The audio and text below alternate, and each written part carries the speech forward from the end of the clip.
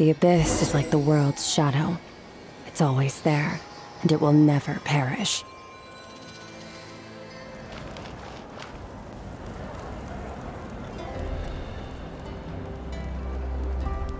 Hey, Aneva. Sorry to keep you waiting. That is perfectly all right. My data indicates clear skies in the coming days. Current conditions for maritime travel, optimal. I'll be ready whenever you are. But are we really gonna set off without telling anyone again?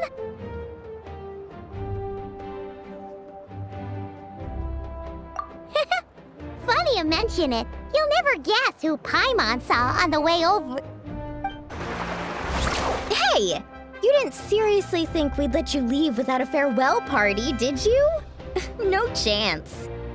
Yeah, come on, Traveler. We've already made all the preparations. And most importantly, how dare you try and slip away without first paying your respects to the almighty Dragon Lord! A little bird told us you'd soon be leaving for Nod-Krai. So, we asked Paimon to give us a heads up before the date of your departure. You sure it's not time to think about changing that little habit of ours? Don't worry, we won't keep you long. Besides, everyone's there already. Chaska, Ian-san, Auroron, even the 6.0 Archon herself. You're invited too, Anefa. Shilonen has a special gift for you. Accompaniment request accepted. Shilonen demonstrates excellent massage technique. My impression of her is exceedingly positive. Wait, so robots like massages too? Or is it just that Shilonen really knows how you're wired? Alright, enough with the chit-chat. Let's head to the venue. Woohoo! Party time!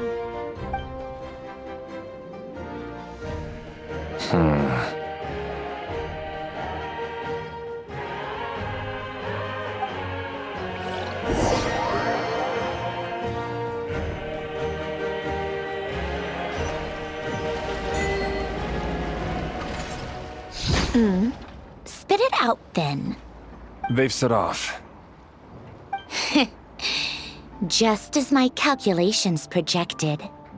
About time I met this variable in person.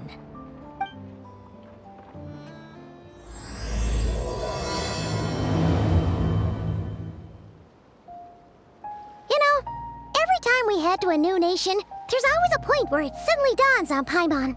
This is it. The next chapter of our adventure has begun. This time, it was the moment she realized she just polished off the very last of her Saurus crackers.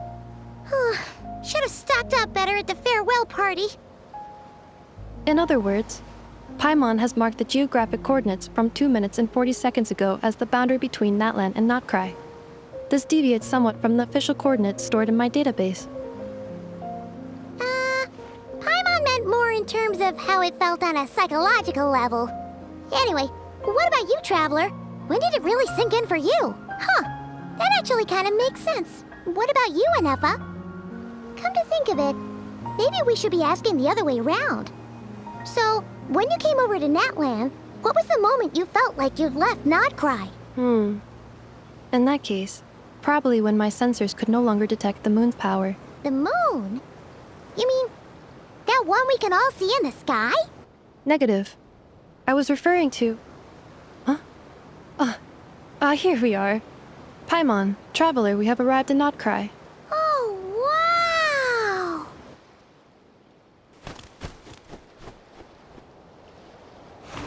Paimon, Traveler, welcome to Nod-Krai.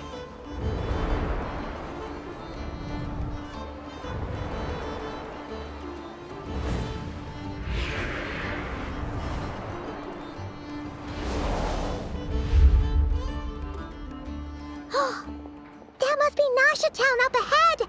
That's the place you were telling us about on the way over, right?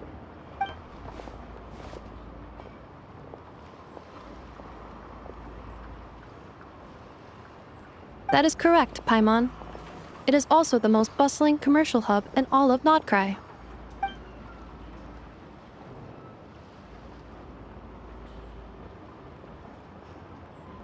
Oh,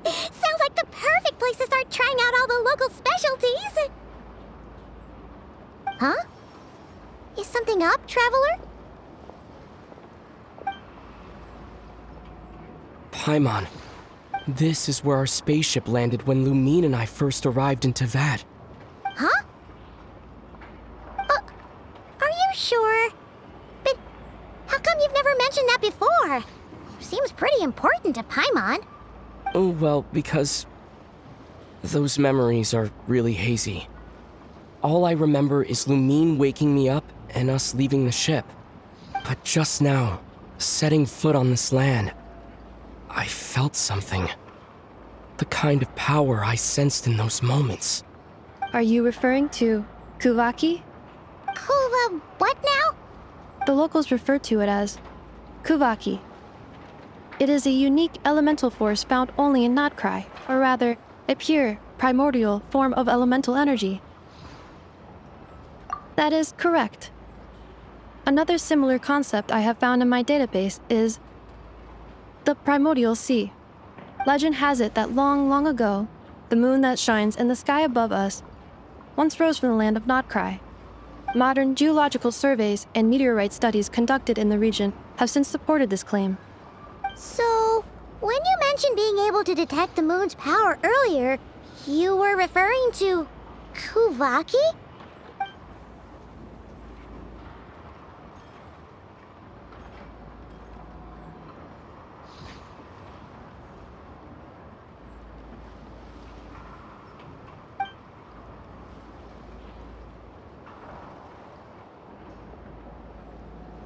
Wait, Traveler, you're saying we might actually find your spaceship here? Do you still remember where it landed? Nod-Krai is surrounded by the ocean. In other words, it could have been anywhere along its coastline. Negative. Description still lacks sufficient detail to pinpoint target location. Hey, it's okay if you can't remember everything right away. After all, it's been a really long time. Let's just do what we've always done and keep searching as we explore. Besides, what have you got to fear with your sidekick Paimon still here? I'd be more than happy to help you out as well. Our pleasure.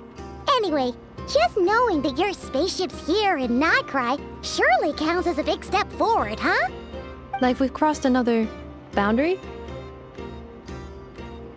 Paimon couldn't have put it better herself. You sure are a quick learner, Inefa.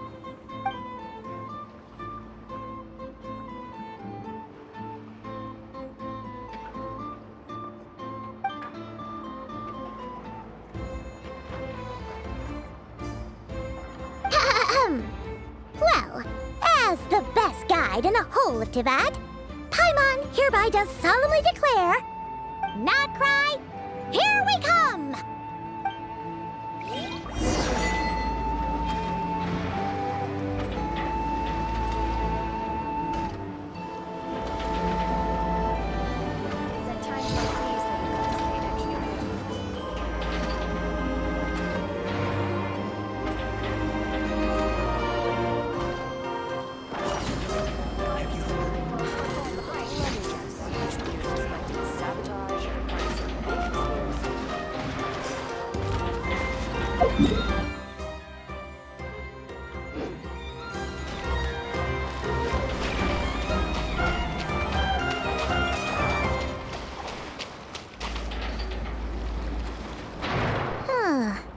It just occurred to Paimon, if we were looking to put out a missing spaceship commission, or to learn more about Nod-Krai, wouldn't it make sense to drop by the Adventurers Guild? The guild is located in Nasha Town. Simply follow this road and you'll reach it.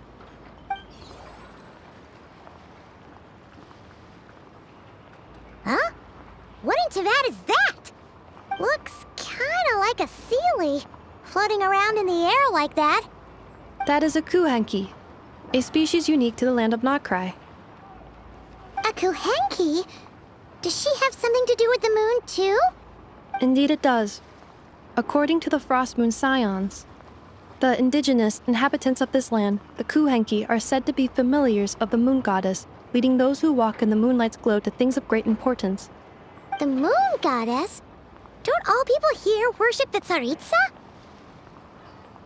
Although Nod-Krai lies on Snezhnaya's border regions, the people here have held their own unique beliefs since time immemorial. As I mentioned, everything in this land shares a deep connection with the moon and the sky above. The beliefs of the Frostmoon Scions seem to date back to the civilization of the angels.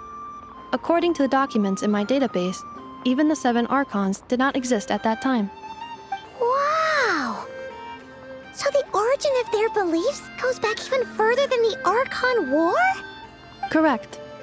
At some point, you may come across some statues of their goddess. The Frostmoon Scions carved these as well. Hey! Looks like she's floating away! I suggest you follow her. The probability of an ordinary person encountering a Kuhegki lies in the single digits. Many here consider them heralds of good fortune.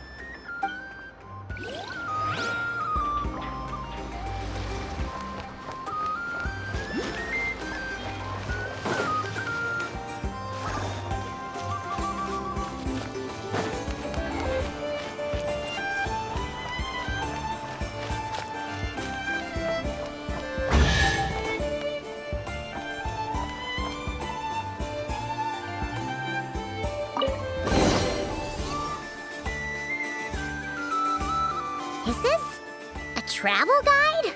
Huh, it actually led us to something useful.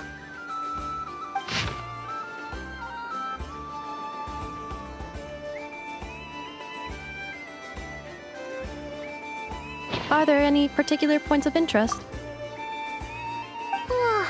It all looks pretty interesting to Paimon. If we have time, she'd love to see, pretty much everything. Recalibrating route. If we keep following the current path, we will arrive at an area of scenic beauty. From there, we will be able to identify both the Adventurers Guild and several must-visit specialty stores. Yikes! Why is Paimon suddenly getting the feeling that if she doesn't step it up soon, Ineva's gonna put her out of a job?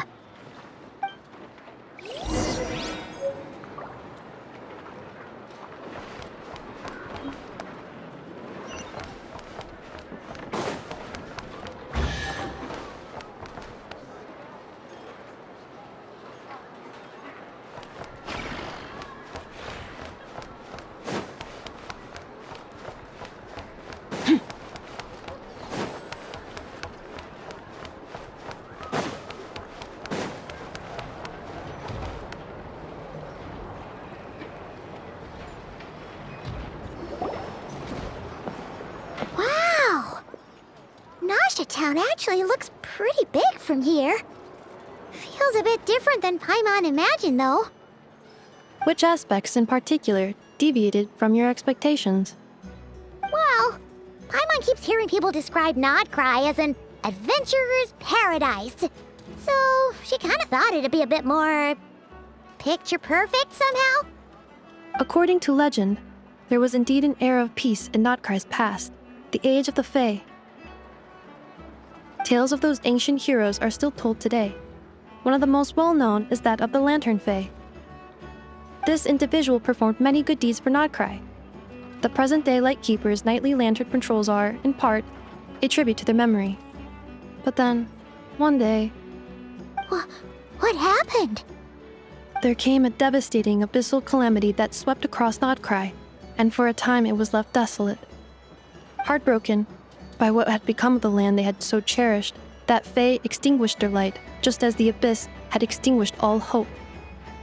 Nowadays, the paradise people speak of is more of an aspiration, or an irony, perhaps. An irony? Today, no official authority governs Nod-Krai. In theory, at least, it is somewhere a person can do whatever they wish, and become whoever they want to be. The Adventurers Guild is just over there, in Nasha Town's Central Plaza, and the flagship tavern is over that way. Hey, what's that building over there? You know, the biggest, tallest one. That is Aino's Boom and Blast Kuvaki energy cannon. It gets activated when the wild hunt threat level outside Nasha Town reaches a certain threshold. But according to the scan I just ran, the energy appears to be malfunctioning, likely due to a recent discharge. The wild hunt? Isn't that the abyssal calamity specific to Nod-Krai? It is a phenomenon that has been occurring for several centuries now. Yet the time and location of wild hunt attacks are seemingly random. At first, it was more of an old wives' tale that adults used to scare children. If you don't start behaving, kid, some night, the wild hunt's gonna come for you. Listen, do you hear that? That weeping in the fog? Those are the cries of a young woman being dragged away. You're saying people actually hear things like that? I have not witnessed enough wild hunt attacks to give a statistically sound answer. But the oldest legends say that all people saw was the ghostly shadow of a woman in the mist. It wasn't until later that it became a full-blown calamity. Abyssal monsters and all. Oh, when you put it like that, Paimon's really gotta hand it to Aino. Not only did she repair you, but she's even built a giant cannon to keep the wild hunt at bay. Absolutely. Aino is very impressive indeed. Anyway, according to my schedule, it is time I took you over to the flagship. Oh, sure. After all, we shouldn't keep Varka waiting. Well, Paimon's not sure if he'll actually show up at the bar this early. You're right about that.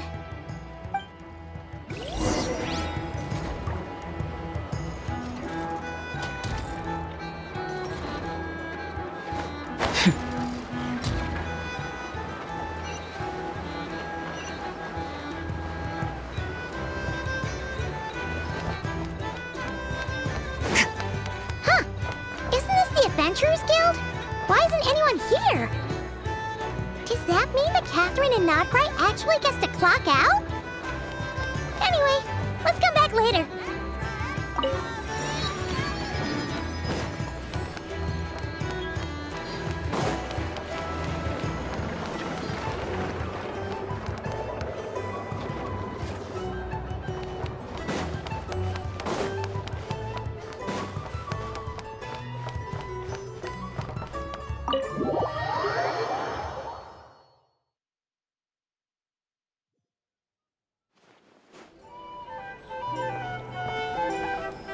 Here we are, the flagship. Varka told us to meet him here in his letter, right? Let's see. Varka? Varka! No matches, I identified. Huh. So he isn't here after all. Oh, guess we never did actually say we'd be arriving today. Hey, why don't we go ask the owner? If what they say is true, Varka's drinking prowess must have left quite the impression.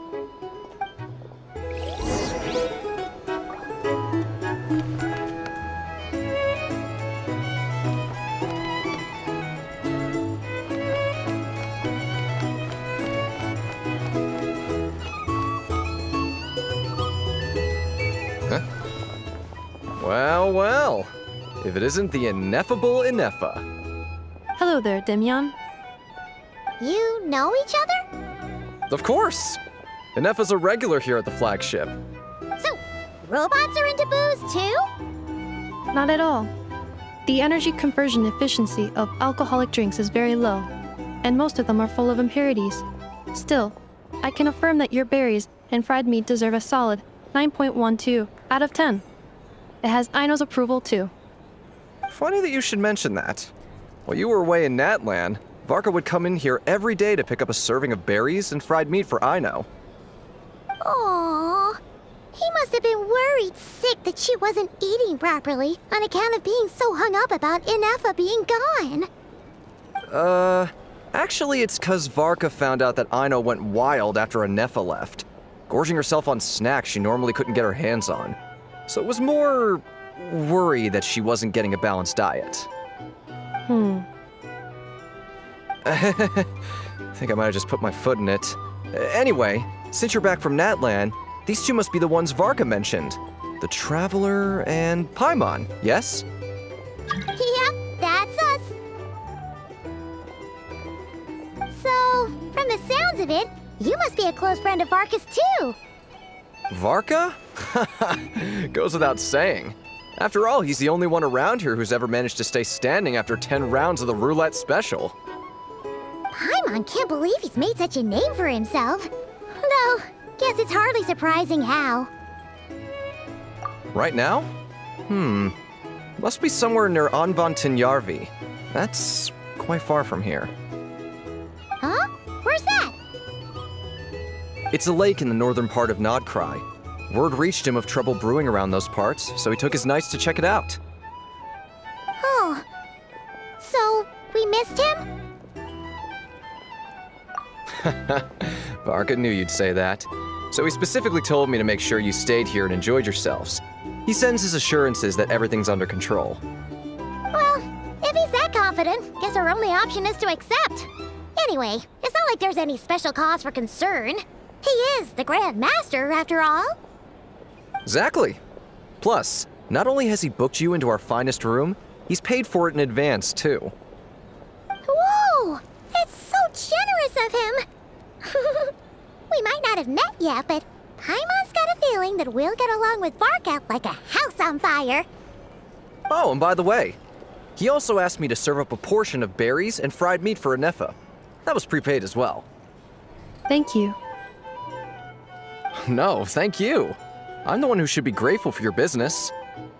Traveler, Paimon, why don't you go ahead and drop off your luggage? I can use this time to go pick up some components that Aino asked me to bring back. Sure thing. Besides, now that we've got ourselves a map, once we're done unpacking, we might as well go for a stroll ourselves. Why don't we meet up again later? Oh.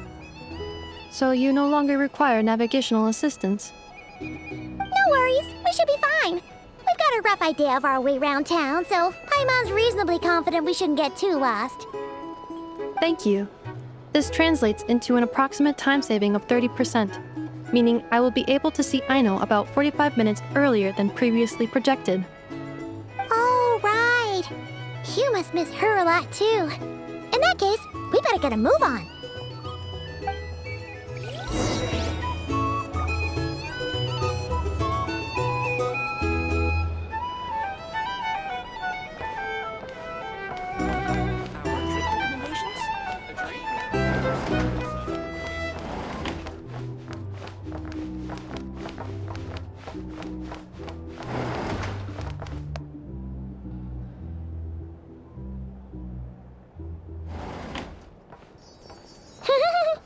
Feels pretty nice having someone sort out our food and lodging for us, huh? But is this really the flagship's best room? It's pretty big, make no mistake, but it looks a little worn out, right? Though, to be perfectly honest, that feels right at home with everything else we've seen of Nasha Town. You mean it's got something to do with Nod-Krai's history? Oh, that makes sense. But what exactly was this calamity?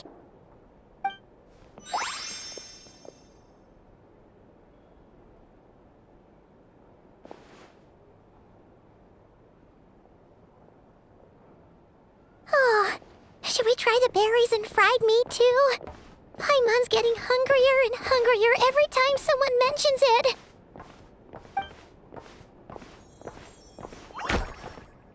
Oh, sorry about that. Paimon wasn't watching where she was going. Please, there's no need to apologize. If anything, I'm the one who should be sorry. Clearly, I shouldn't have gotten lost in my thoughts in the middle of a hallway. Wait a sec. Are you staying in the room next to ours? Ah, quite the perceptive one, I see. First things first, allow me to introduce myself. My name is Kirill Chudamirovich Flintz, but please, just call me Flintz. Whoa, that's an impressively long name for sure. Oh, is that so? Names like mine ought to have been fairly common in Snezhnaya, at least in the past. Would I be correct then to assume that the two of you are travelers in this land? Yep, you sure would be. Paimon is Paimon, and this is the Traveler. We've been to a bunch of nations already, but we only just arrived in Nod-Krai today. What a rare honor it is to meet such worldly travelers. Are you here for travel too? If only I had the time to spare. No, I'm just staying the night. Oh, so you're here for business? That's certainly one way to put it. I'm a ratnik of Nod-Krai, normally stationed near the burial grounds to the north. My sole cause for being here today was to repair this lantern of mine.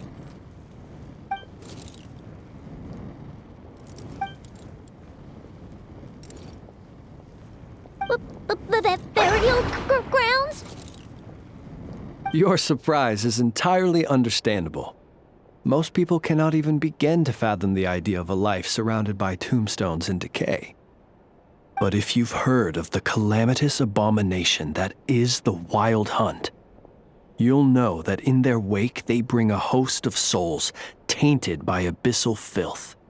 That then is why we are stationed by the burial grounds, to hold the line where it is most vulnerable. Oh, so it's all about fighting against the abyss. Oh, sounds like a tough job. I thank you for your concern. But in truth, I've long since grown used to it. In fact, I like to think it rather suits me. If anything, I'd say I prefer the peace and quiet of a graveyard to the hustle and bustle of urban life. Paimon sort of gets it now. But even so, she's still pretty sure she could never get used to living in a graveyard herself. For one thing, she'd be too scared to fall asleep at night. Oh, I assure you, there's no need to worry on that account. The kind of ghosts you find in cemeteries aren't too big on talking. But even when they do, they're usually far more discreet than the living. Well, would you look at that? Who'd have thought we'd end up chatting this long? Must have a lot in common, huh? Forgive me, but I must excuse myself, for the time of my appointment draws near. And in terms I'm sure you'll understand, a lanternless ratnik is like a mapless traveler. A serious conundrum indeed. Oh, sure. In that case, you go right ahead. We won't keep you any longer. Not at all. Should the opportunity present itself, I'd gladly continue our conversation another time. You're always welcome to come visit my grave. The grave I stand watch over. Your visit would bring much-needed light to that place of final rest. Right. Well, if we get the chance. Then allow me to wish you a traditional ratnik's farewell. See you by the graveside. Ugh. Jeez. What a weirdo.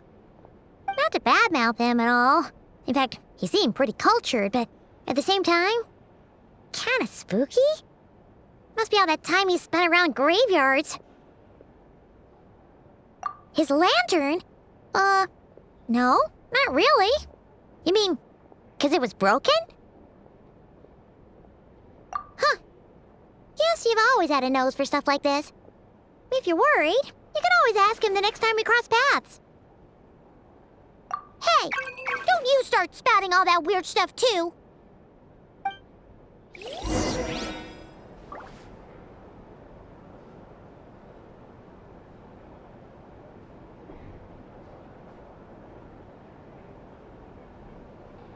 It's so noisy.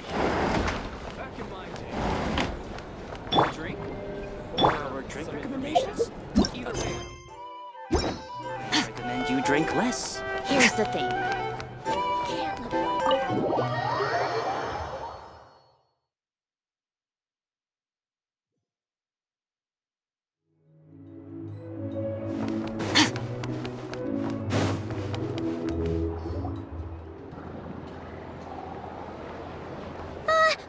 Paimon almost forgot something super important. Were we gonna go try out the berries and fried meat? But now, heading all the way back to the flagship feels like such a waste. Please, accept today's boon. Come night or day, may the blessings of the moon goddess shine down upon you. Huh?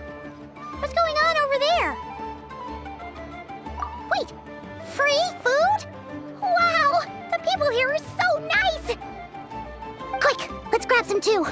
Paimon's super curious what their food tastes like. Moonlight illuminates the path before you, travelers from afar. Huh? How'd you know we were travelers?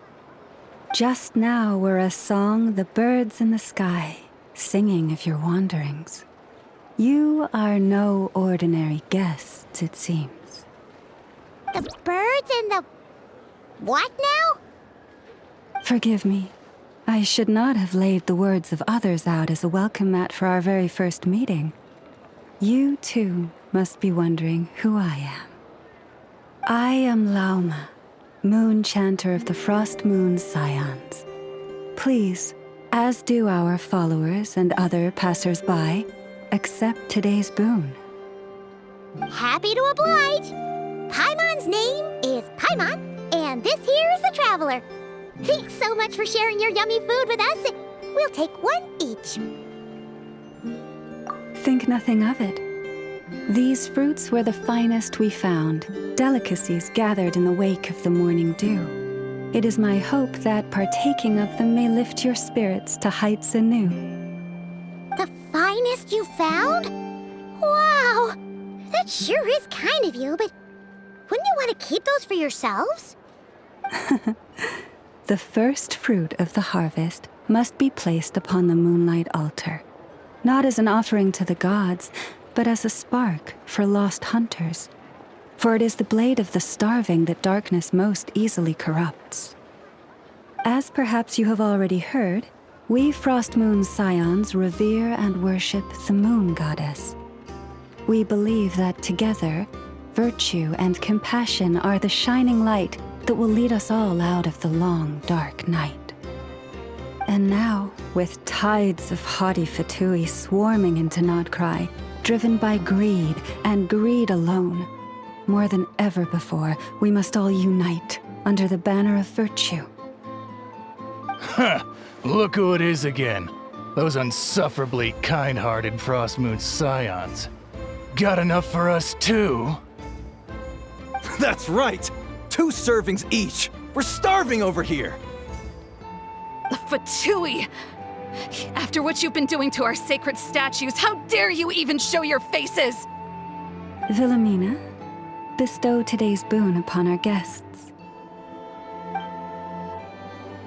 You hear that? No slacking now. We'll have the very best you got. But, my lady, they... Please, you two, accept this meal. But remember this. Kindness is the first lantern left to guide those who stumble in ignorance. Come again? Let me finish. But should they still refuse to follow the moonlit path, then by our frosted blades shall we show them its shadow. You! Hey, look who it is. Whatever. Just you wait. We'll be coming for you next. Huh? Where's the meat?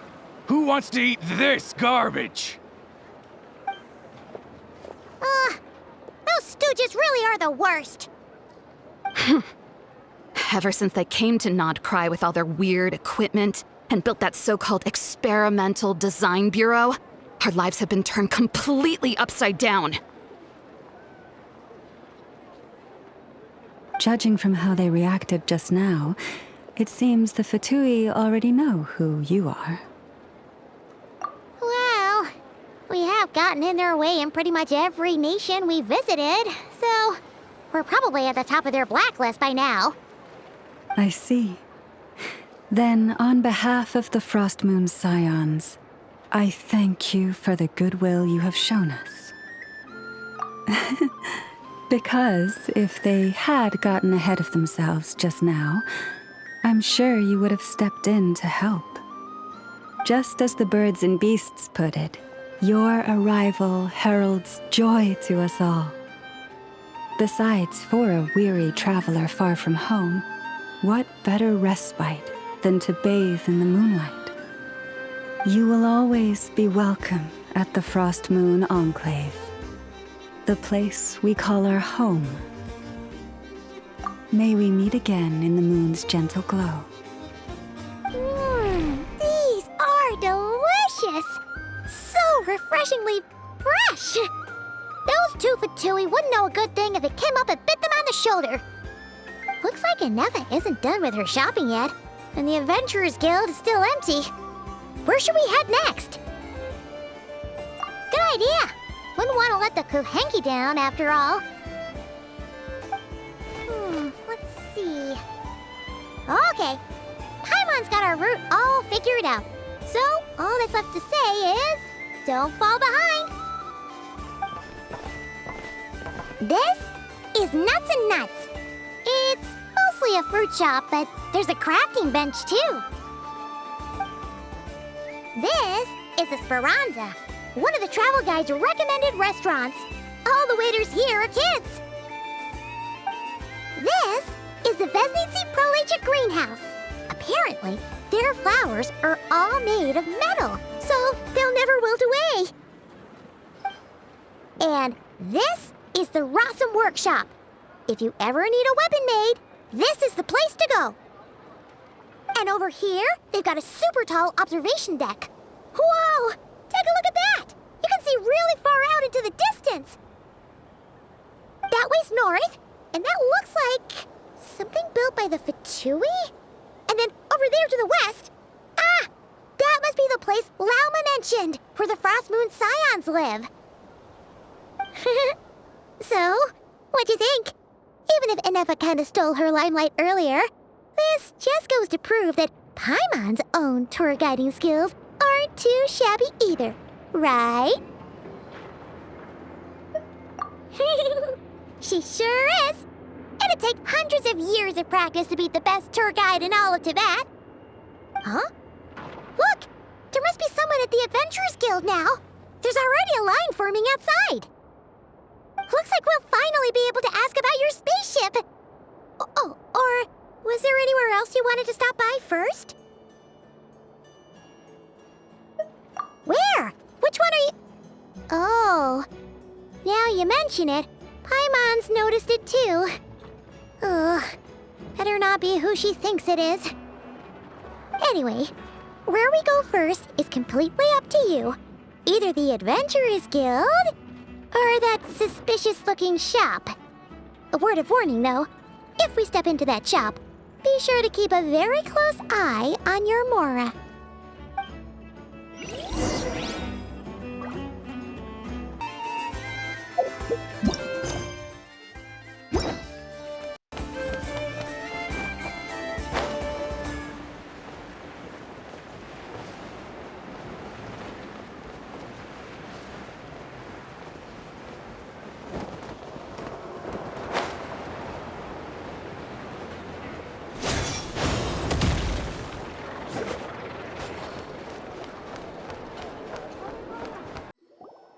Lucky us! The line seems to be gone now. Come on, let's go say hi to Catherine. Hey, Catherine, we meet again.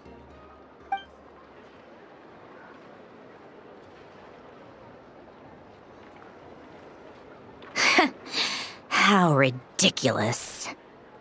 Huh? They often say that mortals, shackled by their own flesh and blood, may fail to perceive the truth of this world, even when it is right beneath their very noses. Yet I had not expected to have the pleasure to witness such heights of absurdity firsthand. But Paimon must have gotten the wrong person. At second glance, you do seem a bit younger than Catherine, and you certainly sound a lot less friendly. A creator might forgive ignorance, but being mistaken for one of my own creations is beyond all pardon. Look very closely, for standing before you is none other than Marionette, 7th of the Fatui Harbingers. A Harbinger?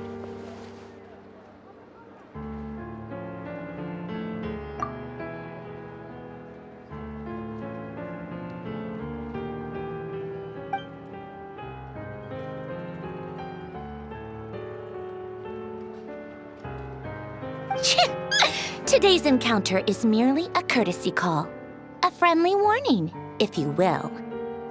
You interfered with my work once before, with that little robot. I let it slide. After all, it was nothing more than a distraction, a side project at best. But we are in Nod-Krai now, and as such, I strongly advise you not to stand in the Fatui's way. Otherwise, the next time we meet, I might just have to drop all this meaningless etiquette. Oh, please. You've got some nerve coming out with barely veiled threats like that. You're the one stirring things up here. Oh, perhaps you have misunderstood. Just because Nod-Krai lacks a ruler at present, that does not mean it should not be ruled. We Fatui are simply establishing a new order. Yeah, right.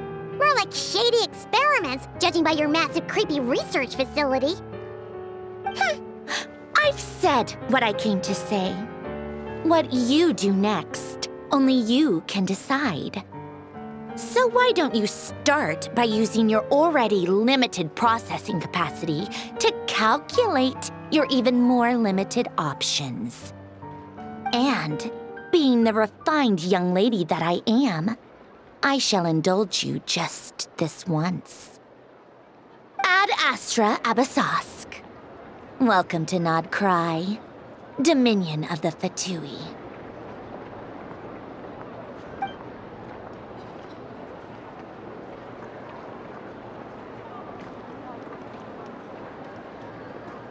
Ugh! Paimon's so mad right now! How can anyone so obviously evil be so annoyingly self-righteous? But if a Fatui Harbinger is here to greet us in person, that can only mean one thing. We'll have to be extra careful from here on out. Paimon hates feeling like she's being watched. Hey! The real Catherine's back! Ad Astra Abyssosque. Welcome to the Adventurers Guild. How may I help? I will do everything I can to assist you. Oh, you're so much nicer to talk to, Catherine. Please don't leave us again, okay? Hmm?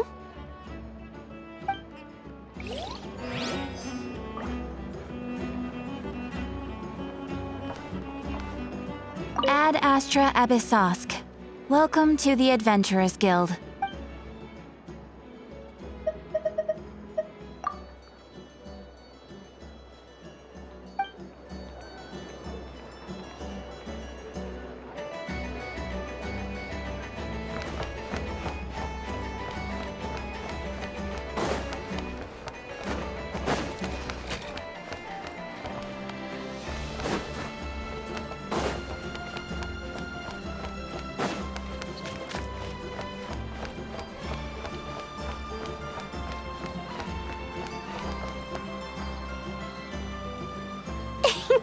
Please, here you go. And if you ever need anything else, don't forget to make the great Lord Sangama Bay your first port of call. Oh dear. So it is the real deal. Of course it's the real deal. Everything you'll find here is 110% real, meaning every one of my deals is as real as a deal can... Wait a minute.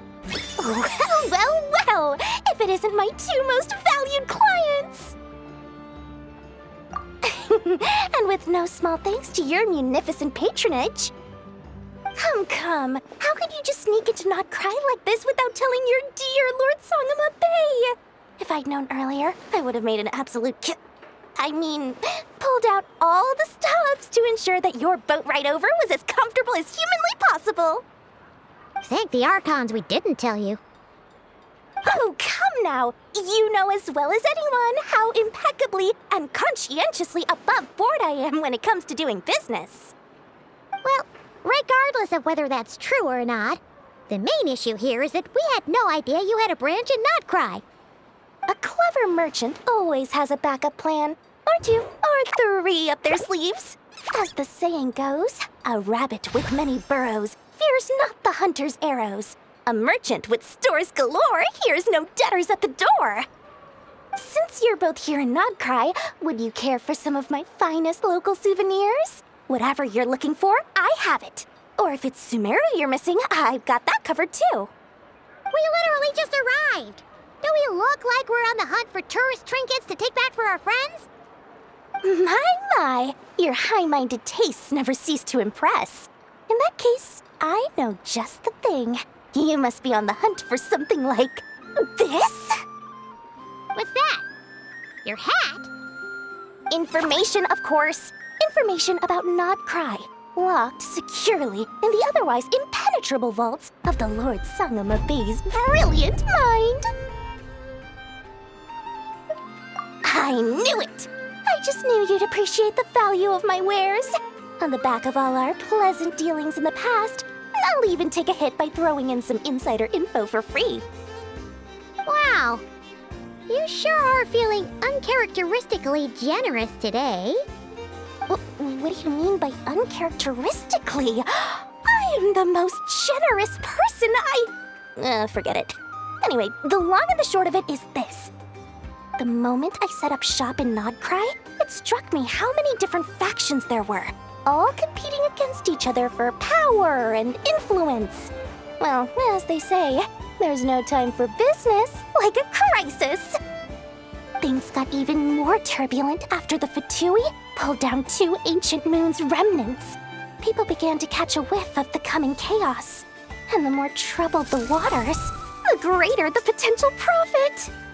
Not at all sorry to interrupt, but we're not here for Mora. Oh, really? But surely it was the tales of an adventurer's paradise that brought you here. The chance to take your very own slice of all the latest and greatest business opportunities. In that case, what would you like to know about? The Frost Moon Scions? You mean the people who believe in the moon goddess? They're not a bad bunch. It's just, well, they have such simple tastes. No luxuries, no indulgences, no nothing. Trying to earn a little more from that lot is like trying to squeeze blood from a stone. Still, things between them and the Fatui have gotten pretty tense. It's only a matter of time before the powder keg goes boom. And when that happens, that's when business will start to boom too. Oh, they're an organization set up to keep the locals safe.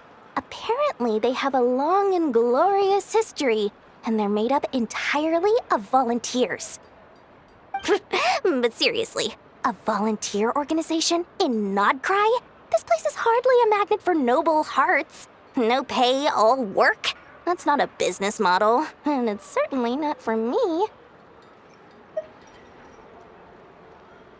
Everyone knows they're here for the Ancient Moon's remnants, but no one's sure why they pulled them down in Nod-Krai of all places. Anyway, they've been acting mysterious enough, but if you ask me, that Kuvaki Experimental Design Bureau of theirs up north hides secrets wilder still. That bunch of booze-loving monsters? Ugh, don't even get me started. As fellow Outlanders, I thought they'd be easy pickings, but somehow, every single one of our business negotiations wound up at the flagship. I've done plenty of deals with heavy drinkers before, but those guys? I never once made it to the contract signing before blacking out. I'm getting flashbacks of the hangovers just thinking about it.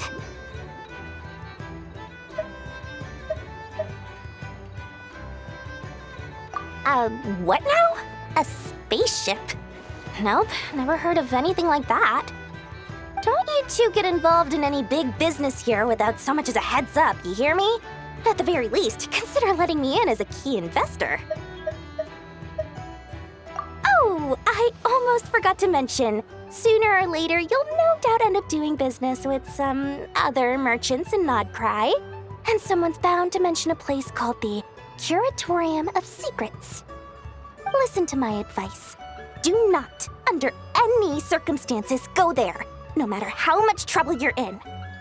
The Curatorium of Secrets? What do they get up to there? Just a place that handles all kinds of disputes. But the owner will charge you an absolute fortune, and she has a temper to match.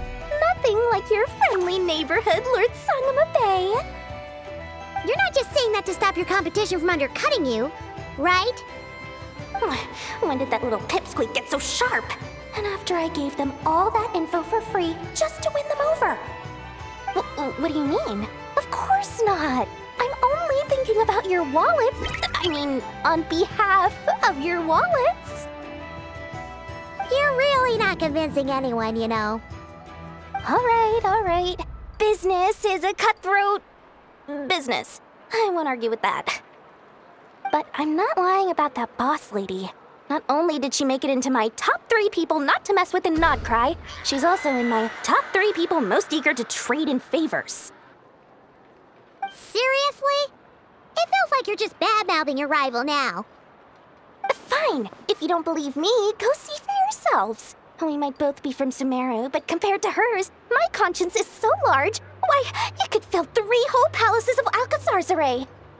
But when you realize what I'm saying is true, don't say that good old Lord Sangama Bay didn't warn you.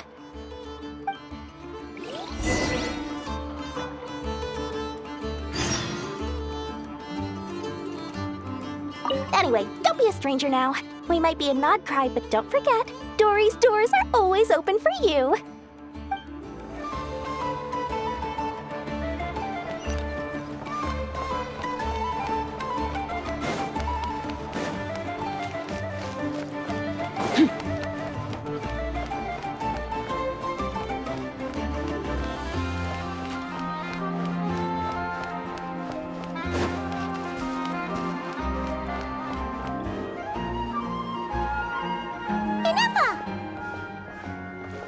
Hello.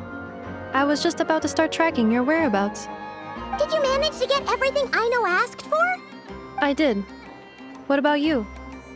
Do you need me to navigate or introduce any more places around town? Not for now. We've seen most of it already. We probably need some time to process everything we've learned, though. Any progress with the spaceship? No. Catherine came back just now, so we asked her, but even she hasn't heard a thing. One possible explanation is the vast stretch of time that has elapsed. Additionally, given the limited resources available in Nod-Krai, it is entirely plausible that the wreck was scrapped for parts, or even mistaken for a pile of broken machinery. Aww. Understood.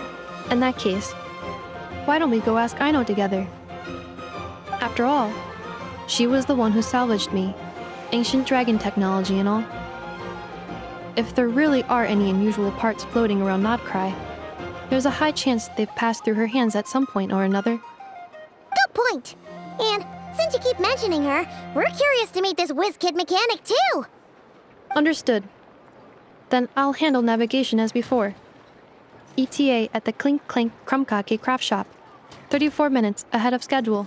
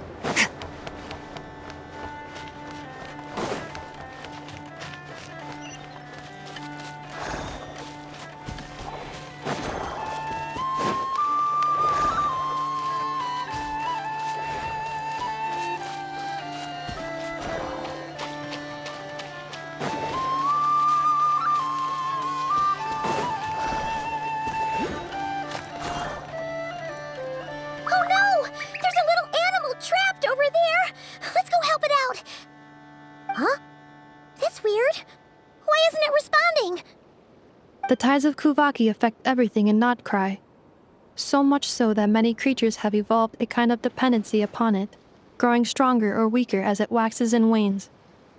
This little animal must have been caught here unprepared. So you're saying we need to use Kuvaki? Paimon will leave it to you guys then. Don't be scared! We'll get you out of there soon!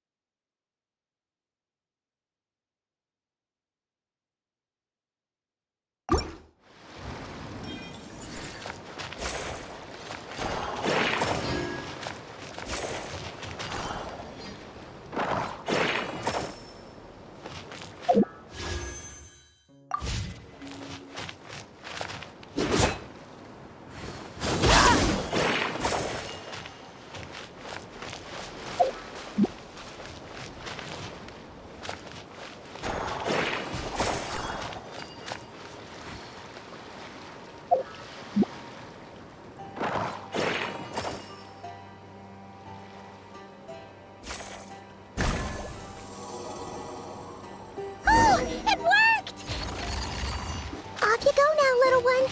Don't go getting yourself caught again.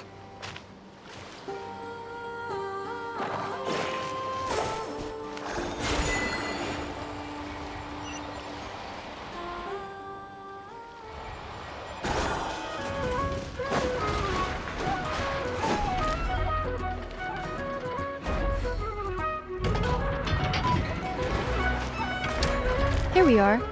The place Aino and I call home. Whoa! So many machines that Paimon's never even seen before. And then there's all these little robots. Did Aino build them all? That is correct. It looks like Aino has created 3 more little bots since I've been gone. Aww. Well, you were gone for quite a bit. She must have missed you. I missed her too. I want her to see what I've become. Let's not keep her waiting any longer then. Come on!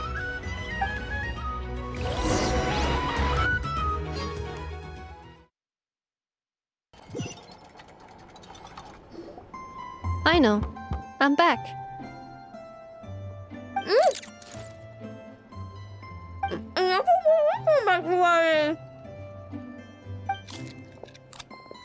Hmm?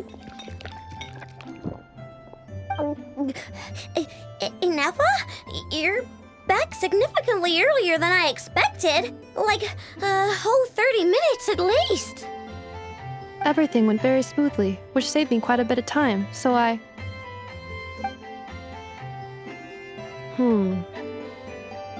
I know. Could you turn around for a moment? I know. I've been on my best behavior the whole time you've been gone. She's got chocolate all over her mouth. I know. While I was away, did you strictly abide by my tailor-made snack intake schedule? Oh, of course I did. 1 whole cake, 1 crumb cake, and 1 pack of chocolates a day, right? It was either a cake or a crumb cake or a pack of chocolates per day. Oh, shoot. When did you finish the snack stash I left for you? Literally just earlier today. Let me just go run a scan on that. I meant today, a week ago. And then you restocked an entire week's worth on your own initiative? 2 weeks worth. Why does Paimon feel like the roles in this household are pretty much the opposite of what she imagined? Calculation complete. Aino's recommended snack calorie intake for the next 4 weeks. 0. No fair! You're a meanie, Ineffa. This is what happens when you break an agreement. Oh, come on! Don't do this to me!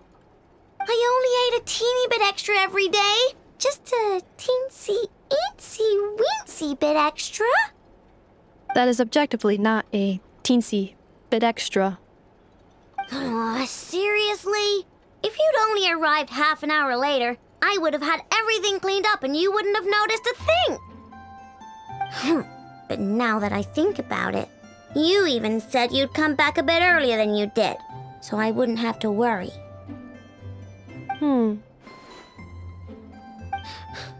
But then, you were away so long, and I was so worried about you. And that's the only reason I even... Oh. I know. I'm very sorry to have kept you waiting. I'm back now.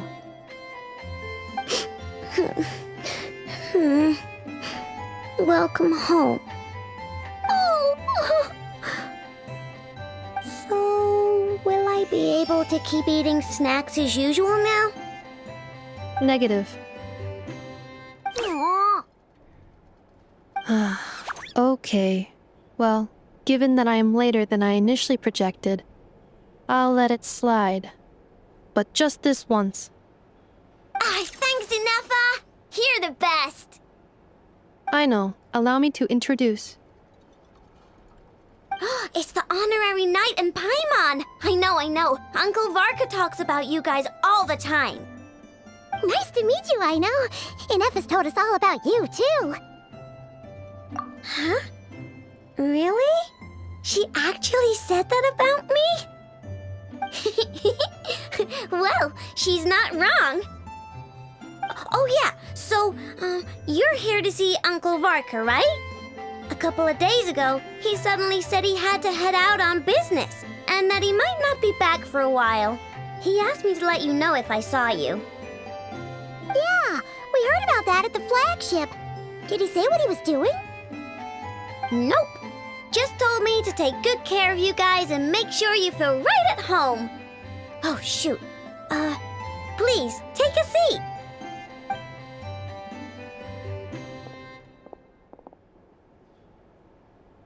Do either of you need my help with anything? Anything at all? After all, I'm the head of this household. Sure wouldn't know it from that snack tantrum she just threw.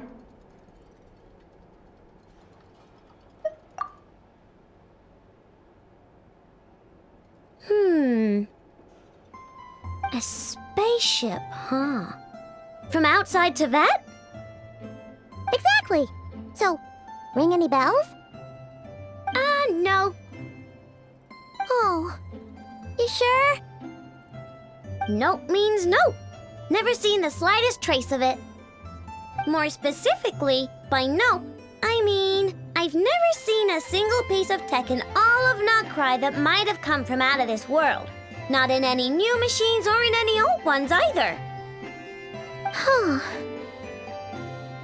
What Aino means is that your spaceship almost certainly has not been disassembled nor repurposed as parts for other machines.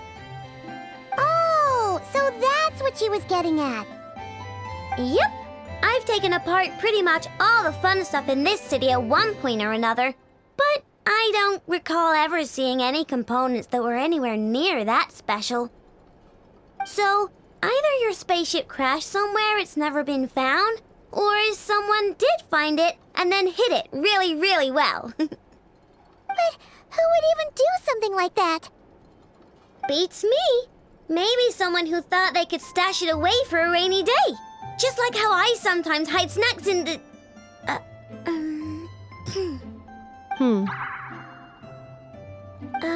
Anyway, long story short, I definitely haven't seen anything like that. Besides, sounds like it would practically be ancient history by now. If anyone still has any leads on what really happened, it'd be the Frost Moon Scions. The Frost Moon Scions? Huh? Haven't heard of them yet? Didn't Inefa tell you about their rituals? There wasn't enough time to delve deeper into their history and traditions. What kind of rituals are we talking about? I've never actually seen them myself, just heard bits and pieces here and there. They say that each of their moonchanters has had access to an ancient relic that lets them see the true past. Not sure exactly how it's meant to work. I can't get my head around anything that can't be explained by either machines or science. And to tell you the truth, I don't like it much either. Looks like we'll have to try our luck with the Frost Moon Scions. Aw, leaving so soon? Sure you don't want to hang out a little longer? It's getting late, Aino, and these two still need to head over to Hisi Island. It would not be convenient for them to linger much longer. Aww. Alright then. Don't worry. We'll be sure to drop in on you as often as we can. Really? You promise? Sounds like my type of visitors. You're welcome anytime. I'll be staying to look after Aino today, so I won't be going with you. Hey, don't sweat it. We'll find our way just fine. I'm glad to hear that. Also, I must admit, I have very much missed the charging bed that Aino made for me. Oh, are you here to play with me? My name's know. And I'm an inventor. Me and Anefa live together. I could probably eat all the cakes and cookies in the world because I love them so much. But my favorite kind of all is Lackaberry Crumb Cake. Come visit my Clink Clank Crumb Cake craft shop whenever you want. Anyway, that's me. What about you? Tell me something about you, then we'll be friends.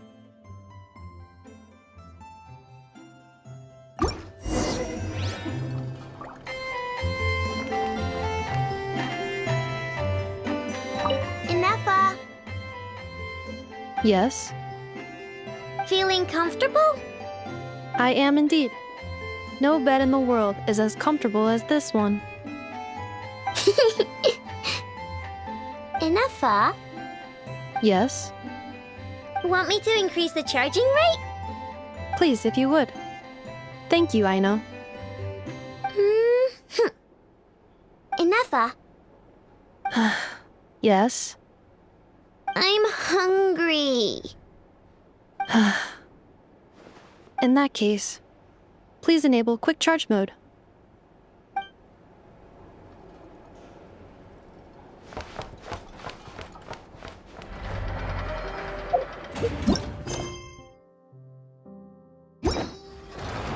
The abyss is like the world's shadow.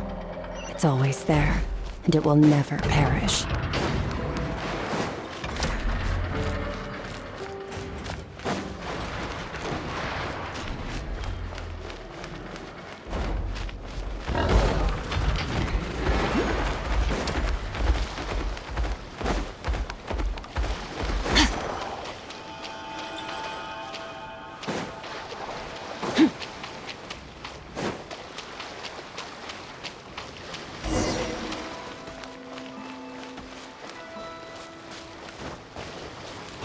Against the long night and purge the darkness! Strike them down!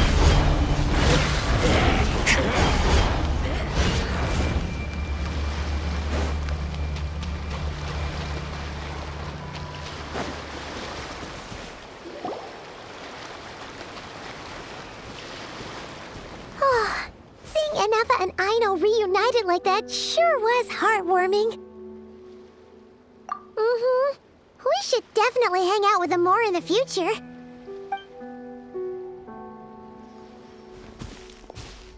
Speaking of homes, we must already be close to where the Frost Moon Scions live. The vibe here feels different, just like the scenery.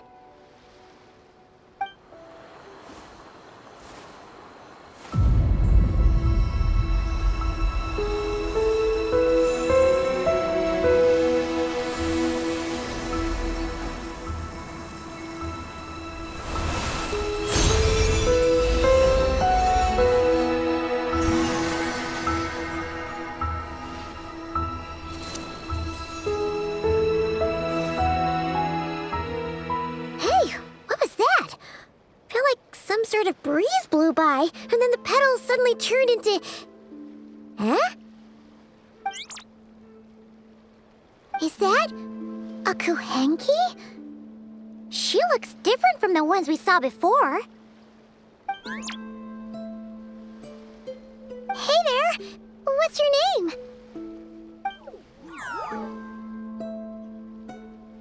Huh. Doesn't seem able to speak.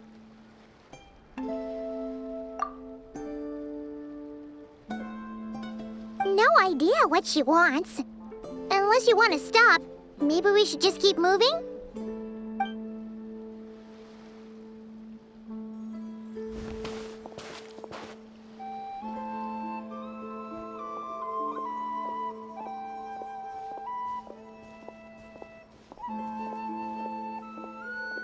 She's following us! Go on. Go on now. We've got stuff to do. Best you find someone else to hang out with.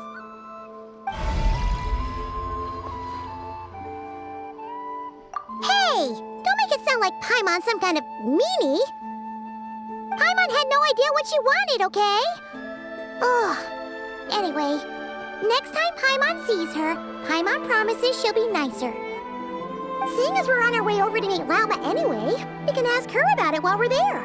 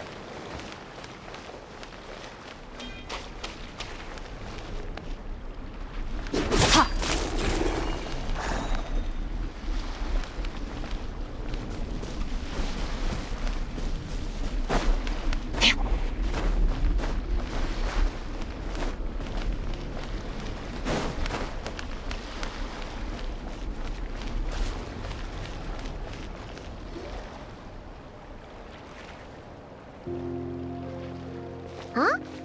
Hey, look! Isn't that Lauma? The moon chanter? Let me take a look at your wound. You must be more careful. Doesn't matter how much of a rush you're in, your safety always comes first. Oh, you're back too. How was your day? You what? Those two Fatui? The ones who were causing trouble in Nasha Town? You went to teach them a lesson? And you put that in their food? You naughty little thing! How could you do that?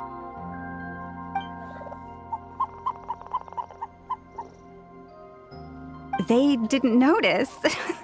That's not the point. You mustn't do that again, okay? Next time, at the very least, bring a few of your friends along too.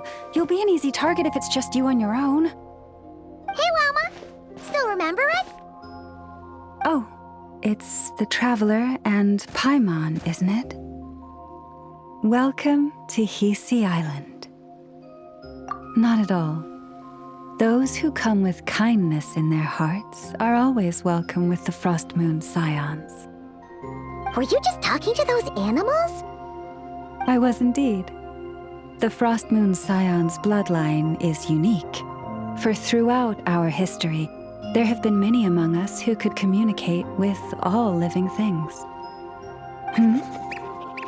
What was that? Oh, is that so? She says she was trapped in a plant earlier, and that you were the ones who rescued her. She wants me to thank you on her behalf. Oh, it was nothing. Barely lifted a finger.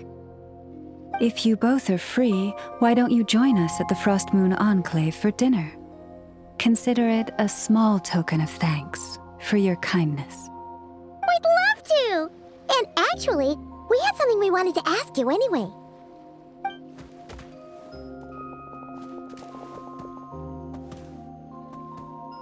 Oh, you're interested in the story of Kutar?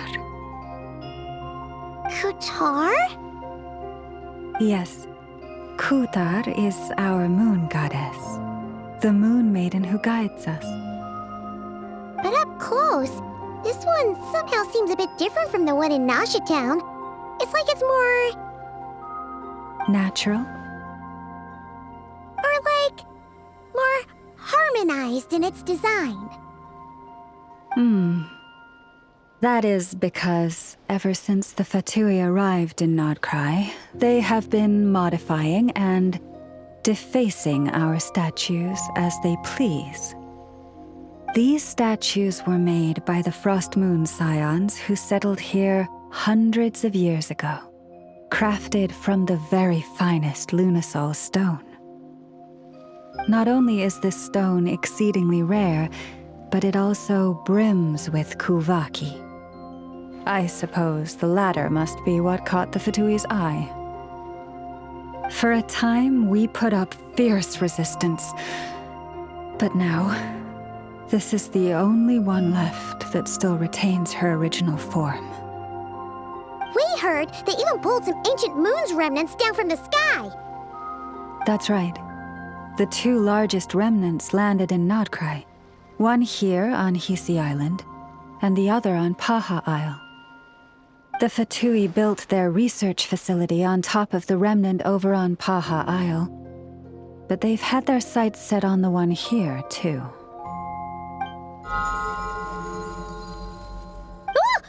Oh! It's that little Kuhenki again! Surely that can't be. Hey! We've been wondering what was up with it, too. It just appeared out of some petals and hasn't stopped following us since. No, that is no ordinary Kuhenki. These we name Luon-Notar, beings born from the moon goddess's blessing. Can you understand what it's saying? We honestly haven't got the slightest idea why it's been following us. I'm afraid not. I cannot fathom its thinking any better than you can. Sometimes a long time must elapse before the moon goddess's blessings turn into Luon-Notar. Perhaps you two were simply there to witness that transformation. Oh, maybe. Legend has it that the Luon-Notar bring good fortune.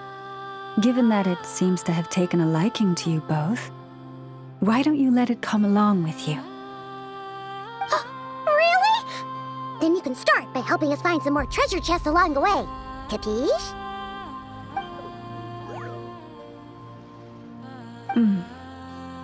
Twilight approaches.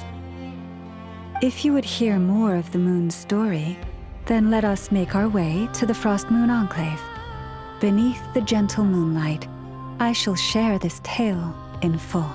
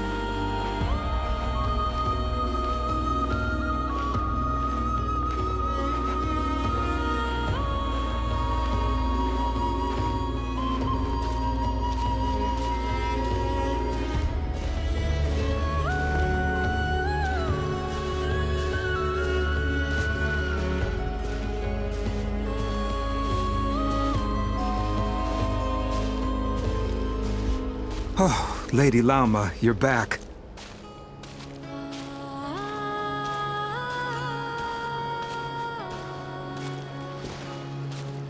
Come day or night, may the blessings of the moon goddess shine down upon you.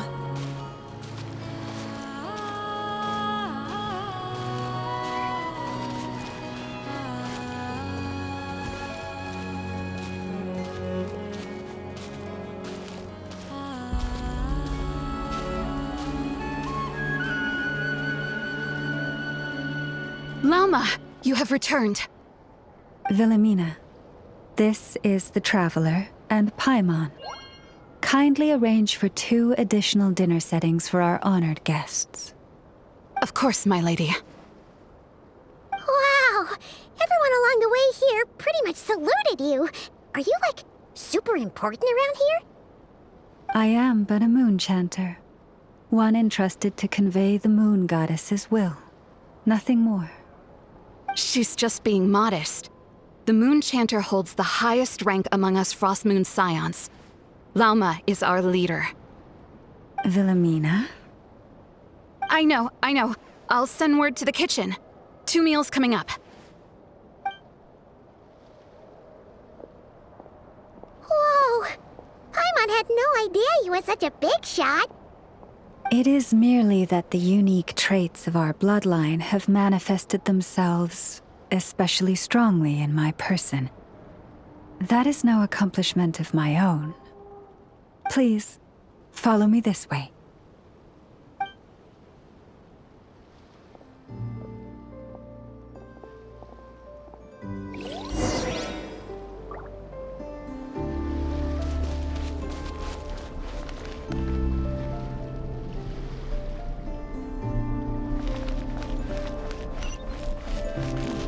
This is more than a fair price already.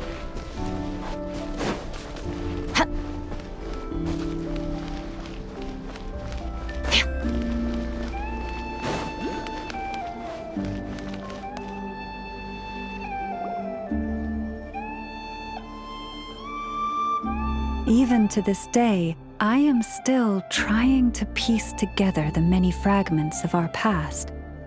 It is a story not only of the Frost Moon Scions, but also of the moons themselves. A story of the moons? Yes. We Frost Moon Scions are the last descendants of the ancient golden realm of Hyperborea. Its former glory may have faded, but what remains is a memory uniquely ours. In the distant past, Teyvat had not just one moon, but 3. It is said that they were created by the primordial master of this world, cast into the firmament to keep peace in the land below. Firstborn was the eternal moon, largest of the 3. Legend has it that it was her immense Kuvaki that gave rise to the ocean tides. Next was the Frost Moon. Smaller than her big sister, yet brightest in radiance. Her glow became the cold, undying lantern of the night. Finally came the iridescent moon, smallest of the sisters. Most of the time, her light was barely visible to the naked eye. Yet when she shone, her fleeting halos were all the more mysterious for it. Wow! Sounds like it all happened so long ago. So, what happened to them afterwards? Afterwards, well, as you have seen, the 3 moon goddesses perished. This happened in a war triggered by the Descenders, and of the 3 lunar husks, only the Frost Moon survived unbroken, while the others were shattered to pieces.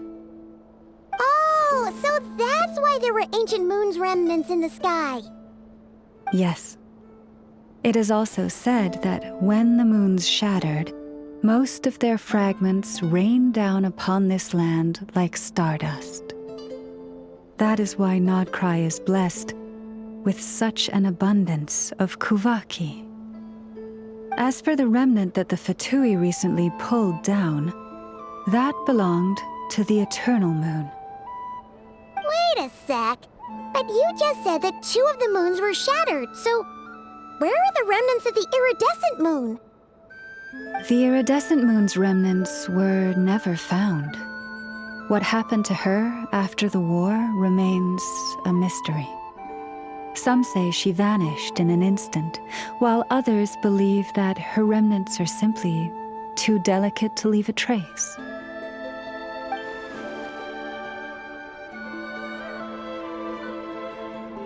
Yet, though the era of the 3 moons has long since faded into legend, successive generations of Frost Moon Scions have always passed down a prophecy that one day the moon goddess would return.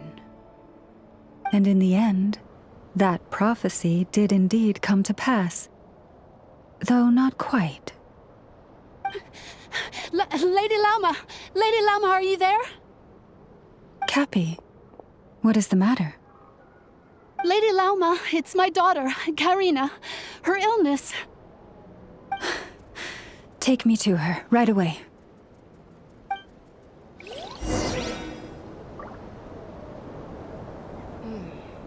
Now where in the world did I put that book?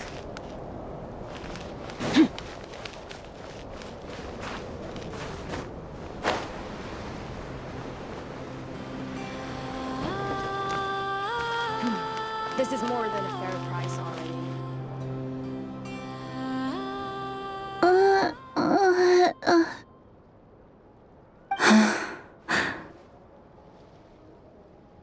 Her sensitivity to Kuvaki is flaring up again.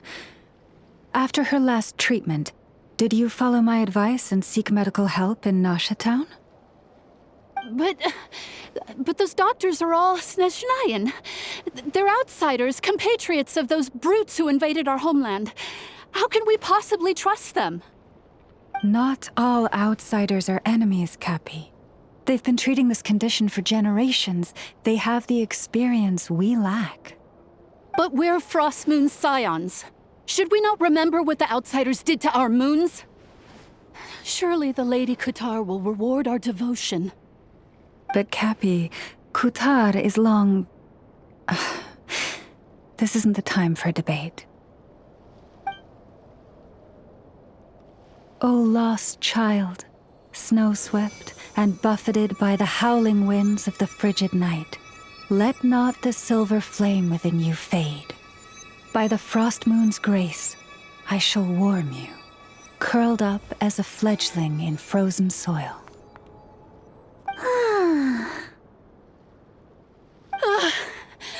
Praise be to the moon goddess, my Karina.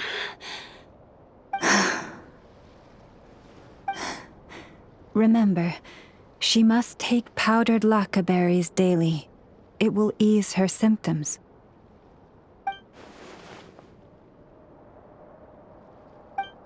Llama? Philomena, what is it? Dinner is ready. I see. Cappy, let her rest here for the night. I'll have someone bring her a blanket. All right. Thank you so much, Lady Llama.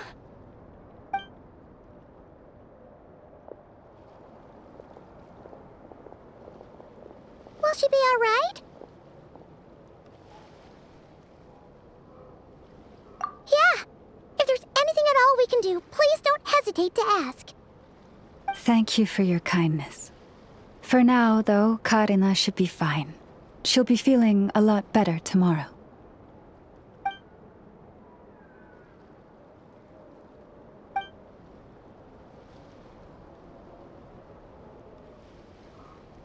Please, do not be worried.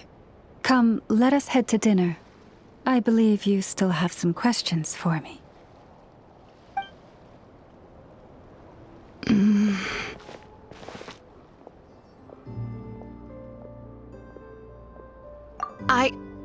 Oh, sorry. Yes, I'll be coming too. I was just thinking about something. Oh? Llama makes such an unshakable moonchanter. Calm, capable, someone we can count on. Deep down, though, I know she's been quietly carrying the burden for the rest of us. Traveler, Paimon, believe me when I say that as a fellow Frostmoon Scion, I do worry about Llama. It's just that sometimes it's hard to say it to her face. Could I ask you to look out for her? I can tell she really trusts you.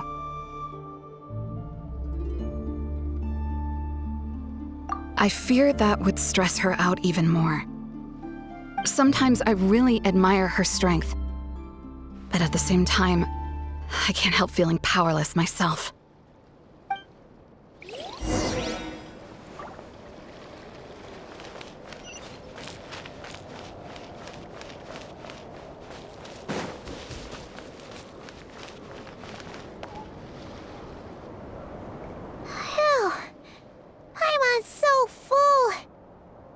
Even better than the stuff you gave us before. I'm glad to hear it. Thank you for accepting such simple hospitality. Hey, we should be the ones thanking you. Seriously, that was seriously scrumptious. How did you even manage to finish it? This slop's barely edible. Then again, I guess that's what you'd expect from savages. It's you! those rude old Fatui we just met back in Nasha Town. My sincerest apologies.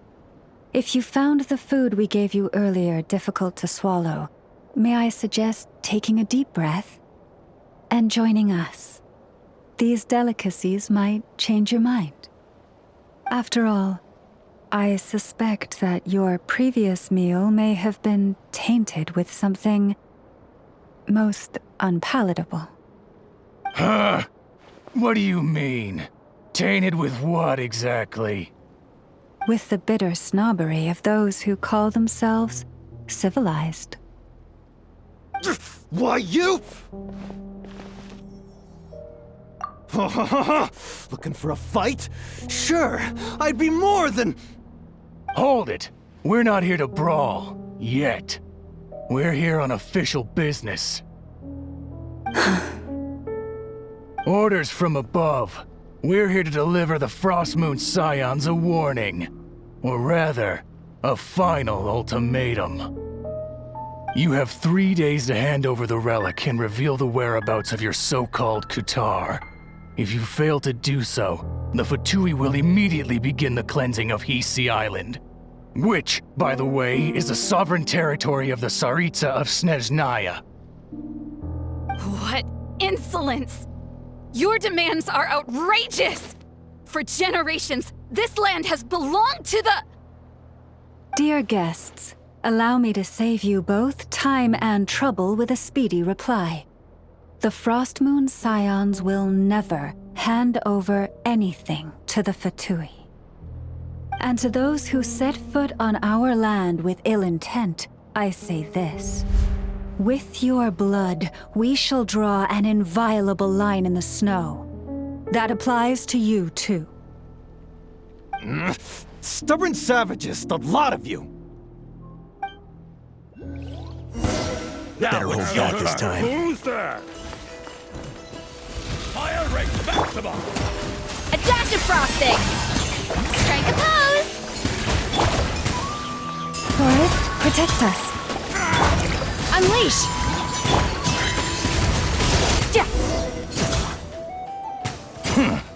You'll pay for this. Mark my words.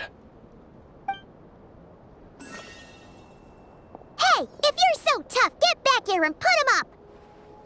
Huh. Guess all they're good for is running away. I'm so sorry. You've had to put up with far too much unpleasantness today. Come on, it's not your fault. We don't like bullies like them either. But still, they mentioned a relic and Kutar. What exactly could they be after? Oh yeah, so this might not be the best time to bring this up, but we kinda have a favor to ask of you, Lama.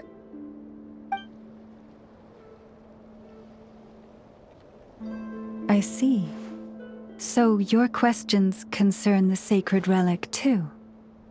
Please, do not hesitate to speak your mind. Unlike those insolent intruders, you walk in the moonlight with open hearts.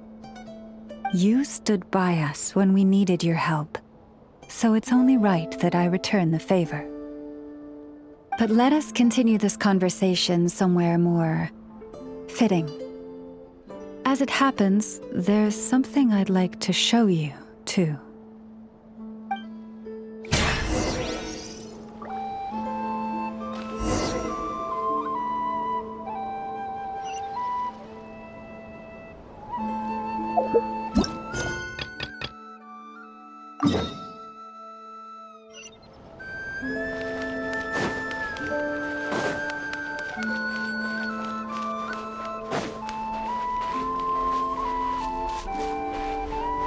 Whoa! Now that's one huge statue. This is the statue of our goddess, the Moon Maiden Kutar.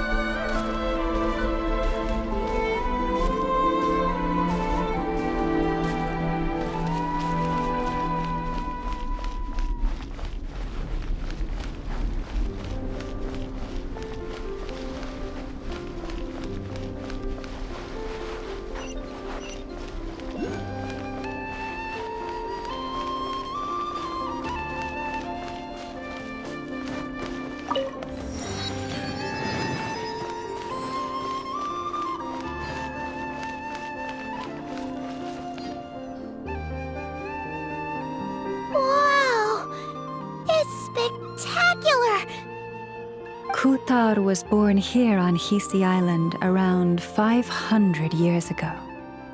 As it just so happened, a priestess of the Frost Moon Scions witnessed the moment of her birth.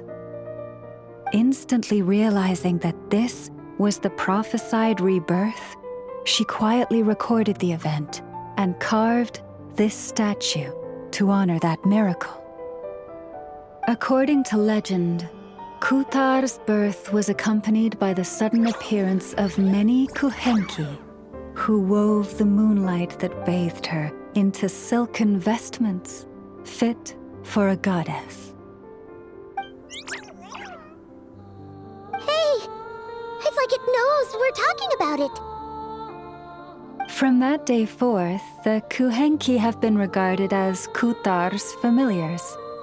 Some believe that their habit of guiding travelers to hidden treasure stems from an instinct, the same one that not only drives them to protect the moon goddess, but also to make her smile.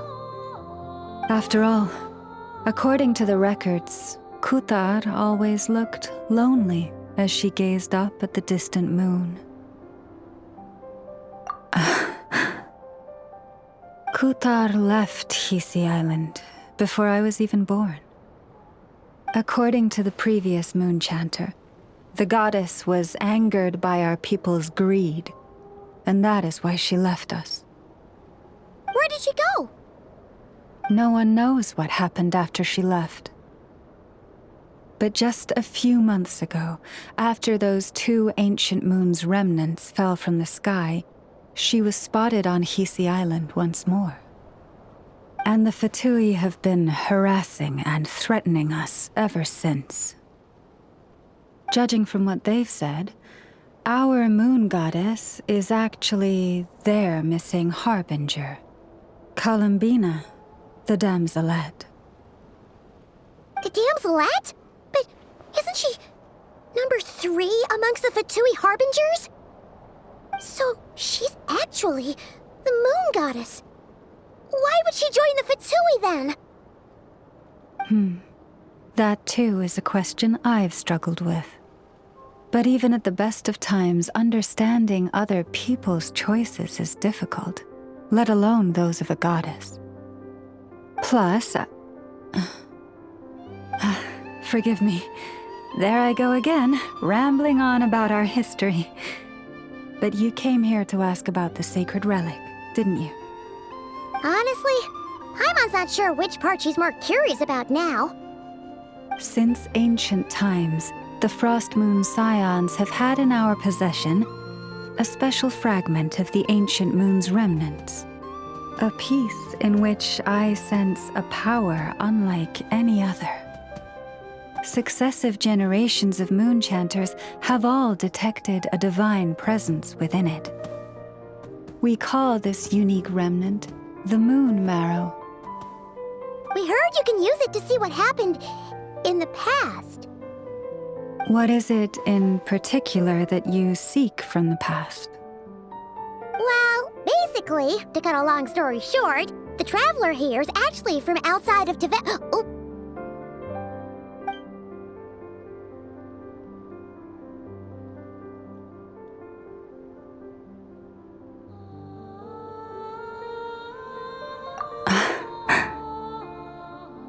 Thank you.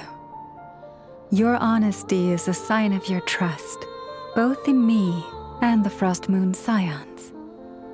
Unfortunately, though, I won't be able to use the Moon Marrow to shed light on your past just yet. Our people revere the Moon Marrow as a sacred relic. I'm only permitted to retrieve it from the secret chamber in which it is hidden once a year, on Moon Prayer Night. Oh, really? So, when's the next Moon Prayer Night? Judging from the tides this evening, a little less than 2 months. Huh? Does that mean the date changes every year? The ceremony is held on the night when the moon is closest to Tevat. This is also when Nod-Krai's Kuvaki reaches its peak, Only then can the seal on the secret chamber be lifted. Oh, guess we've got no choice but to wait. I am truly sorry that I cannot help you sooner. But, as the Moon Chanter, I swear that I will do everything I can to help you find the answers you seek. Think nothing of it. After all you've done for us, you deserve nothing less. Who'd have thought today was only our first day in Nod-Krai? Feels like so much has happened already. If I may be so bold, what does family mean to you?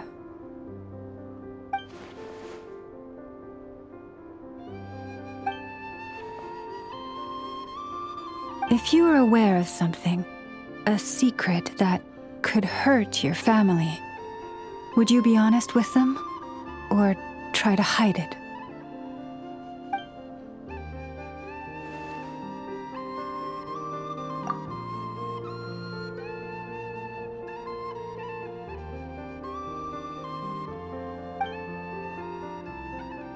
Oh, I'm so sorry. That was a strange question. I didn't mean to put you on the spot. I guess I've just never met anyone with a story quite like yours before. I just suddenly had the urge to ask. It's getting late, and you two must be rather tired too. Would you like to stay the night here on Hisi Island? I can have someone prepare some lodgings. Oh, that's all right. We've already got a room back at the flagship as it happens. Speaking of which, if you ever need us, feel free to come knocking. Do you need me to show you the way back? No worries. It's quite a way, and you should get some rest too, Lauma. We'll make sure to be careful. Understood. Then I won't keep you. May your first night in Nod-Krai pass in stillness and peace.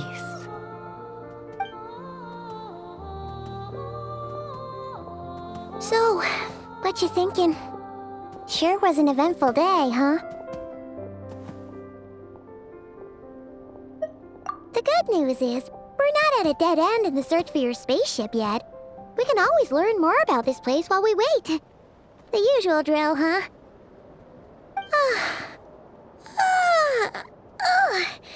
Paimon's really getting sleepy now. If she gets too tired to fly back, you carry her, okay?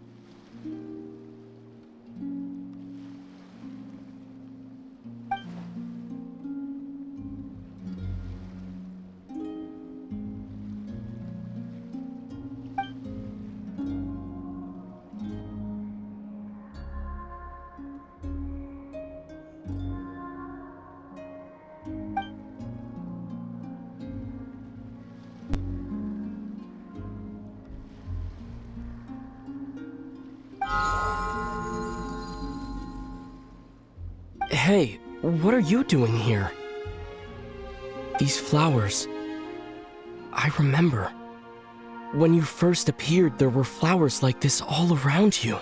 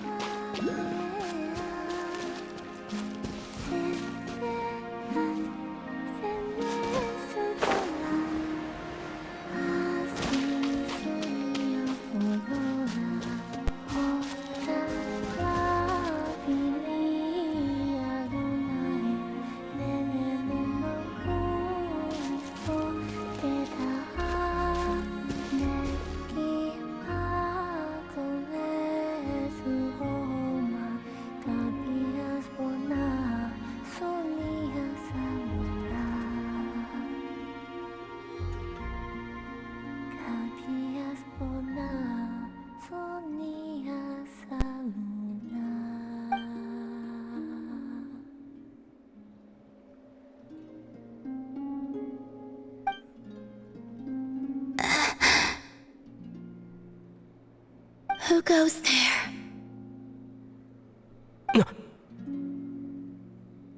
How did you get in here?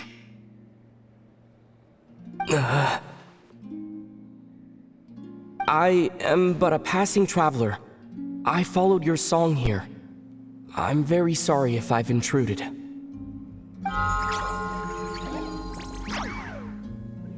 The Kuhenki. She brought you here.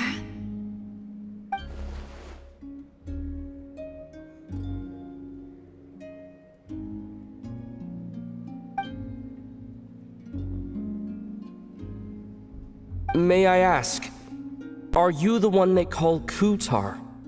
And the harbinger that the Fatui refer to as the Damselette? The Fatui? Are you here at their behest?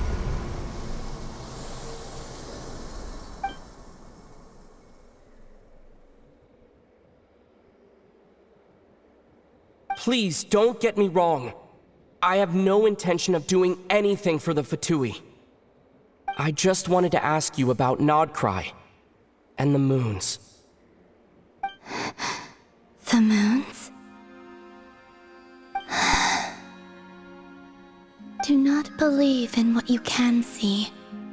What truly matters is what you cannot.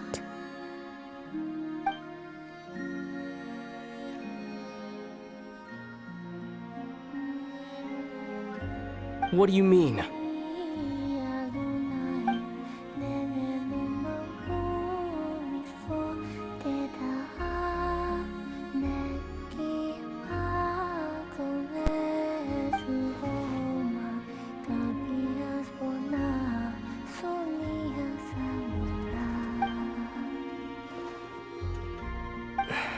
Listen, I'm the Traveler. I'm on a journey through the nations of Teyvat. Hello.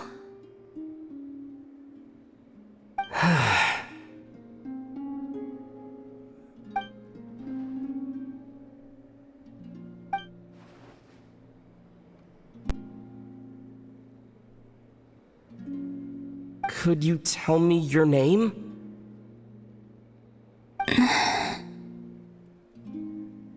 Columbina.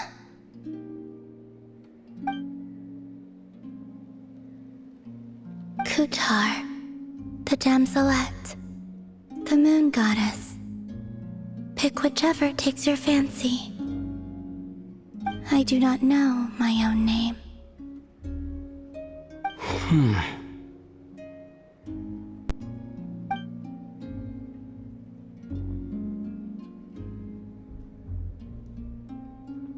Then, Columbina.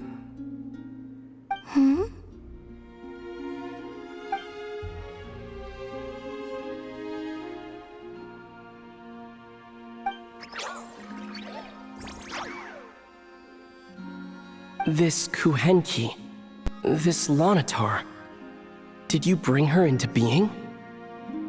Come here, little one.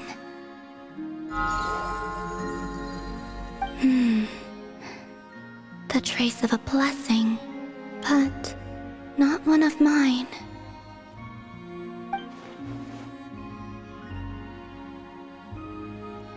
People always assume I can do many things. Assume I have done many things. But I haven't. All I ever wanted was to.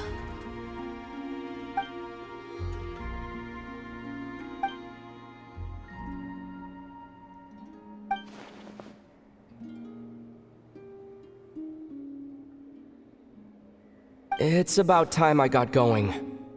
I'm very sorry for disturbing you today.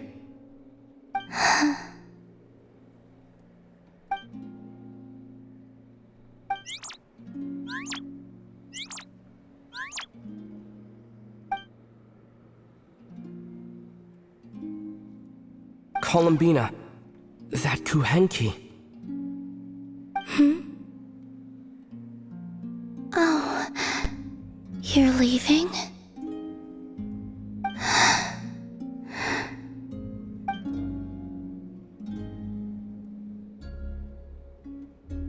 Go then.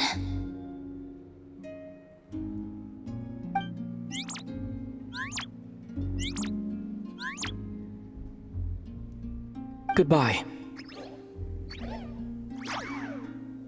Take care. The moon can be treacherous.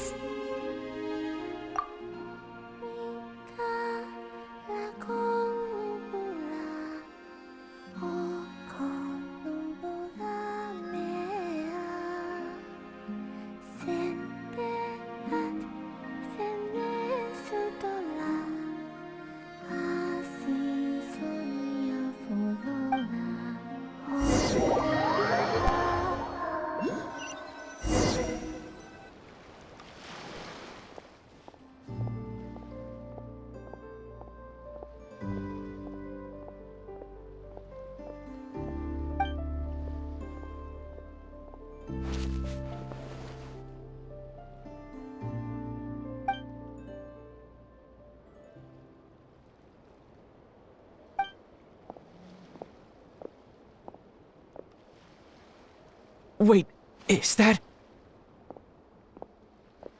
Lumine?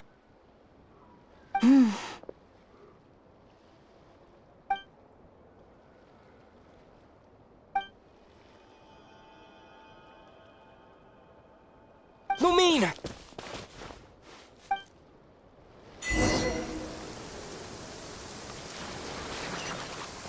Lumine!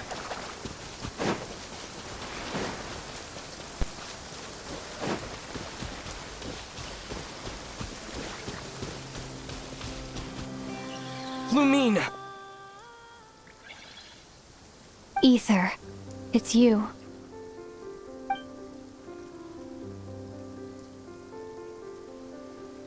Why are you here on Hisi Island? If I told you I was here in search of the Frost Moon Scion's sacred relic, what would you think? Huh?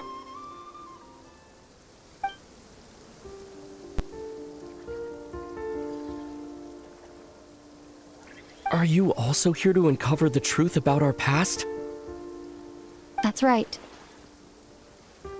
What happened to us in the past, how we came to Teyvat, why our spaceship crashed here. There are things I want to know too.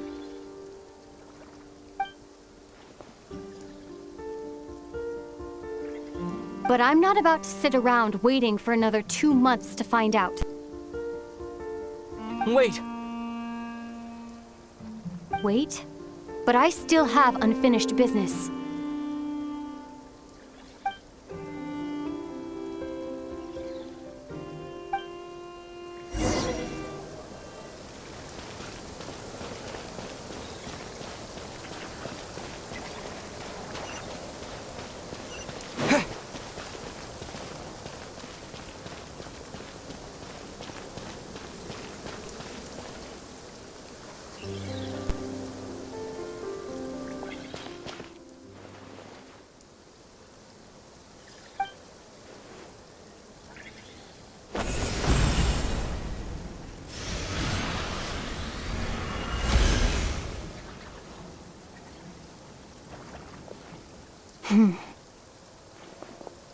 Hold on a second.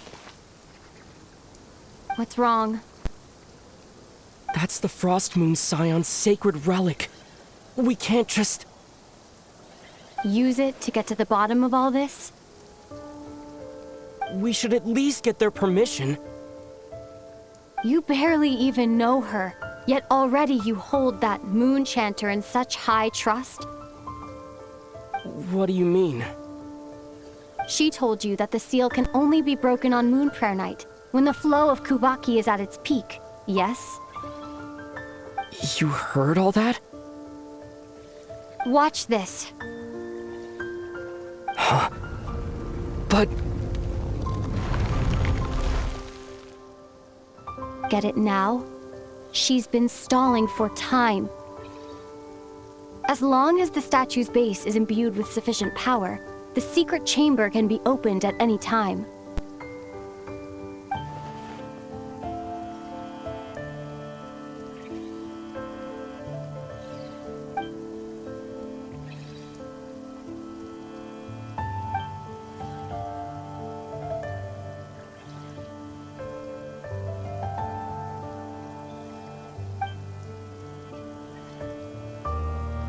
Is it such a sin when I don't put all my cards on the table for you, but not when someone else is doing it?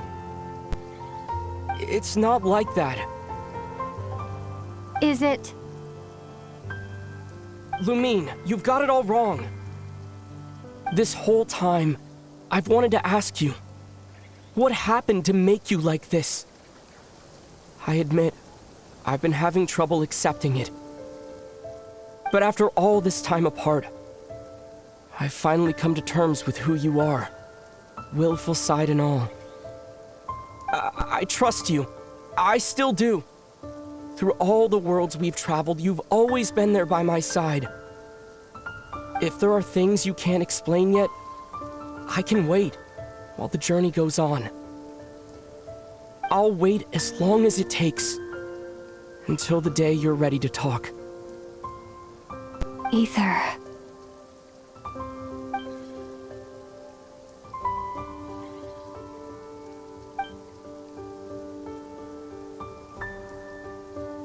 I'm not looking to borrow the Moon Marrow simply because of our past. It holds answers about the very origins of Teyvat.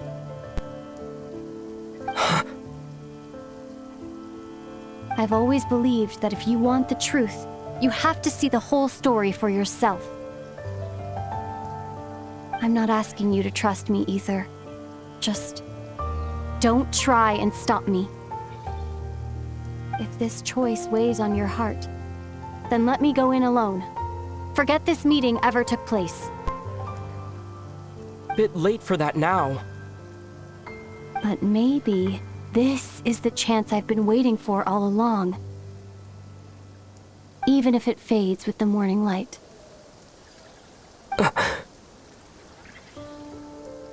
I want to go with you. You sure? Yeah. Then let's go. Lumine. It's been ages since we went on an adventure together. I can't wait. Really? You think I'd lie to my big bro?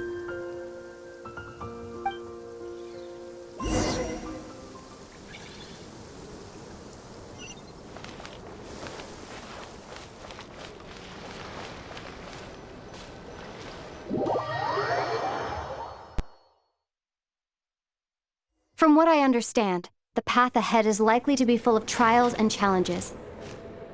A deterrence against intruders, and a test for those who truly seek entrance. I doubt the two of us will have any problems. I agree. Still, if we get separated, things could get tricky. Best we move together and watch each other's backs. Even the sound of your footsteps takes me right back. As a warrior, as a traveler, as my big brother.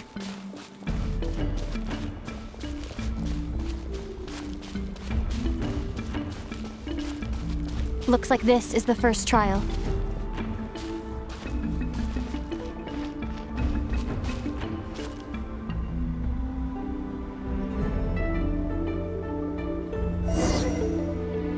Ether, do you understand how Kuvaki works?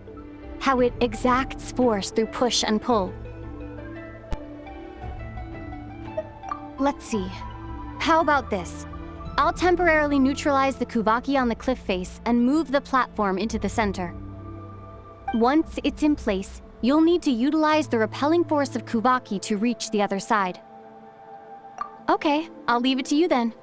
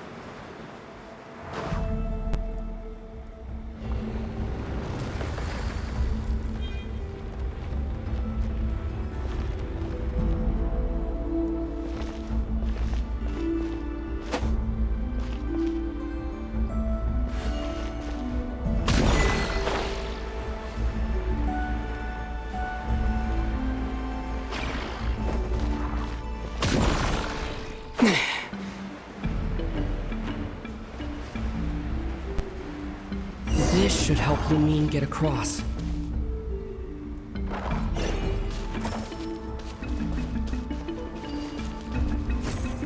Lumine!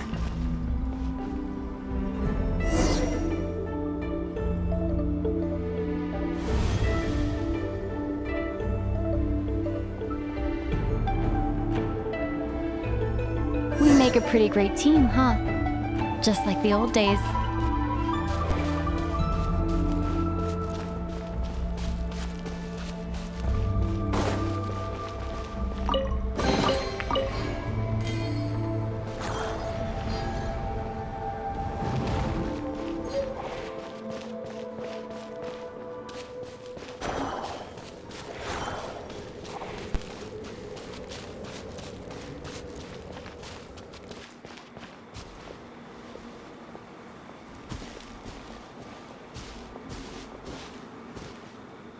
A wide open space.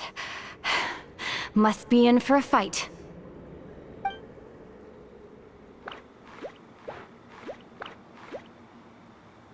Was that it? What a letdown.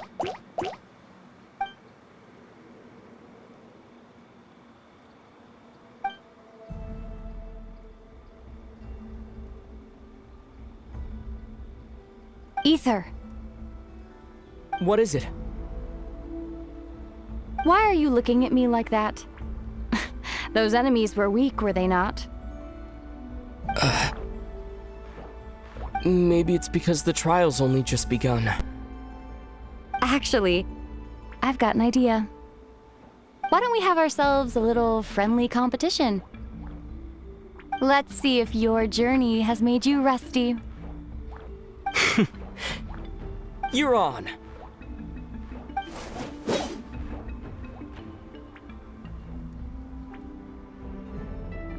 I won't lose to you, Lumine.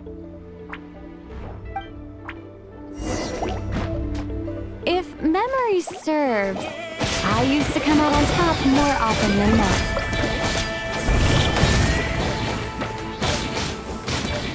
You sure you're alright?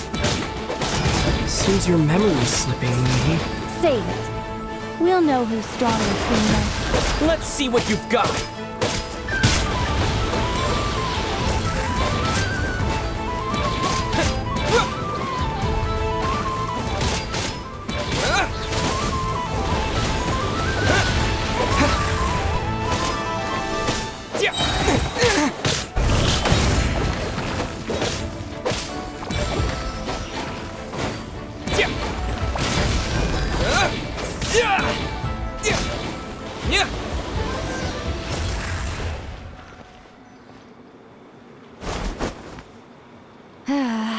Fine. You win. Didn't feel like you really wanted it anyway. Going all out in a place like this? Sounds like overkill to me.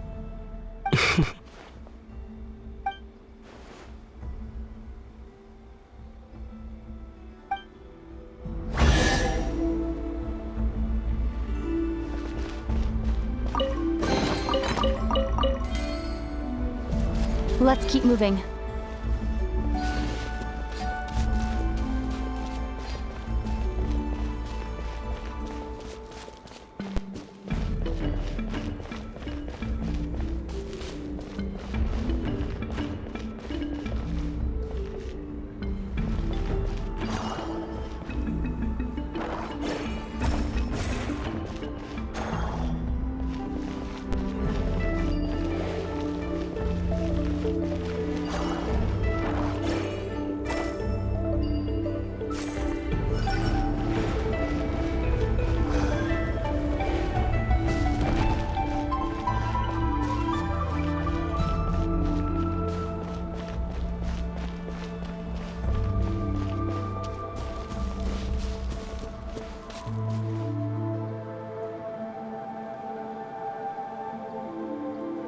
What is this place?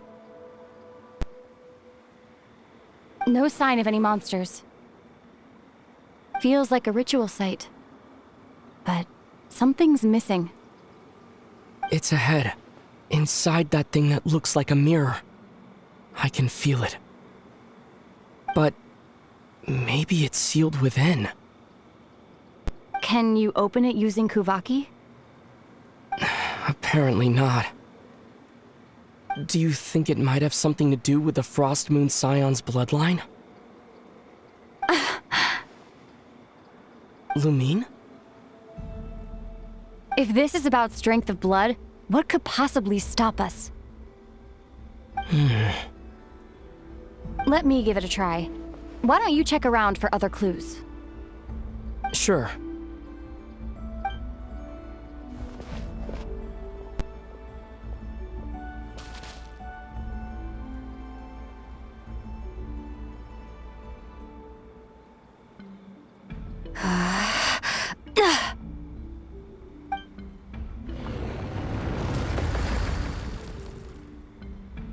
Found it. This should do the trick. Okay.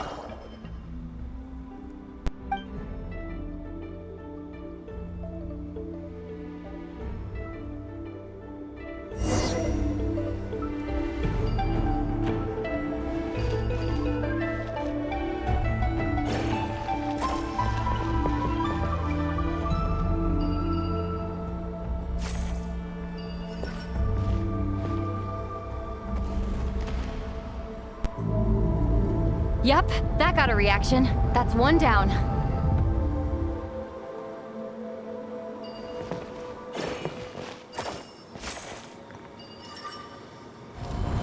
Nicely done.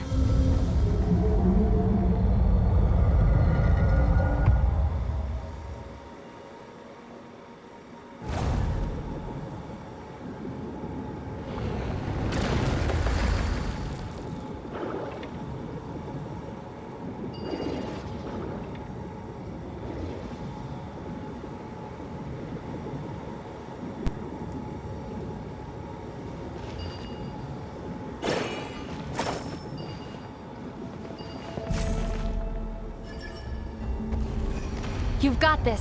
One more to go.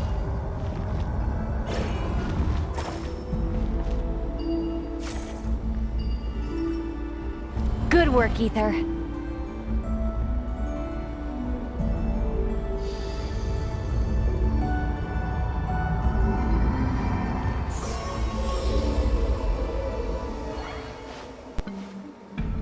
The door's open. Come. We must be close.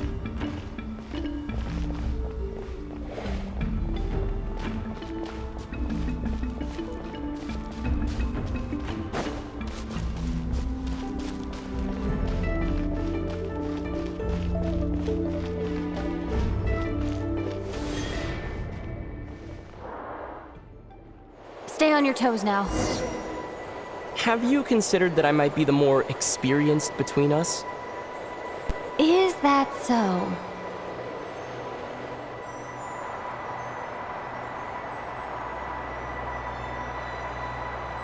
So, will you be heading off again after we're done here? Maybe, maybe not. Another cryptic response. Don't worry about things that haven't happened yet.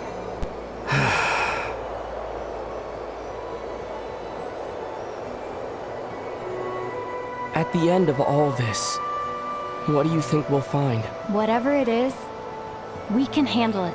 What about the end of our journey? That's not something we need to worry about right now.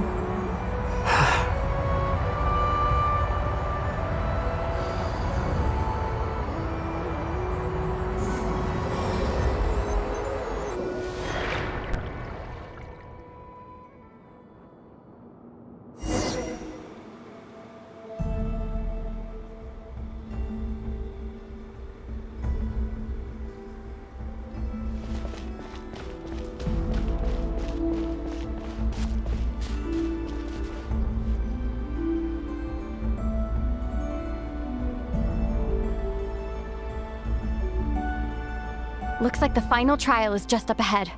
Ready for battle? When have I ever not been?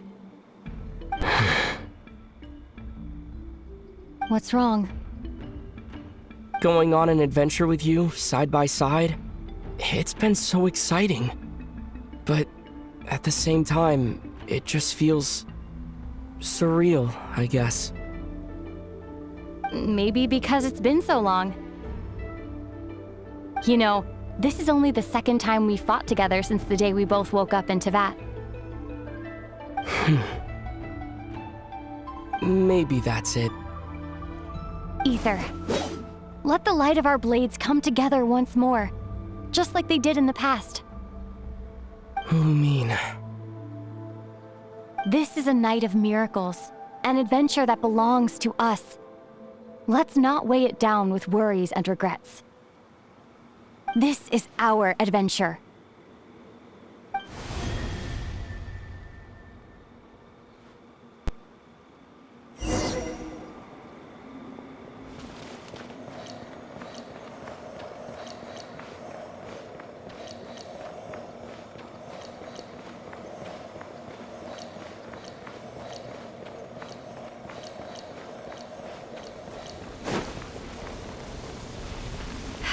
Here goes nothing. Prepare for battle. Stay focused! Dodge its attack! Don't forget to heal yourself!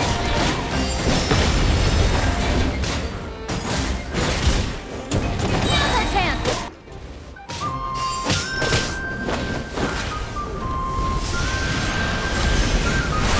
Watch out!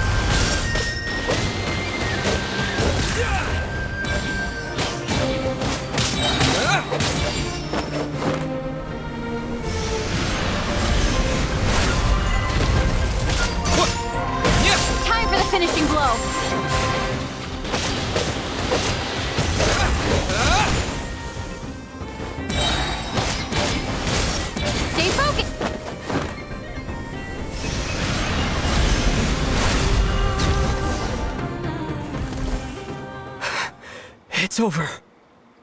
Nicely done. Flawless execution. Couldn't have pulled it off without your backup. Not too shabby at all. As for what you were saying, yes, I should have come to see you earlier. Or at the very least... Spent more time with me going on adventures like this. Something like that. Instead of just running off and expecting you to follow my trail. Wait a sec. That's not an official apology, is it? That goes without saying. Come on. Time to claim the treasure we came for.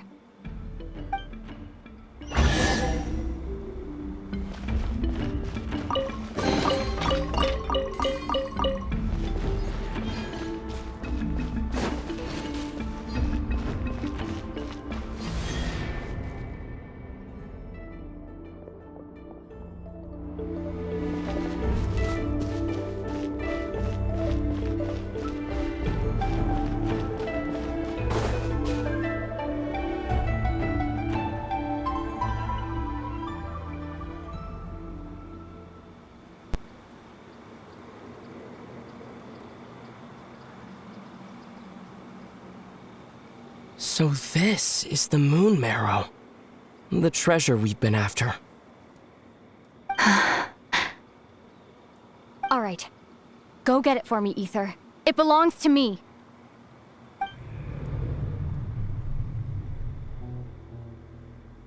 What's wrong, Ether? After everything we've just been through, you still don't trust me?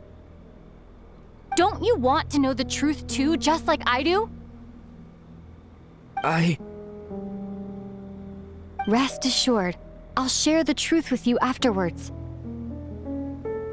Now, go bring it to me.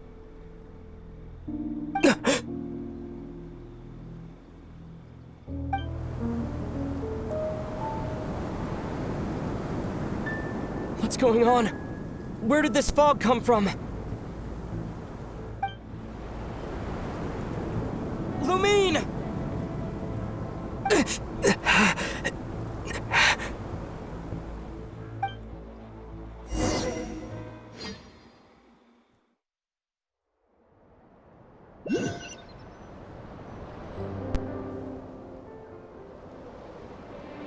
Lumine!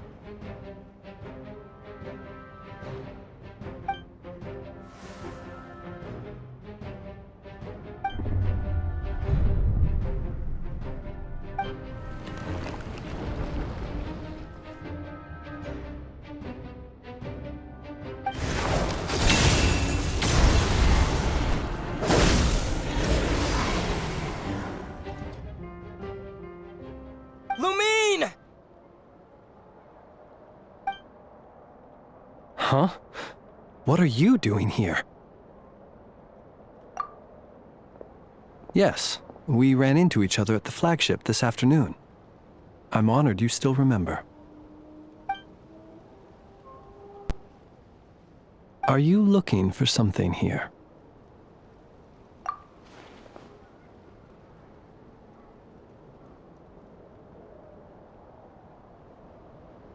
And you just happen to end up surrounded by the Wild Hunt.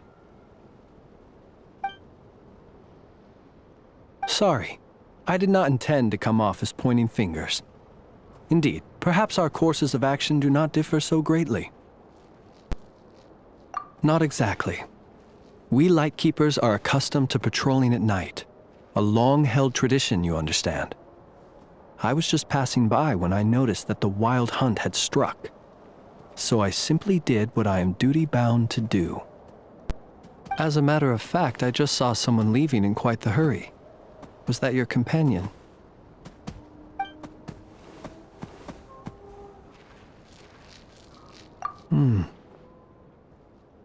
Perhaps I should take my leave now. After all, my patrol isn't over yet. Nod-Krai is a dangerous place to be at night. I'd advise that you head back soon as well.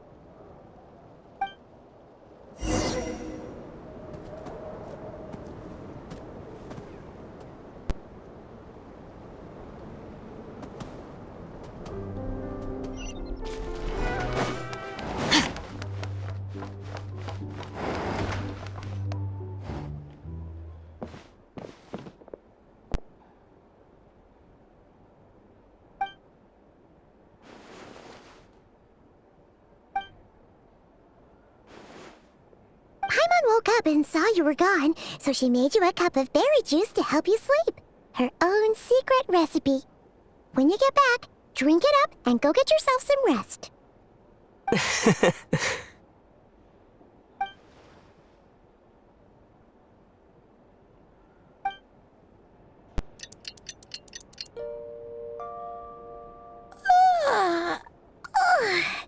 Good morning? If now still counts as morning. When did you get back last night? Did you sleep well? Good to hear. So, where'd you wander off to on your midnight stroll? Anything interesting to see in Nod-Krai at night? Oh, really? Come on, don't leave Paimon hanging. All right. Guess we'll have to feed your stomach before we feed Paimon's curiosity. Let's go grab something to eat while we talk. A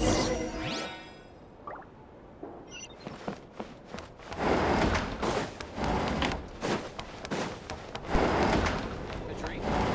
Or some information? Either way, I'd be happy to oblige.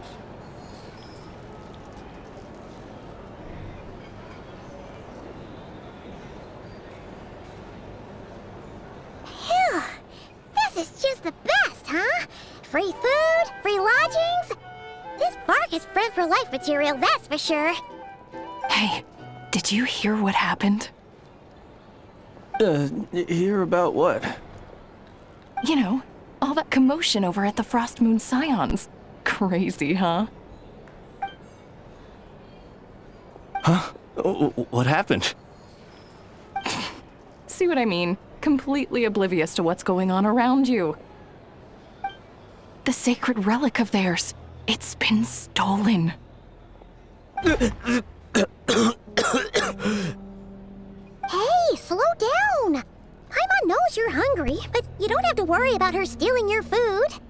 At least, not today. What? Was it those Fatui? No idea, but the news has already spread right through Nasha Town. What did their high priestess... what do they call her again? The moon... something... Anyway, what did she say about it? What could she say? She's the one who discovered it was missing. She was in Nasha Town first thing this morning, hoping to launch a joint investigation with the Voynich Guild. Whoa! Did you hear that? Lauma and the others, their sacred relic's been stolen! Who in Tivau would even have the nerve? Paimon bets it was that bunch of good-for-nothing, rule-breaking, troublemaking Fatui!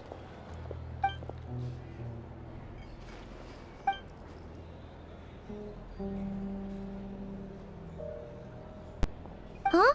What's wrong? You feeling okay? A joint investigation? Good luck getting any takers. Unless there's some reward or business opportunity to sweeten the deal. Same thoughts here. So just a few minutes back, she switched gears and headed over to the one place that might actually be able to solve this. The Curatorium of Secrets. Ah! You scared, Paimon! What is it? Huh? Okay, just... Hey! Paimon's not a baby, you know! Quit pulling her arm!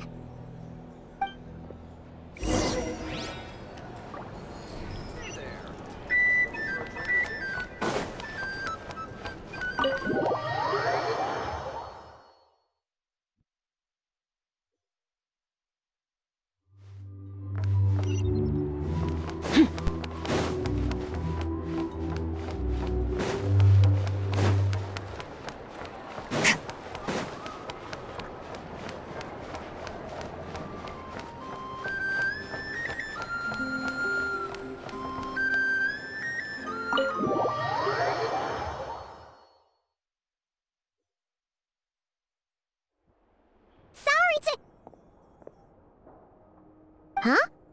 There's no one here. But didn't they just say Lauma came this way a few minutes ago?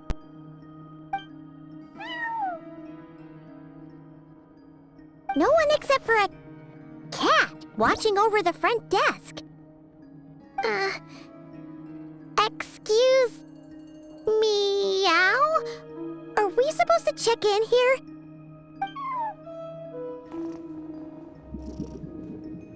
No idea what that means. Is this Lauma's personal receptionist or something? Pretty sure she'd be the only person who could actually understand it.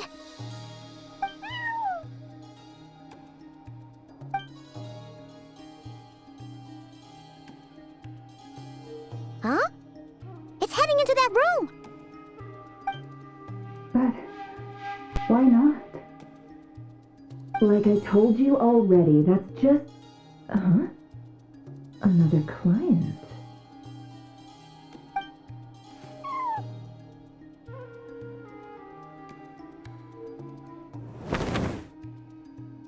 Ah! So, you were in this room the whole time? Something I can do for you? Traveler. Paimon. Oh, you're acquainted then? Yes. They visited Hisi Island yesterday. We had dinner together. Allow me to introduce you. Traveler, Paimon. This is Nefer, boss of the Curatorium of Secrets. Pleasure to meet you. They are travelers who arrived in Nod-Krai just yesterday. Greeted by the birds and beasts of this land, they are kind-hearted souls who walk in the moonlight's glow.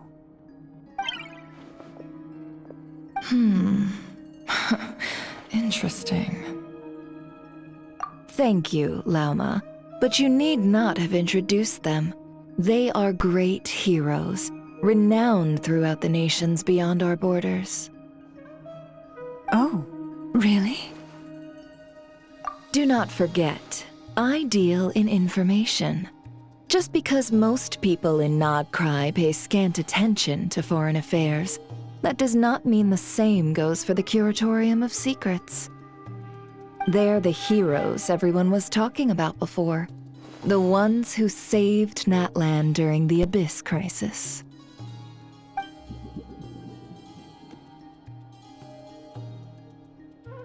I see. We Frostmoon Scions seldom leave our domain, so I had not heard of your heroic deeds. Please, forgive my ignorance. It's no big deal. We were hoping to keep a low profile anyway.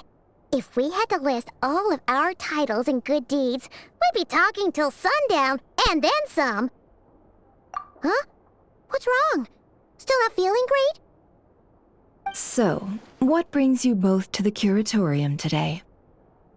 Oh, so basically, we were just eating when we overheard people talking about how the Frostmoon Scion's relic had been stolen, and then he dragged Paimon over here. I see. Ah, I see.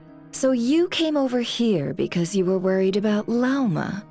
A combination truly befitting of great heroes. Strong at arms and pure of heart. In that case, Lauma, I've got a suggestion. Why not ask these battle-hardened heroes to take the commission for you? Honestly, it's a little beyond the means of such a modest establishment as ours. Your modest establishment? Unable to handle a commission? You just don't want to take it, do you? You're right. I do not. What kind of commission is this? Surely it's not to recover your stolen relic? Yes, that is it. Recovering the relic is both my duty as a moon chanter and a step toward fulfilling the promise I made the traveler, to help uncover the truth of the past. But Nefer has already declined our commission multiple times. And yet, just as it always has, the moon will continue to illuminate the sky above the Curatorium. Come night or day, may the moon goddess keep you. Enough of that.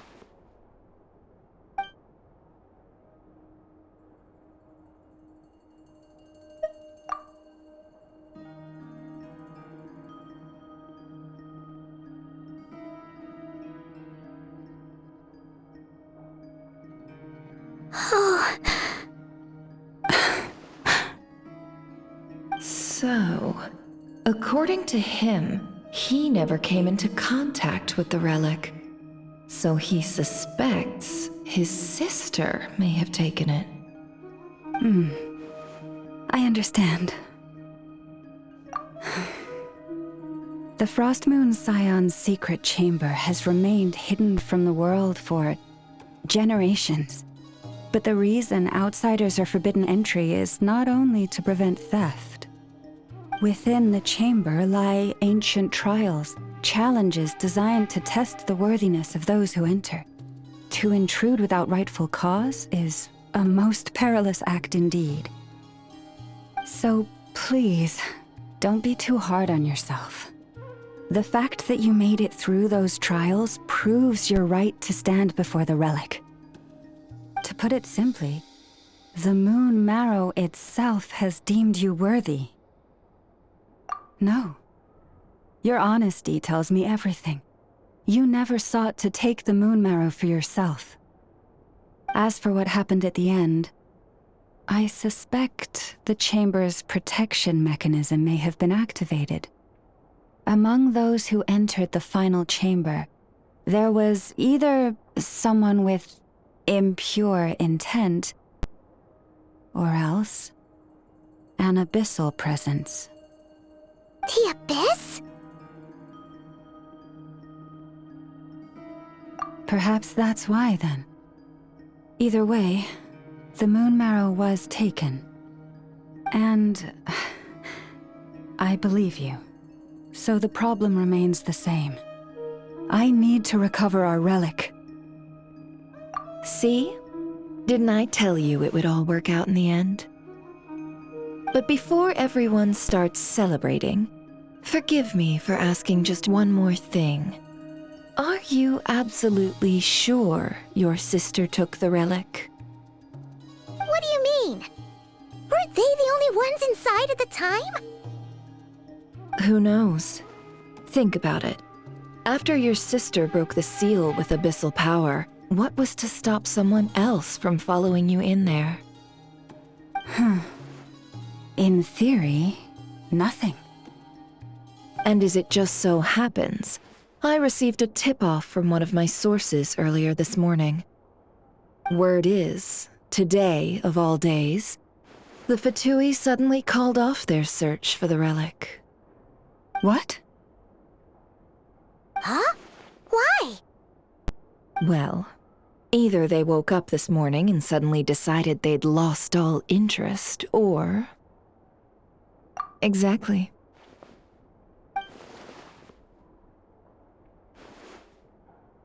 Are you wondering if your sister might be in cahoots with the Fatui? Which is why I asked, are you absolutely sure your sister took the relic? Or to put it another way, do you really know your sister?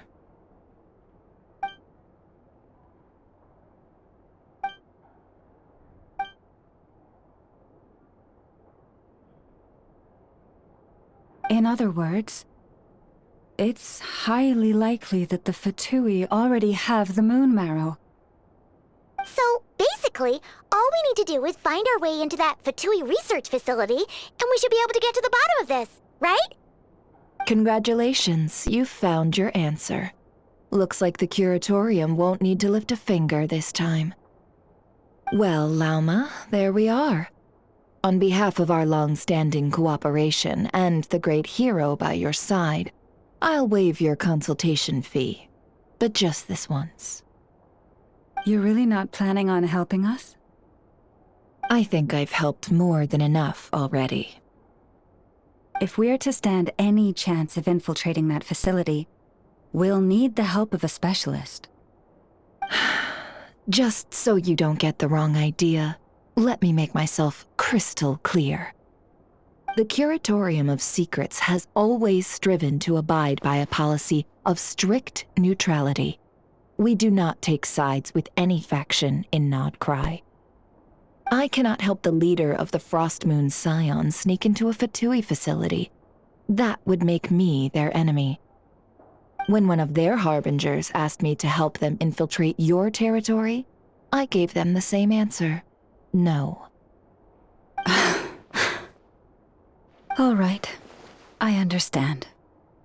But I do have one final request. I promise it's my last. It had better be. No matter who it is, I want you to help us persuade the next person who walks through that door to join us. What is she up to? You're that desperate for help? What if it's a member of the Fatui? It doesn't matter. You're welcome to tell them everything, even about our plans to infiltrate the Experimental Design Bureau. All I'm asking is for you to say one thing, just one thing to help persuade them. If you do that, I promise I won't ask you for anything else. Made up your mind? Fine. Fine, I'll play along with your little game. Besides, as long as I'm not personally involved, no one can accuse us of taking sides. Boss, I'm back!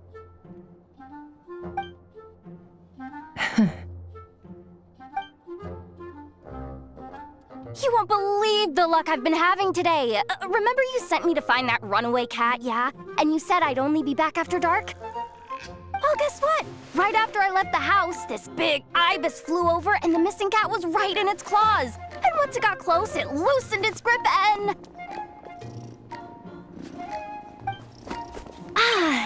Boss, you're meeting clients. I'm so sorry. I'll get out of your way.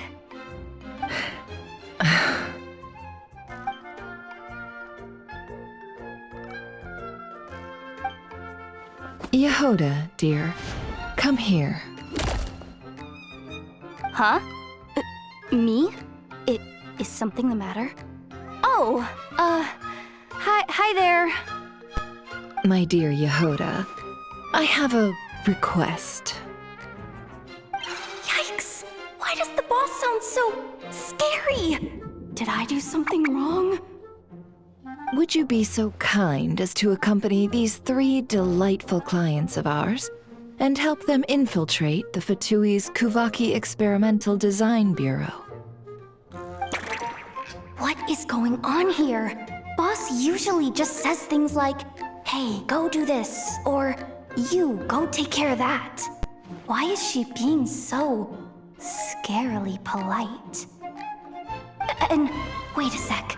The Fatui's research facility? That's basically a death sentence. Made your mind up yet, my dear?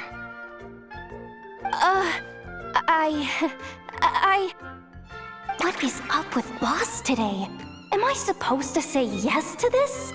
Or maybe it's because the mission's too risky, so she's actually looking out for me? Why is everyone looking at me like that? Is this some kind of test? I can't let the boss down. Can I? Have you made up your mind?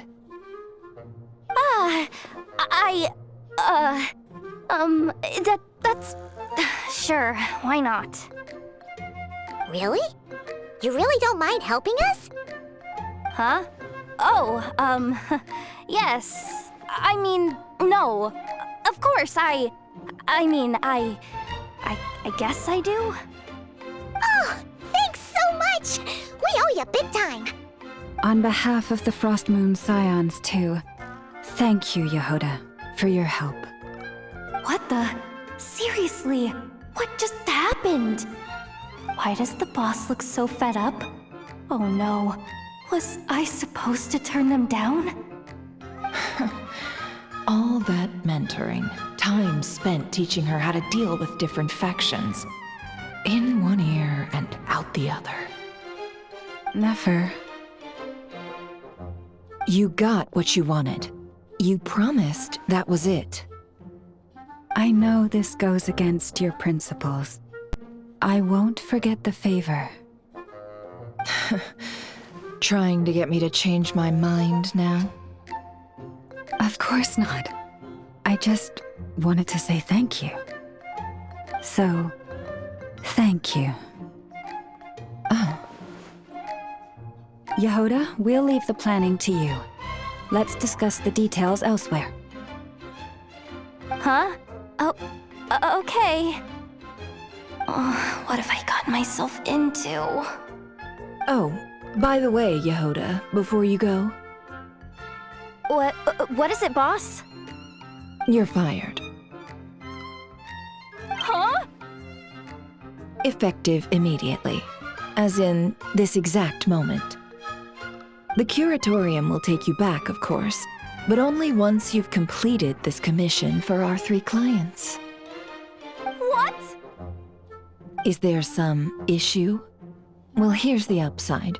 Without me taking a cut from your commission, you'll earn more. Seriously? Can someone explain what's going on here?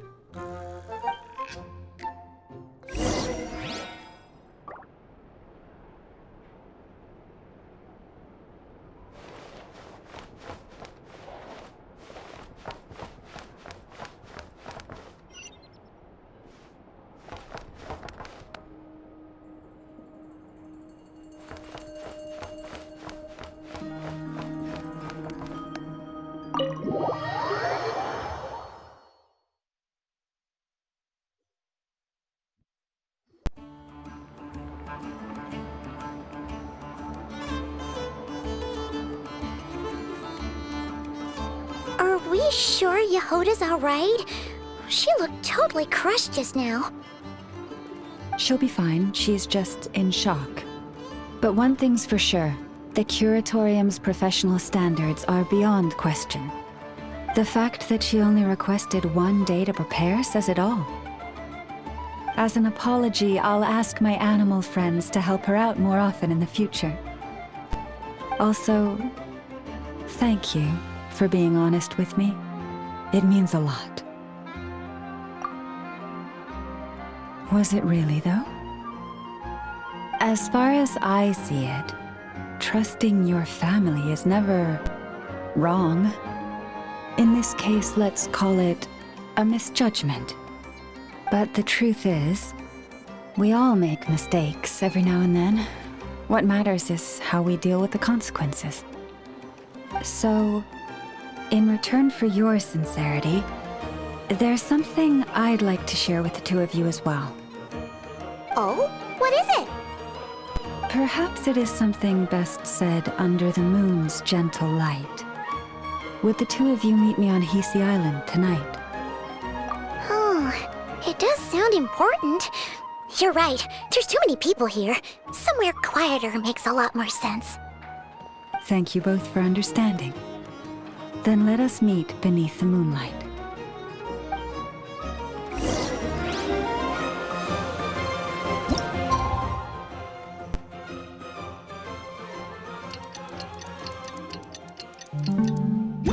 It's about time, and the moon's already up.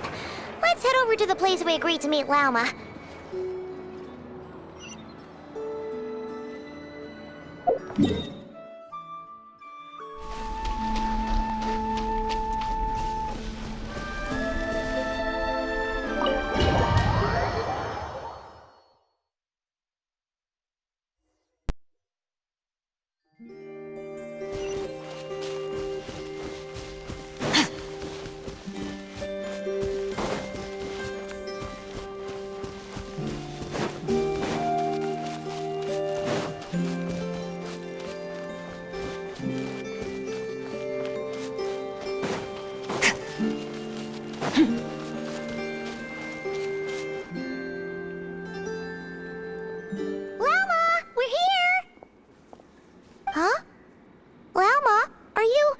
Praying?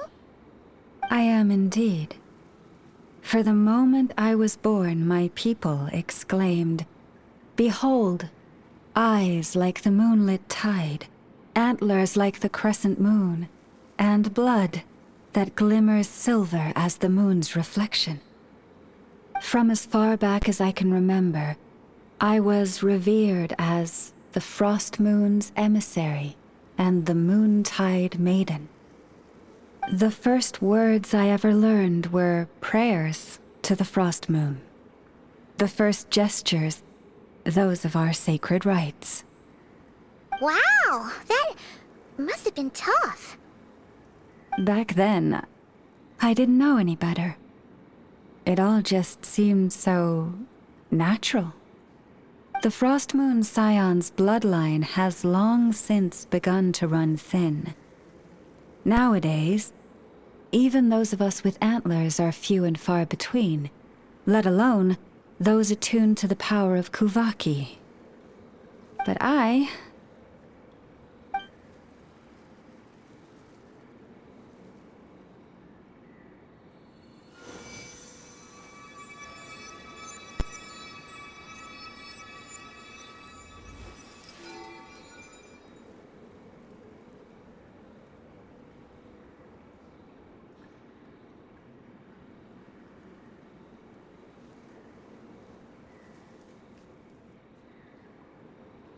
Whoa! Your antlers are so pretty. They say it's an extraordinarily rare condition. Once in a century, if that. I am unusually sensitive to the moonlight, as well as to the Kuvaki's ebb and flow. As a child, I could barely sleep because of it. Oh no! It was that serious? To others, fluctuations in Kuvaki are something you easily get used to, like a gentle tide lapping away at the shore. But to me, that same tide is a towering tsunami, a surging swell crashing against me. Of course, as the years went by, I learned how to suppress my senses and my power, enough to keep it all from overwhelming me. But because of that, I also had to walk the path of concealment. Concealment? From the moment I was first taught to pray, my kin would point up to the night sky telling me, that Lauma is the Frost Moon, the last of the moons, the sole surviving truth. But I would ask them in response, why? Why can't I feel anything from it at all? Later, I came to understand that they simply could not tell where the real tide was coming from. They couldn't sense it. The true moon, beyond the sky's veil.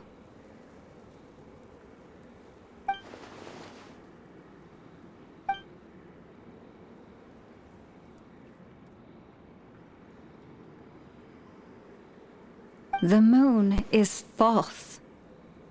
I reached that conclusion long ago. But there was no one I could tell, not a single soul. At least, not until now. Am I the one who's wrong?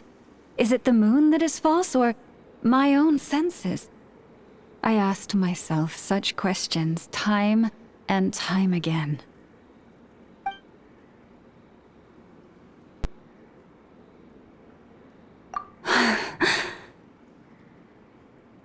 Thank you. When you called yourself a descender, I had a feeling you might be able to confirm what I had always suspected. And now that you have, it's exactly as I imagined. I feel relieved. Oh, Paimon kinda gets why you couldn't tell anyone now. It's not easy to change people's minds on something they've believed for hundreds of years. That's what I meant by concealment. I knew too much, so I had no choice but to keep my people in the dark. Every prayer I offer feels like a lie to keep myself going.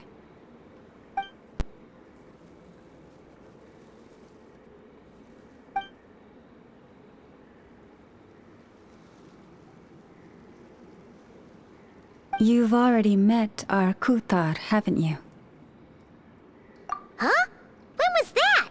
And, more importantly, when were you planning on telling Paimon? Ah, no wonder. What did you think of her?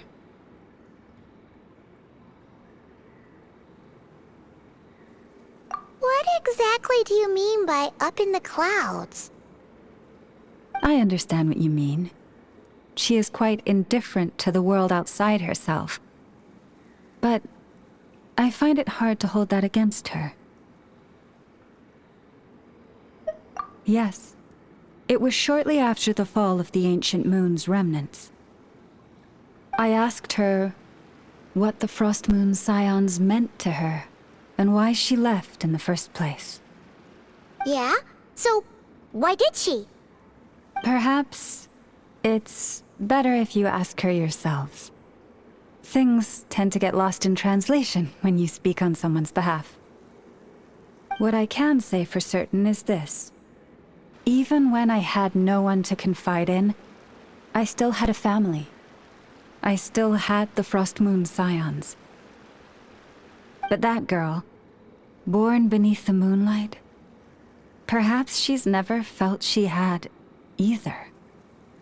The truth is, though, she might have had it all, if only the Frost Moon Scions hadn't let her down.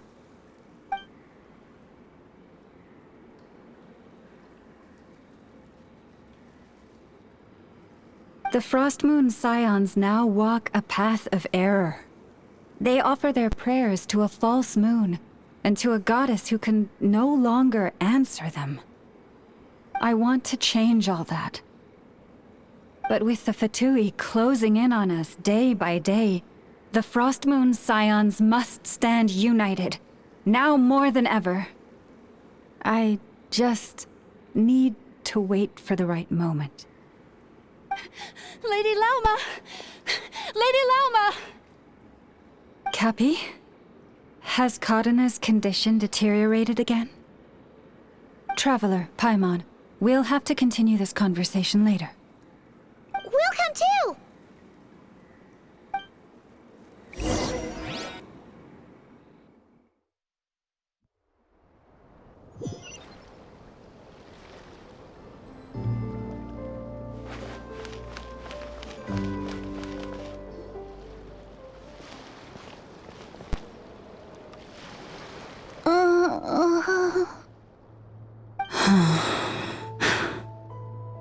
Why? Did I do something wrong? I've been praying to the moon goddess every day. Why isn't she getting any better?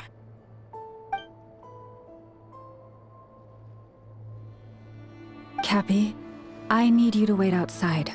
I'm about to start her treatment.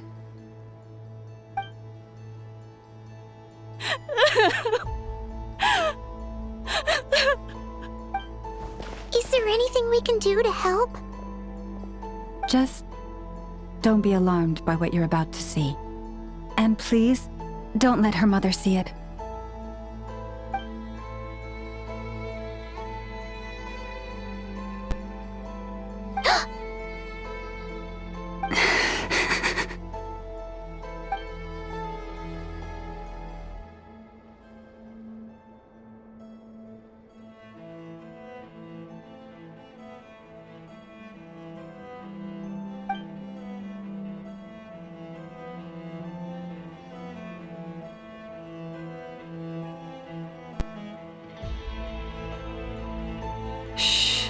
Please, help me keep this a secret.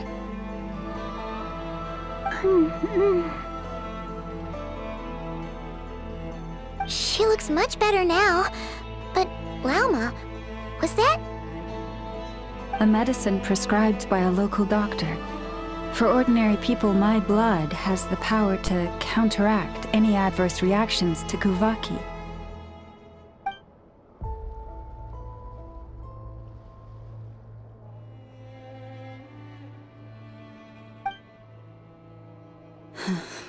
So, now you know another of my little secrets.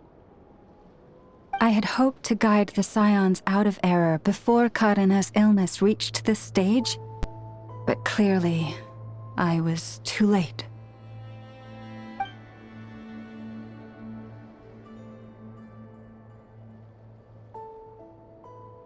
My life is as hidden from sight as the far side of the moon. Yet people only look to the bright side for guidance. If the day ever came when the two sides were reversed, Could they truly accept it?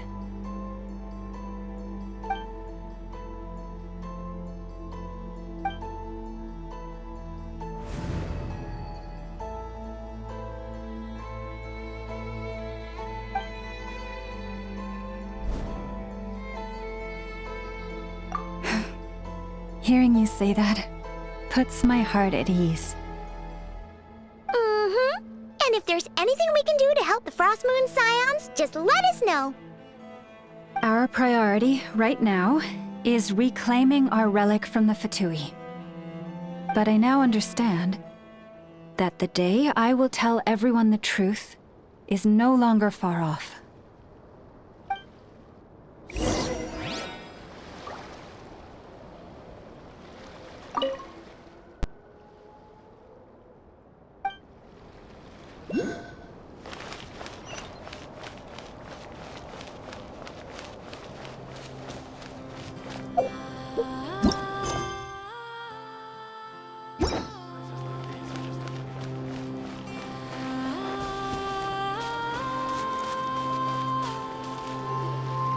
Wow! Paimon would never have guessed Lauma had all that bottled up inside. Hey! Watch your step! Ah! What's wrong? Oh, you scared Paimon. You scared me there too. Almost stepped right into one of my traps. A trap? Why would you leave a trap somewhere like this? Well, it's not like this is a main path. And besides, we Frost Moon Scions would recognize it instantly.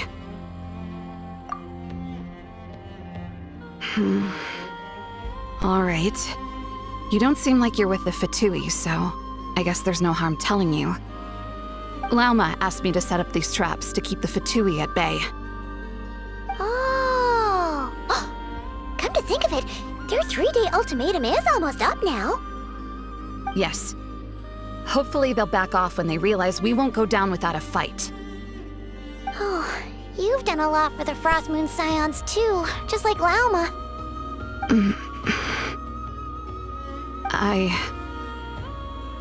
Philomena? It's nothing. I was just wondering if any of this is really worth it. What do you mean? Our people. So many are stubborn, stuck in their ways, clinging to a truth they refuse to even question. Do they really deserve everything Lauma's doing for them? Well, yes, but even so, no. I shouldn't be saying this. Just forget it, okay? Bye. Huh? Why did I say all that? Or really, why am I still doing any of this? Either way, this will be my final night with the Frost Moon Scions. Wow, she sure took off fast. So, are we heading back to the flagship for a break, or what?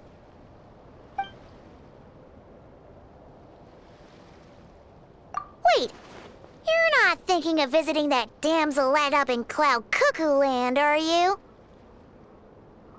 Huh, given who she is, pushing her won't get us anywhere. Hey, why don't we... Let's bring her something tasty! If she doesn't want to talk, we'll have to win her over with food. Hey, no harm in trying. At the very least, it shows we're trying to be friendly. Let's see. How about an F is 9.12 out of 10 berries and fried meat, the Frost Moon Scion's boon of the day, and one of your signature dishes. Your choice. Should be a good mix of meat and veggies. There's bound to be something she likes.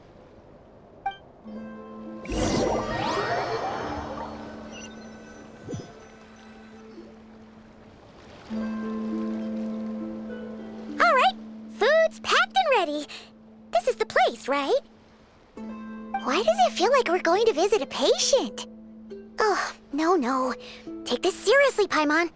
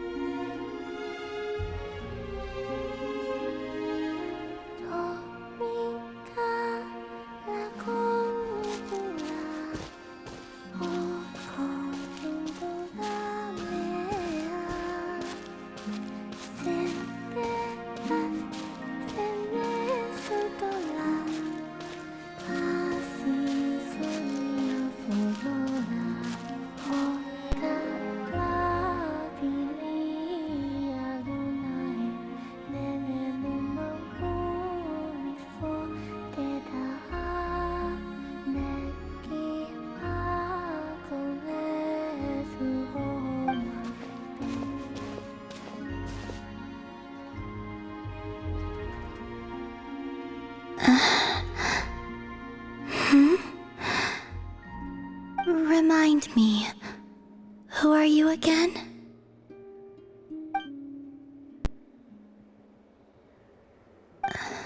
A different one floats by your side today.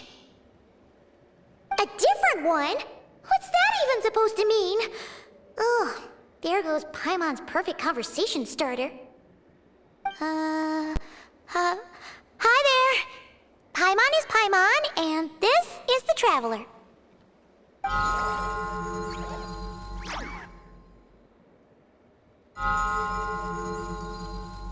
Oh, there you are.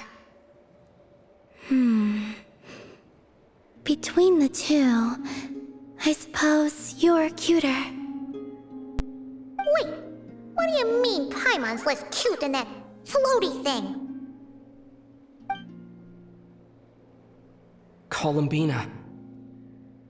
What is it? What's your favorite kind of food? Is this a treat? Or an offering?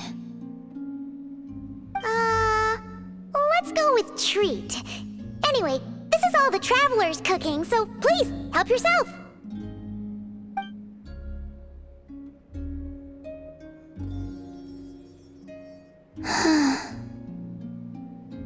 Oh, that wasn't exactly a yes, but she didn't turn it down either. What could she be thinking?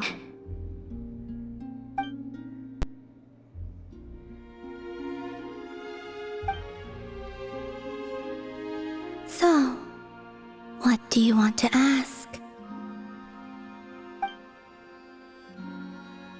Hey, she's actually playing along! Quick, now's our shot. You know the moon in the sky isn't real, don't you?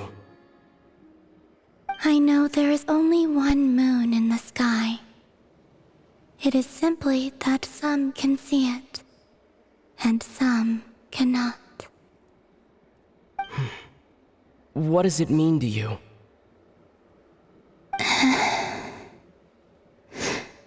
The missing prologue. What?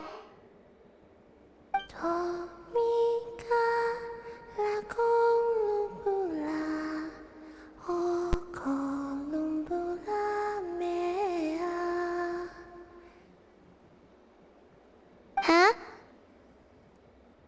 What does that mean? Isn't she going to explain herself? Can you tell me more about that melody? You were humming it last time, too. It must be important to you.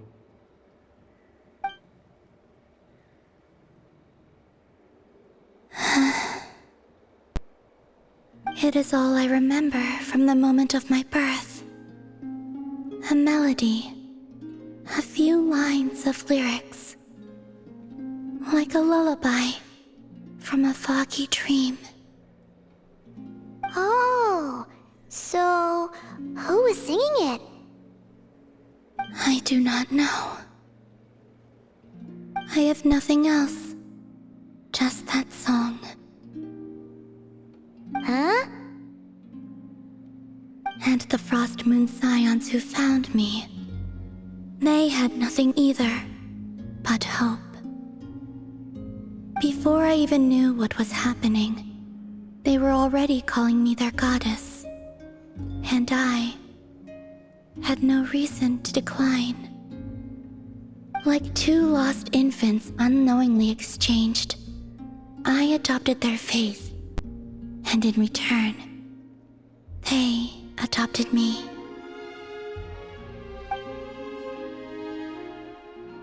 But my adoption drops you into the story halfway through. What came before was scribbled onto the wrong pages, never even bound into the book. That sense of something missing only served to nurture their greed and doubt. And thus, I came to realize that this place was never truly my home. Greed and doubt? O Moon Goddess, forge weapons for us, drive out our enemies, and expand our lands. O Moon Goddess, heal our wounds, ease our suffering, grant us strength. They asked for everything, and I obliged. Until the day came when no answer could be given. If mortals can turn to the gods when they are powerless, then who do the gods turn to when they have nothing left to give? You've got Paimon there. In those days, the Frost Moon Scions cared more for faith than for truth.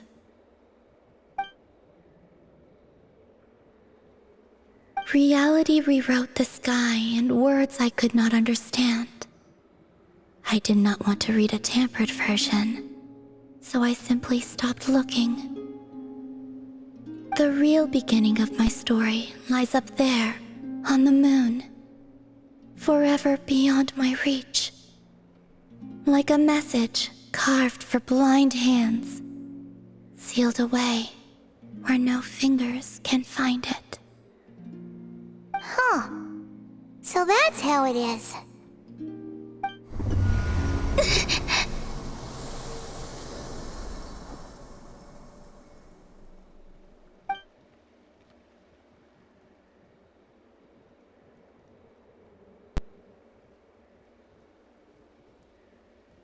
What's wrong?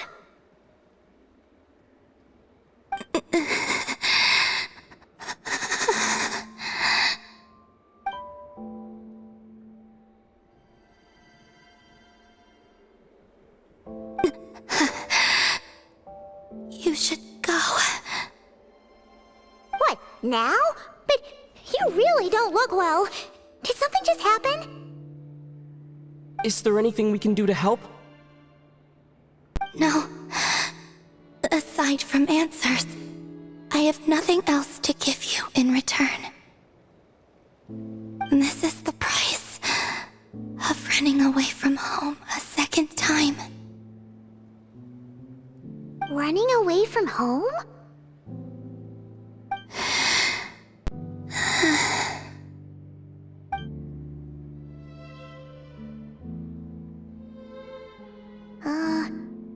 Is she heading towards the food? Did all of Paimon's questions make her hungry? Do you still have many questions? I know I should offer more in return for your kindness, but I'm feeling a little worn out. Oh, we're so sorry about that. The Tsaritsa was right. Freedom always comes with a price. She said I could treat the Fatui as a second family, a second home. But in the end, they were no different. All they wanted in truth was my power as the moon goddess. I'd rather not dwell on such unhappy memories.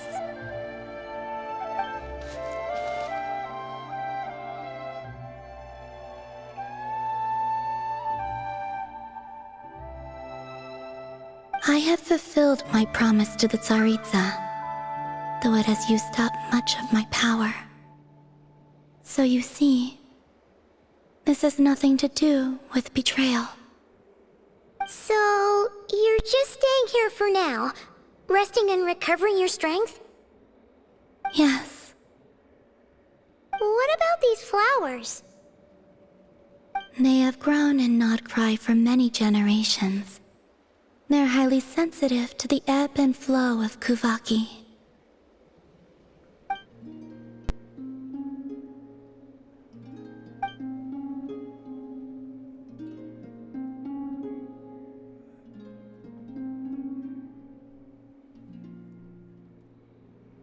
At times, I thought about using that relic the Frost Moon Scions had hidden away. I could sense the power within it. But going out is such a hassle. People might see me, and I promised Lauma I wouldn't show myself to anyone. Besides, I know it's gone now anyway. Really? Lauma asked you to stay in hiding?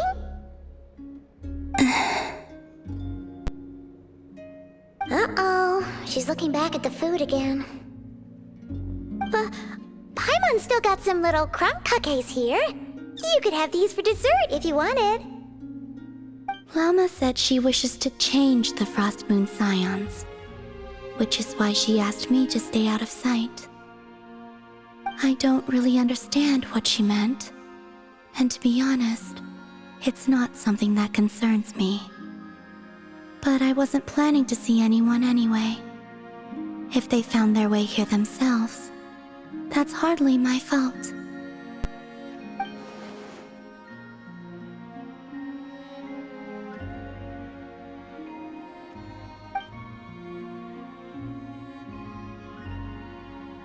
Lauma, the Maiden of the Grove. She is quite unlike any Frost Moon Scion I have ever met before. After hearing my story, she actually apologized for how the Frost Moon Scions treated me back then. She told us she feels like she's been living on the far side of the moon. Is that so? I actually got the opposite impression. She's been keeping her true power hidden away, afraid that people might be dazzled by its brilliance, and that they'd no longer be willing to look her way.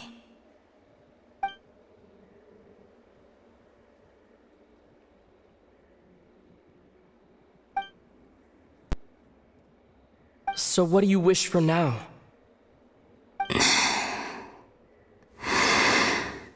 I wish to return to the moon, to the home where my story is written.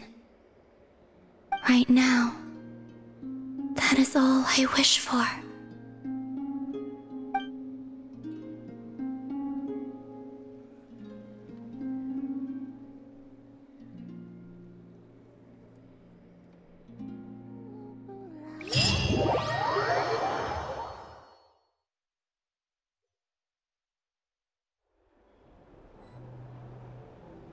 Tonight's the night we infiltrate the Fatui's Experimental Design Bureau. Come on, we better go meet up with the others.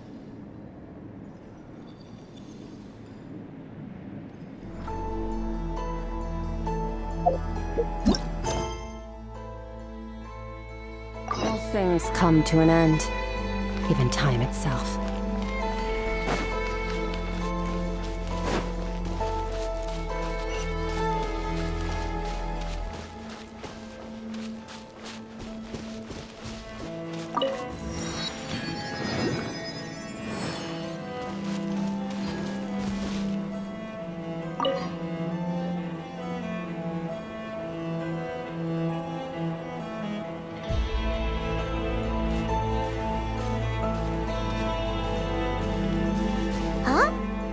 You're here by yourself, Lauma. Where's Yehoda? I haven't seen her. Seriously? Don't tell Paimon she's ditched us on our first mission together. I don't believe so. Nefer and I have our differences, but that shouldn't interfere with our shared objective. Recovering the relic is my duty. But as far as she's concerned, there's plenty to gain here too. In Nod-Krai, it's common knowledge that the Curatorium has a nose for profit and opportunity.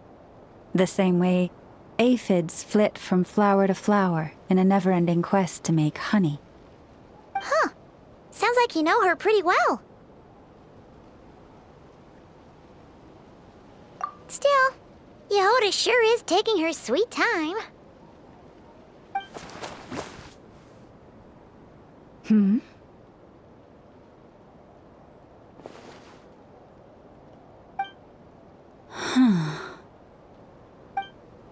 I believe we may have misjudged and underestimated Miss Yehoda. Huh? What do you mean? As a former employee of the Curatorium, I'm confident that she possesses both professionalism and integrity in ample measure. Huh? Ah! What was that noise? The sound of a wavering conscience, perhaps? Ah! Whoa! Something just fell down. Hello, everybody! What kind of an entrance is that? Wait a second. Have you been hiding nearby this whole time? Yeah. I was just, scouting things out from up high. Darn it. How did Jane Doe even notice me up there? I can't believe I'd only realized I'd run out of smoke bombs this morning. What if something goes wrong inside? How am I supposed to make a quick getaway now? Thought I could just hang back and wait for the clients to get cold feet. But nope. Turns out they're all completely fearless. Don't they know how scary the Fatui are? Really sorry, everyone. Truth is, just as I was heading out this morning, I discovered I'd run out of a super important, completely essential, absolutely indispensable piece of equipment. So, what are we gonna do? Well, as I see it, there are two options. Plan A is we take a detour to Nasha Town to restock, though who knows if any shops will still be open this late. Plan B is we call it quits right here, disband the team, and I'll go home. My place is only like a 10-minute walk from here, so... Personally, I vote Plan B. Bada bing, bada boom! Maximum efficiency, minimal effort. Don't try to solve your problems by running away. Not a fan of either? Then I guess our only option is to fall back on Plan J. That's J for Yehoda, by the way. Why didn't you just tell us that was an option in the first place? Come on, that would have totally ruined the surprise. Boss pulls this trick all the time, and it's always the clueless ones who end up praising her to the skies. Feels like he just threw shade at a whole lot of people. I have faith in your professionalism, Yehuda. You don't need those flashy tricks. Your abilities alone are more than enough to earn our respect. Huh. This Jane Doe sure has an eye for talent. Speaking of which, maybe it's time I started calling her something nicer? You really mean that, Jane? Laumado? I do. I'll tell you what, it's not every day you get to work alongside such considerate clients. I have a feeling we're gonna make a great team. Plan J is this. We find our way in through the freight access on the facility's east side. It's tucked away from view, and security's lighter at night. I've prepared some special gadgets too, so we should be ready for anything. If we want this to go without a hitch, we'll need to work together every step of the way. So everyone, stick close behind me. Now that finally sounds like a real pro talking. Hey, you saying I didn't before? Kinda, yeah. You... Ugh. Never mind. A top-tier treasure hunter like me never lets the naysayers get to her. All right, let's go over what we agreed on yesterday. The goal of infiltrating the Kuvaki Experimental Design Bureau is to locate and, if possible, recover the relic that the Fatui stole. We also need to figure out why they built the facility in the first place. I'm worried that they've set their sights on the ancient moon's remnants on Hisi Island too. Well, now that we've got a plan, time to get this show on the road.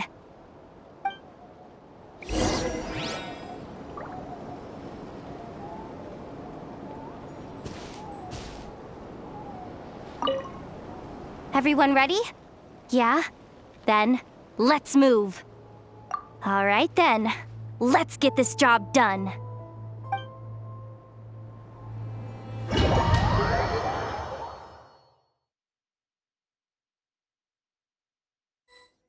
Go, go, go!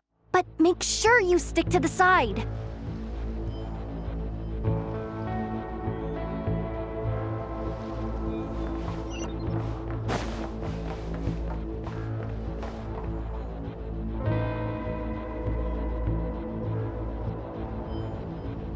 Just as I thought. There's a gate controlling access from the outside. Good thing I brought this keycard, huh? Well, technically, I stole it. But no need to tell them that, right? Blame that chump who thought it was a good idea to get wasted at the flagship during work hours. Ooh! Is it top-level clearance? Of course, that goes without saying. Let me read it out loud for you. Fatui Experimental Design Bureau number 183574, maximum clearance, maintenance intern. That doesn't sound very top-level to Paimon. Never underestimate interns. Even the most legendary of thieves started out as rookie pickpockets, you know?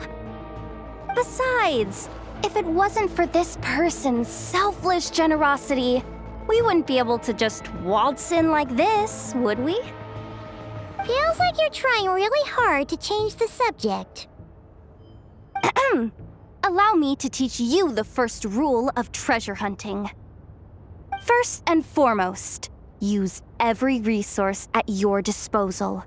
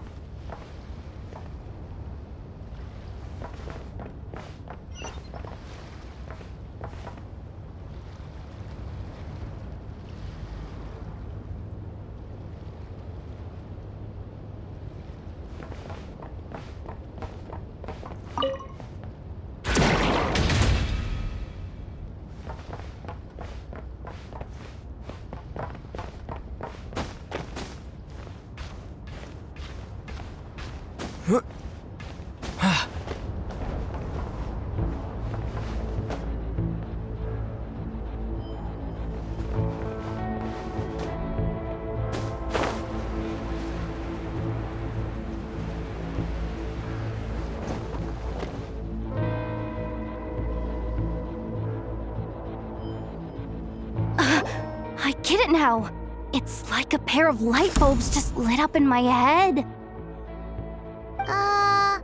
What did you just get? The blue light, aka Plan A, is telling me to take the path along the left side. It'll be a lot stealthier, but that might mean a bit of a detour. The red light, aka Plan B, is saying, just charge straight in, but that'll mean dealing with, like, a dozen sentry bots already powering up. Although, I might be able to switch them to training mode. Their attacks will be weaker, but we'll still be in for a fight. Can't you just put them in sleep mode? Hey, I told you, I'm just a maintenance intern. Give the new recruits some time and space to blossom, will ya? We're still pretty close to the entrance. Surely they'll call the whole thing off once they see what these bots can do. Anyway, I say we go with Plan B. Either way, I won't be doing any of the fighting, so the shorter route sounds good to me. If we can avoid fighting at this stage, we should. Plan J is to call it a night so we can all make it back to bed before sunrise.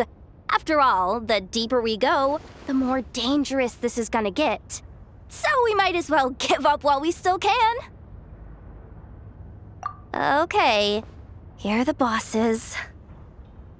Just don't forget, whatever you do, don't let those recon bots spot you. Let's see.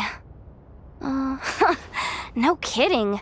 Anefa told me about something like this before. I can't believe that dumb robot actually helped me out for once. All you gotta do is this, and the recon bots will be reassigned to another position. That way, when it's time to move forward, the path will be clear. Which reminds me, it's about time I taught you the third rule of treasure hunting. Go with the flow.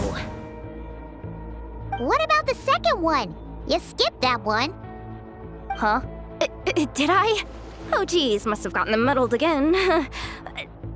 I mean, the second rule is exactly the same as the first. Guess that's what you meant by going with the flow, huh?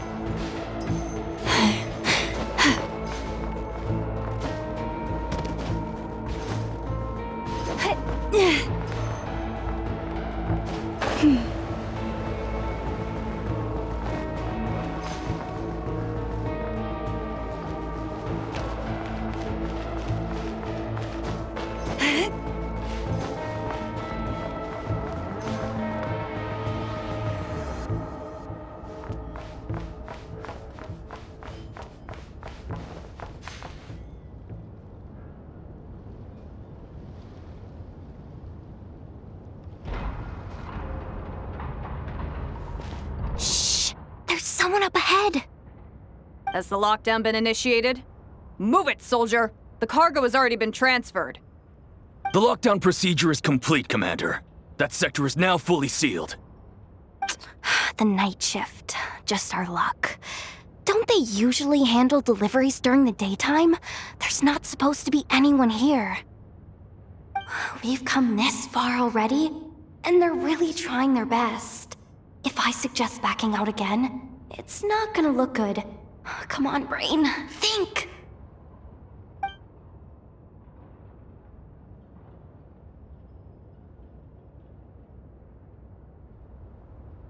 Got it! The freight shaft to the upper levels. We might have a shot there. Let me see. Huh? The recon bot in the middle's not responding? A double lock failsafe? We've been outfoxed. Stay calm. Stay calm. One step at a time. Let's just find a way across first.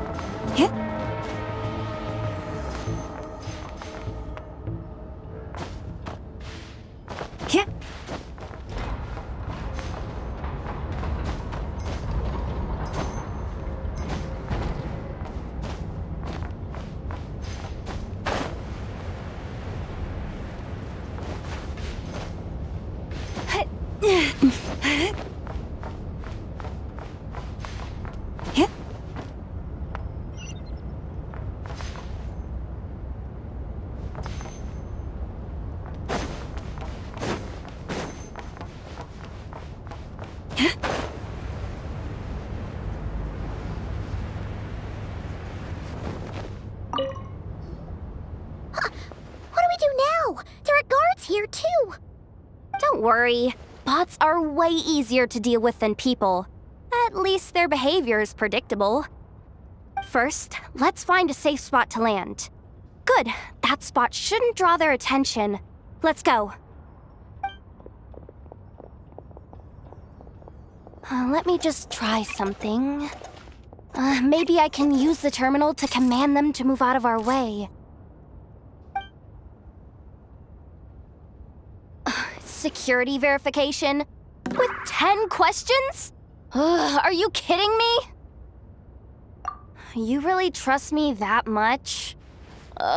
Fine. I'll do my best. But just to be clear, if I can't answer a question, I'm backing straight out of the terminal. No way I'm risking triggering any sort of alarm.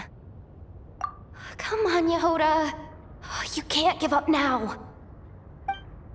Question 1. What is our motto? Oh, I know this one.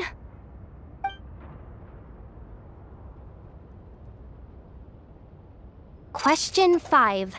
The name of the harbinger in charge of this facility. Let's go with, Sandrone.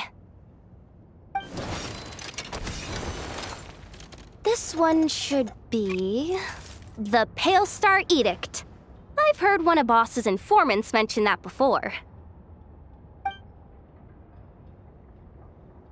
Final question. Enter employee ID. And it's timed? Okay. 183574. Confirm. I actually got them all right? What a miracle. Not bad, Yehoda. Not bad at all. Guess you're an official maintenance intern now. Hey, that could be my personal plan B if I can't get my job back. Just kidding. The Fatui are awful. The bots have taken the command. They're moving off. Let's get going while the coast is clear.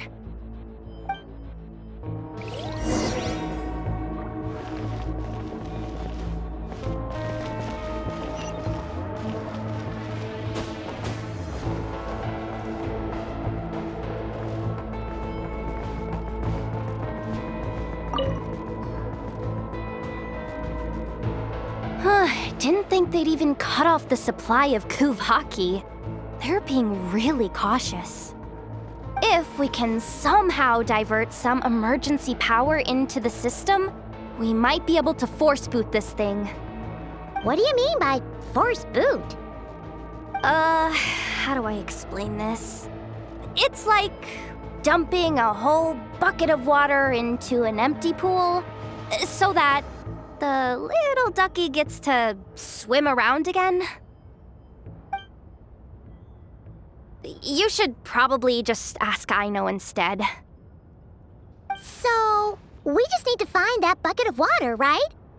Paimon thought your explanation was great. Kinda adorable. In a childish sort of way.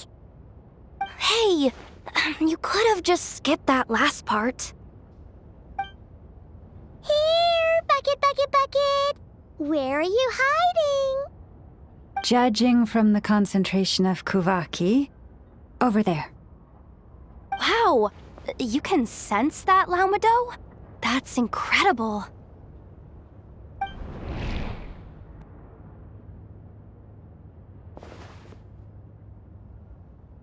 Let's move the recon bots above them out of the way first.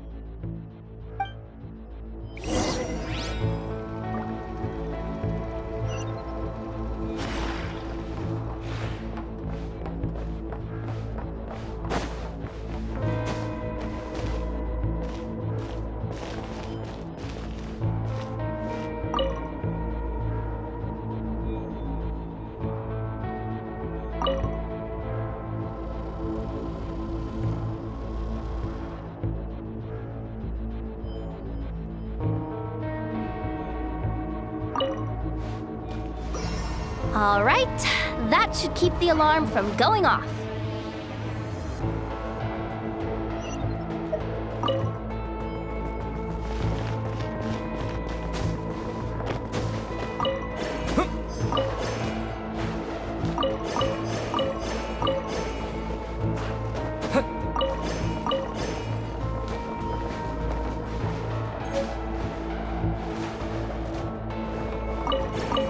To plug in the charging component.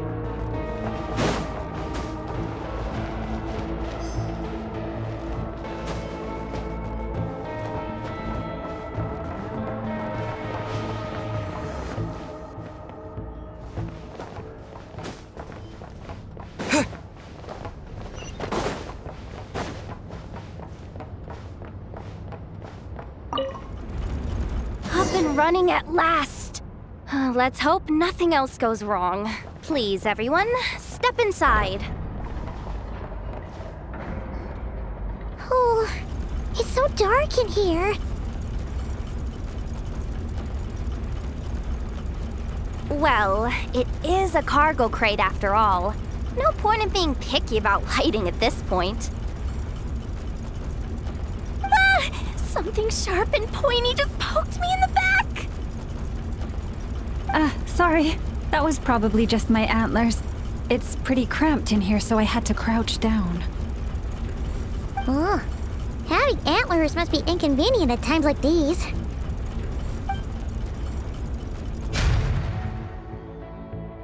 Ah!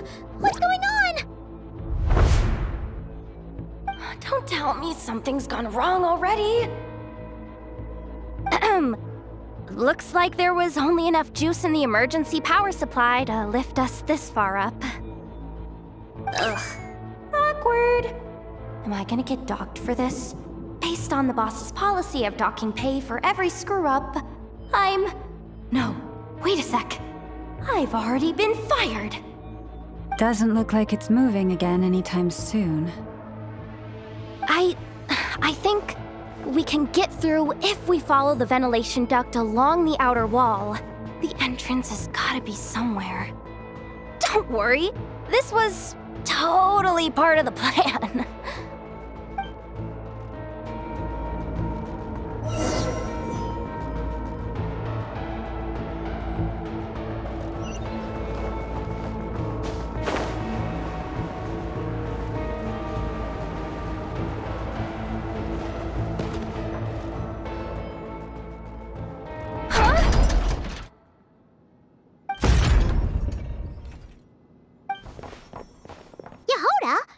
How'd you end up outside? Looks like she slipped out at the very last second, just before the gate shut. Impressive reflexes, I must say. Though I'd expect nothing less from a former employee of the Curatorium. I'm so sorry. That was pure survival instinct. I didn't mean to ditch you. Anyway, you guys just stay where you are. I'll figure something out.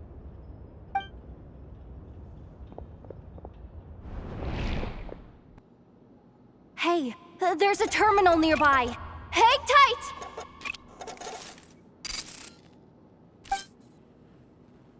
Can you hear me now? The duct security protocol has been triggered. The gate must have dropped when it detected a living presence. Wait, so we're trapped in here? I'm checking what I can do from this end. Watch out for the laser up ahead. What laser?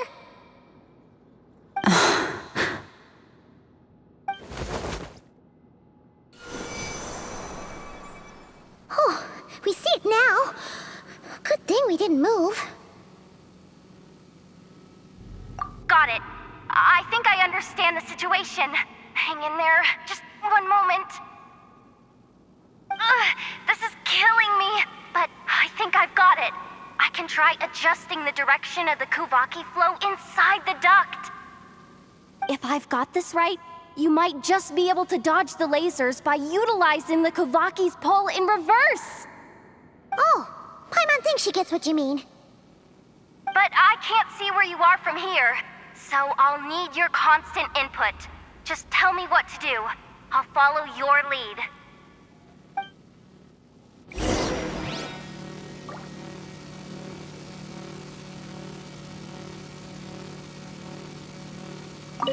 Sure thing.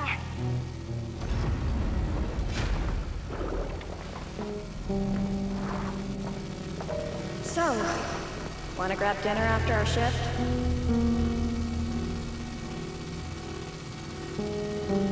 How about the flagship?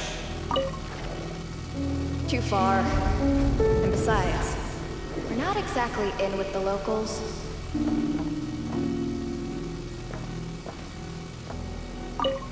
Sure thing.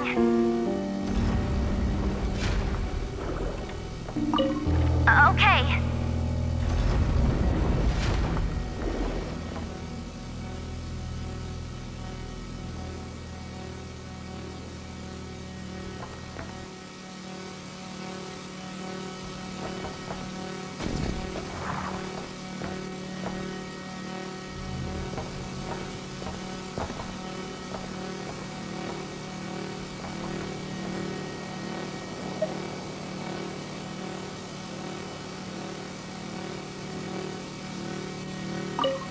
Sure thing.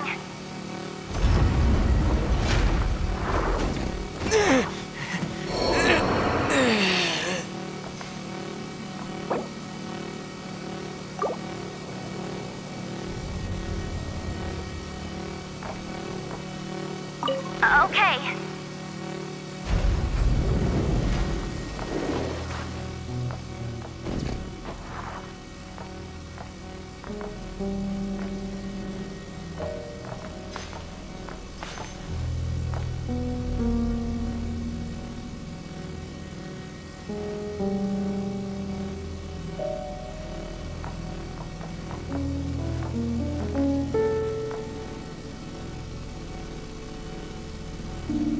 Okay.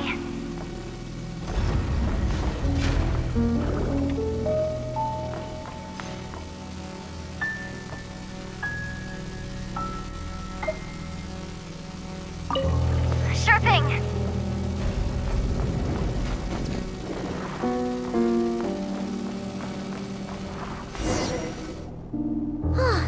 We made it to the other side.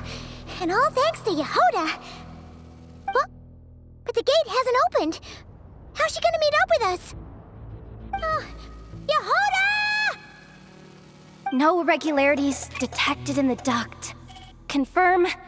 Confirm. Confirm. Just confirm the command already, you useless excuse for a terminal. You piece of robo-junk, you mindless pile of scrap! What the? Insufficient clearance? Of course, I don't have the clearance! You oversized... Ow! Go with the flow, Yehoda. Go with the flow. If the others make progress, that's great. But you can't bank on it. You've never been one to depend on others. So it's about time you stepped up to the challenge. Deep breaths. Stay calm. My priority right now is getting my hands on a high-level access card. That way, I can override the security protocol. Senior maintenance staff. Only they can access the core sector. But hey, there's always someone careless enough to hide a spare key under the flower pot by the door. Which means there's a good chance there's a duplicate lying around somewhere in the control room. Even if I can't get into the control room myself, doesn't mean I can't rely on some external help. If I can take control of one of those guard bots, maybe I can use it to search for the access card. This is crazy, Yehoda! You're all alone. You've got nothing. And yet, you're charging ahead like fear's a foreign concept. Maybe that's exactly why. 'Cause I've got nothing left to lose! Confirm! Am I a genius? Whoa, this feed's super clear. This is gonna be a piece of cake.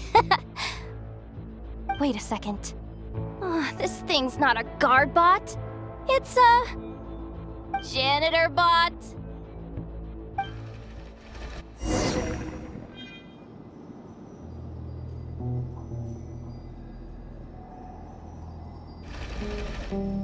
You think Marionette even knows what we do down here?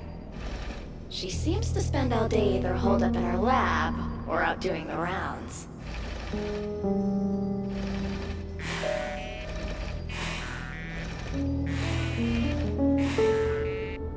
Still a mess over there. Go clean it up. Why? Planning to skim a little off the top? No, nothing like that. Just wondering if anyone would actually notice if we didn't show up from time to time.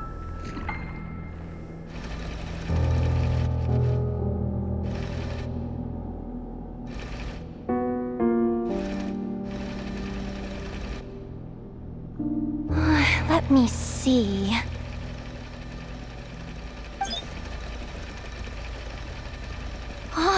There it is! Hey!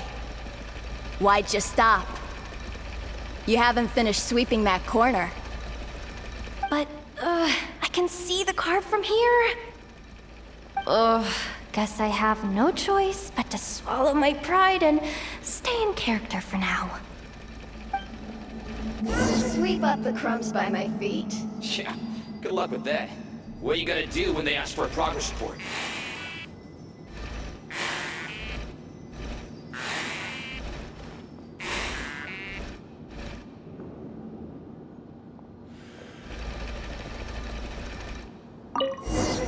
There's coffee stains at the bottom of the steps. No slacking! Sucks, though. Finally sent somewhere warmer than Snezhnaya, yet we barely get to see the outside world. Gotten rid of the dust behind the door yet? Come on. Where's that bot passage when you need it? There! The terminal's just ahead.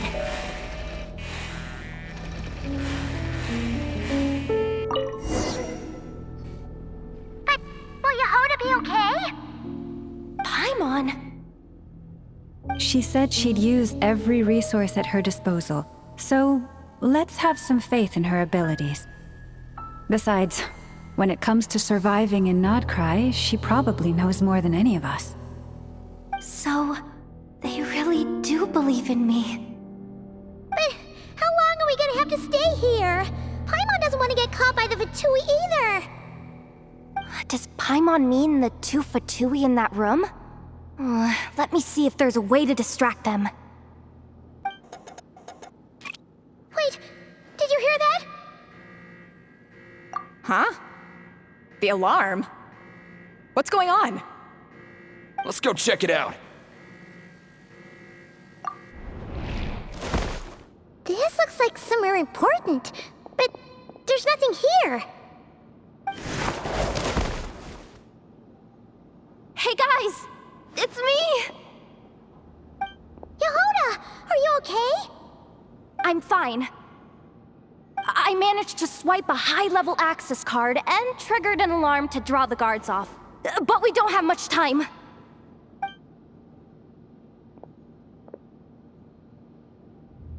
All right, looks like we can control the elevator.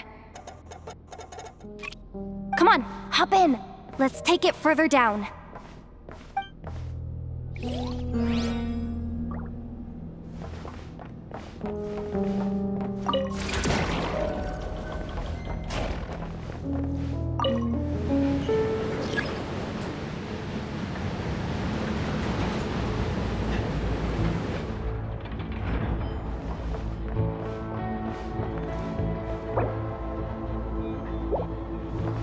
We should be able to use the terminal to move the drawbridge. Here's the access card. I'll keep watch while you handle the controls.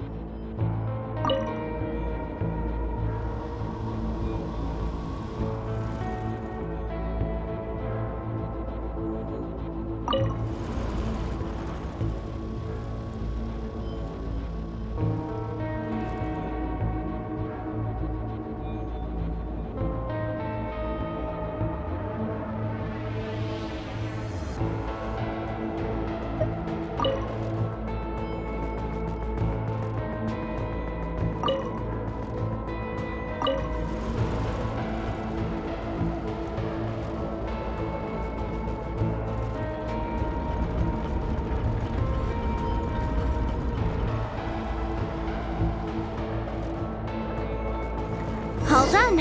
Let's keep moving.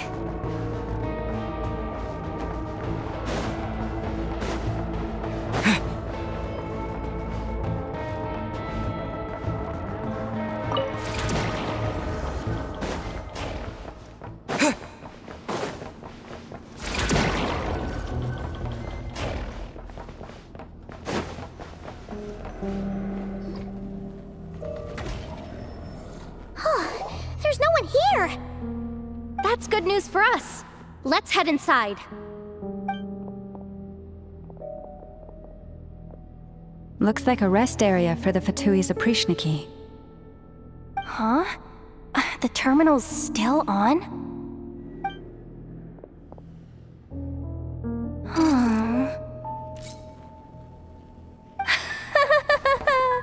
Looks like that good news is now half good news, half bad news. What do you mean? Well, it seems like that alarm I just triggered was so high level that even the guards in the rest area went to investigate. That's the good news, by the way. And what's the bad news? The bad news is that once they realize it was a false alarm, they're bound to circle back and check this floor. And then we're toast. So we've got to move fast here. If you need me to run a quick search, say the word.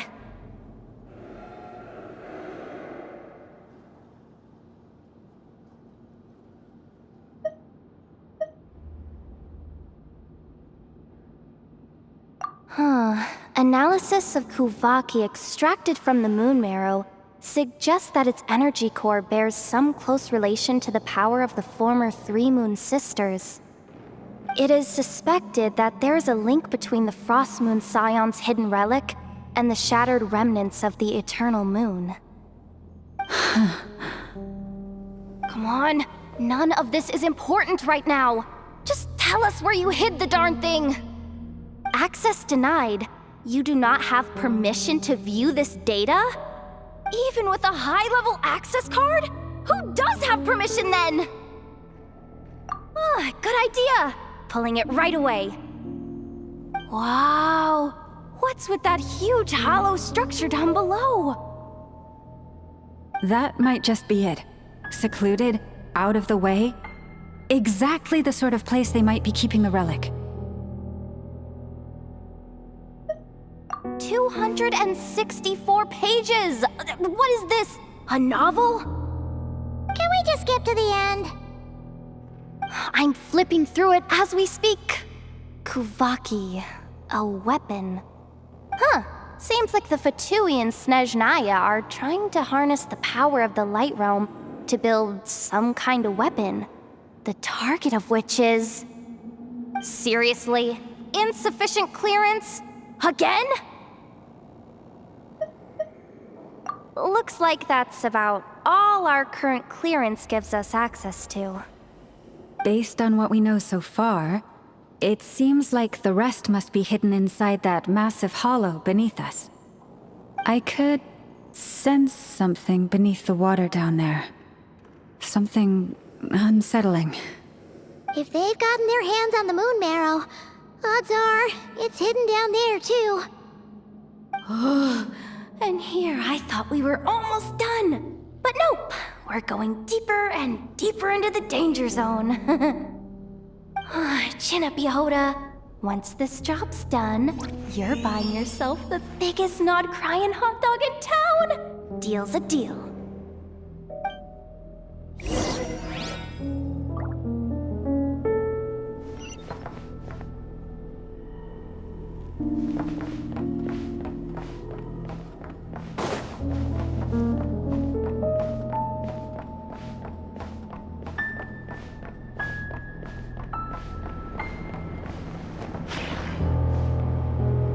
Watch out for that defense bot! Ah! It's aiming right at us! You'll have to use Kovaki to deflect its attacks back the way they came! Leave this place.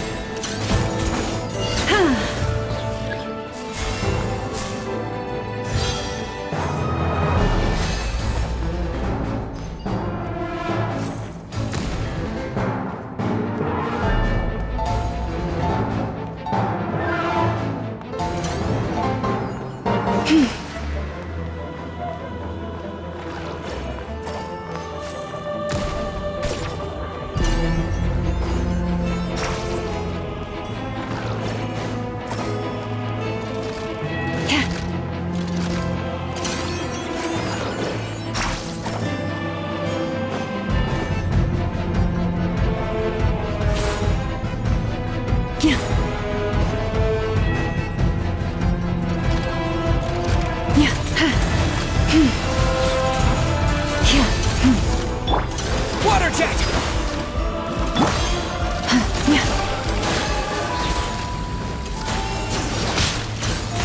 Forest, protect us.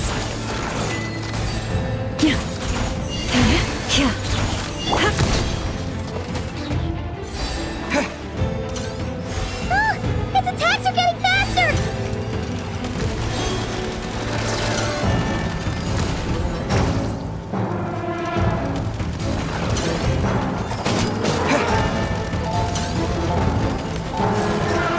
Almost there! We're almost there!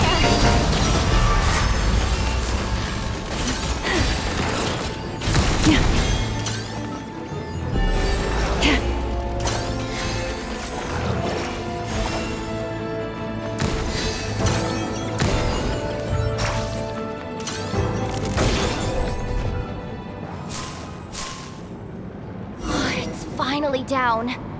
Quick, let's hurry down to the lower level before we're spotted.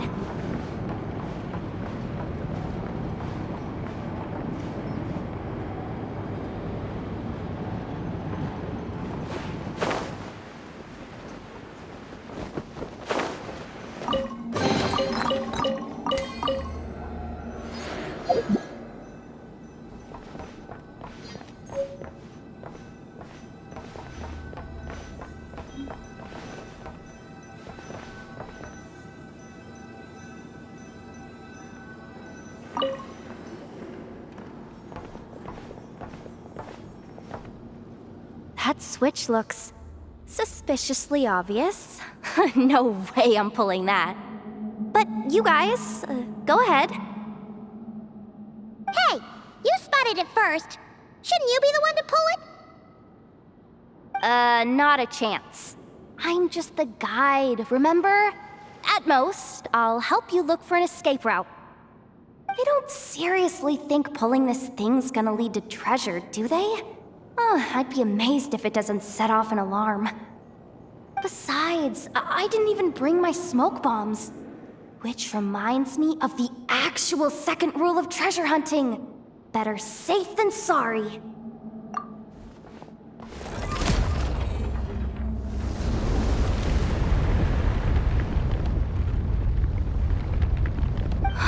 The ground, it's shaking!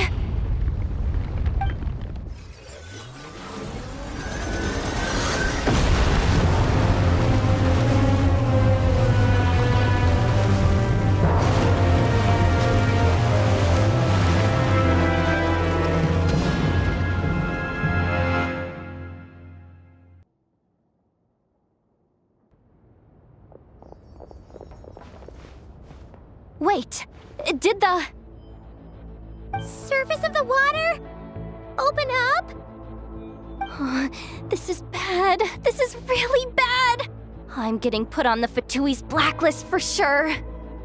Don't worry, Yehoda. You've helped us so much. If they try anything, we'll protect you. Aww. Come on, I was just kidding. I'm tough, okay? Just haven't had the chance to show off my fighting skills yet. Me, afraid of the Fatui? Ugh, not a chance. I suspect the relic is hidden down below. Yehoda, your commission ends here. I am truly grateful for everything you've done for us. You don't need to put yourself in any further danger. Oh, I'm coming with you. This has nothing to do with the commission or the danger or whatever. This has already gotten way out of hand, so I'm coming too. End of story. Ah, she's blushing. Hey, zip it. Why'd you keep staring? Oh, you looking for a knuckle sandwich or what? Oh, come on, move it already.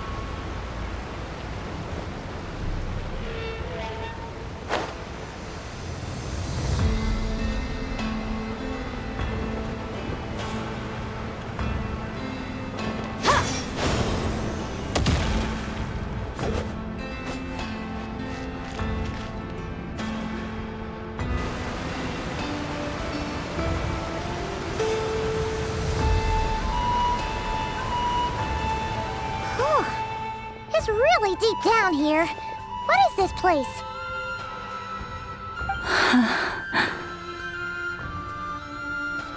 We're standing on another fragment of the ancient moon's remnants. So this was the source of the Kuvaki I sensed earlier. Wait, what? So the Fatui had it hidden underwater this whole time? This gigantic thing? Yehoda, you've been kind of quiet since we got down here. What? Me? Have I? It's nothing. Really. We're doomed. How are we even supposed to get back up from here? Oh, my grappling hook's not nearly long enough. And if someone spots us here after all that commotion, we'll be sitting ducks.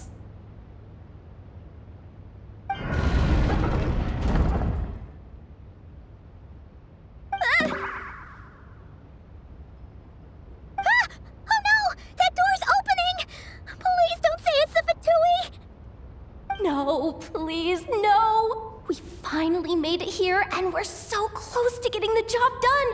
I didn't risk my neck just to die before I've even had a chance to spend my reward!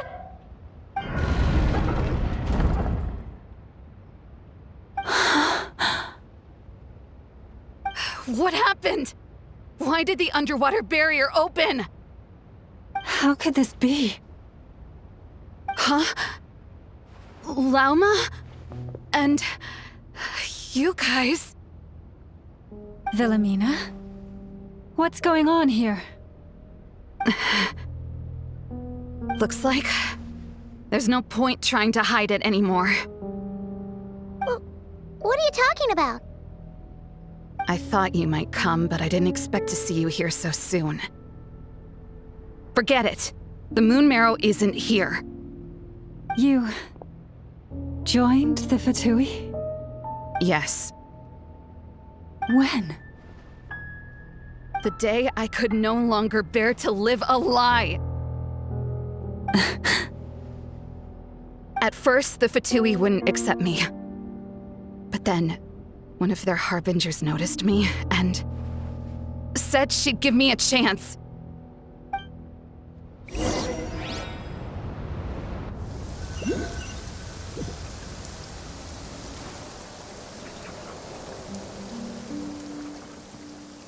Ugh. Lost them again. That harbinger told me to follow the blonde traveler who might visit the Frostmoon Scions. Easier said than done, though. The animals are on alert at night. If they see me, Llama will catch wind of what I'm doing sooner or later. Am I really doing the right thing? No. It's too late to turn back now. The empty prayers, the stubborn displays of faith like Cappy's today. This isn't the life I want. Huh? Is that? The Traveler's back. I won't let him slip away this time. Wait, who's that with him?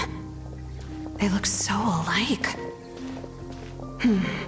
They seem to be heading towards the statue of Kutar.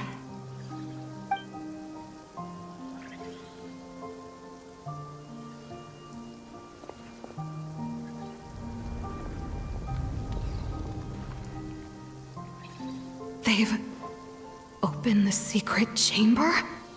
But wasn't it meant to be sealed? Wait a second. The Moon Marrow! Surely they're not after the Moon Marrow. I'd better go report this straight to... Hold on. If they do actually make it to the final room, then maybe I'll be able to get my hands on the relic. The one thing the Fatui have been after this whole time. If someone's going to take it, it might as well be me. This could be my ticket to joining them.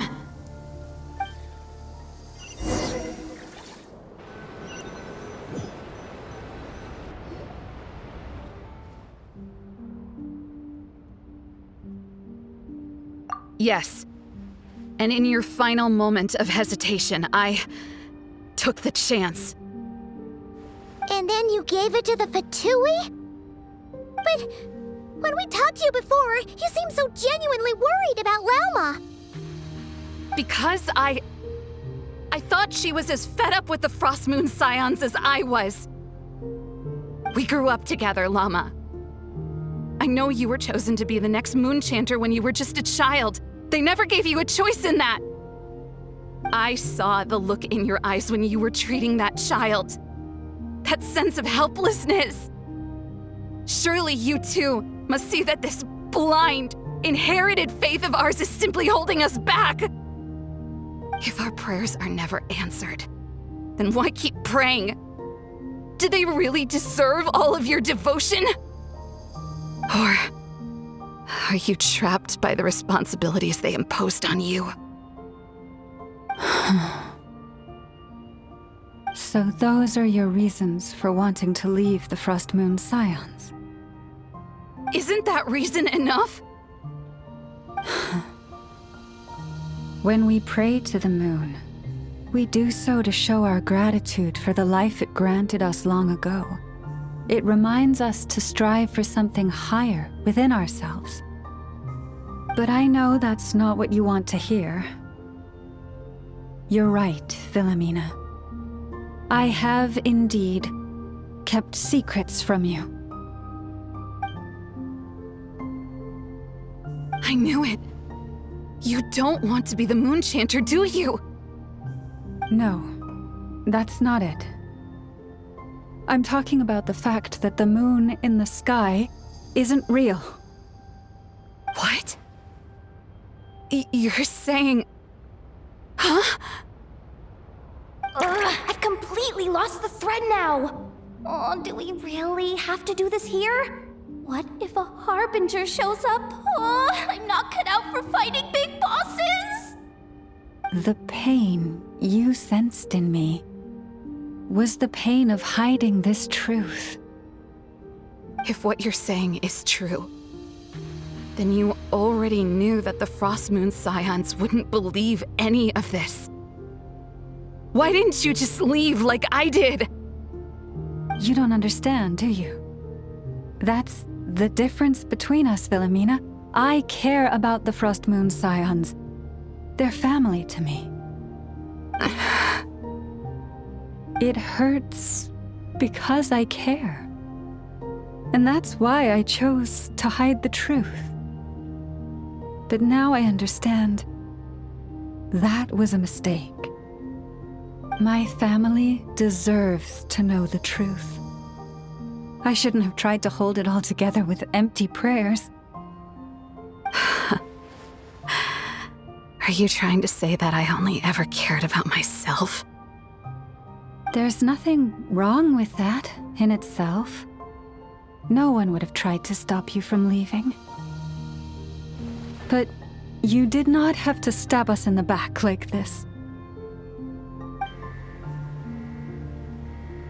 We've been spotted! I knew it. I just knew it. Oh, what now? If a Harbinger shows up, I'm out of here. No darned relic is worth dying over. Looks like I misjudged you, Llama. I didn't think you had it in you to stand up to your fate. Turns out, you are a great moon chanter after all. But you were right about one thing. I haven't considered Hisi Island my home for a long time now. Bosses, time to go. I will change the Frost Moon Scions, Wilhelmina, as soon as the new moon rises. Then I guess I won't be around to see it. Say, Lauma, what happens to those who betray the Frost Moon Scions? May their antlers be shorn with silver blades, and let them be cast into the long night of unknowing.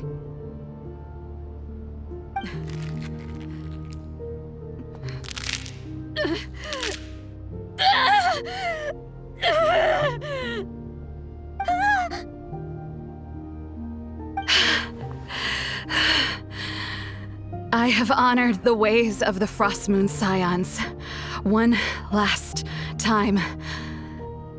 Think of it as a gesture of respect, Llama. There they are!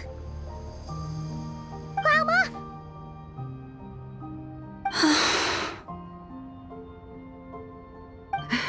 Marionette has the moon marrow. She went to Star Sand Shoal. Don't flatter yourself now. I'm not trying to atone. I just don't believe you'll actually be able to change them.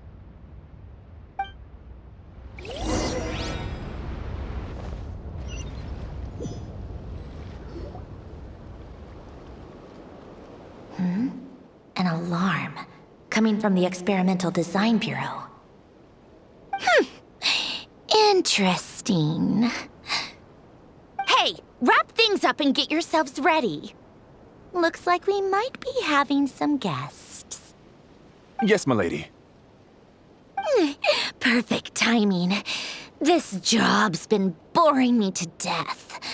Time to test some hypotheses.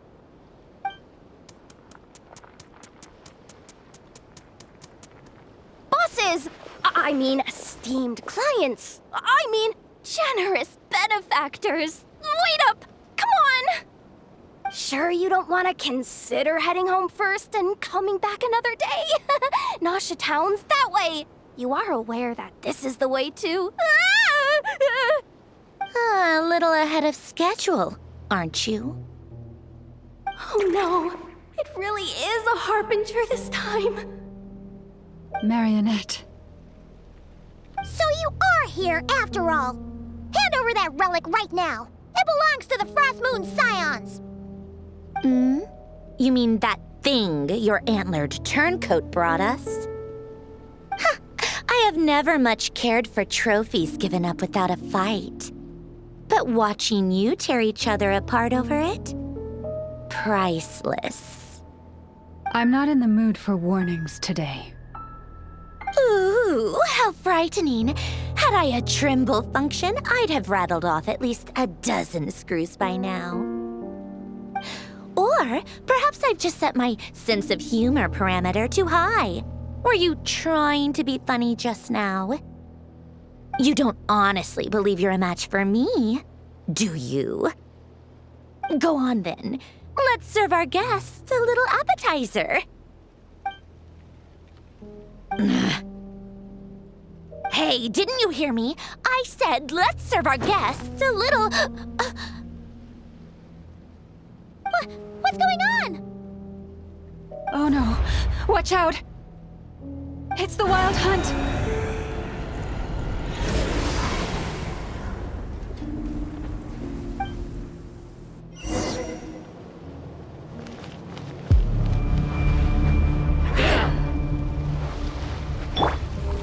A little amuse-bouche!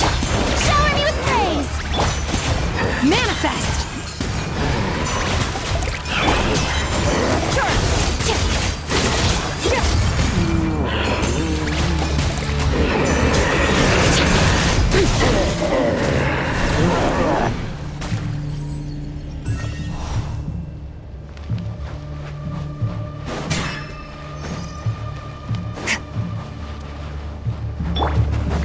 Off to the freezer! Strike a pose! Take your true form! Extinguish!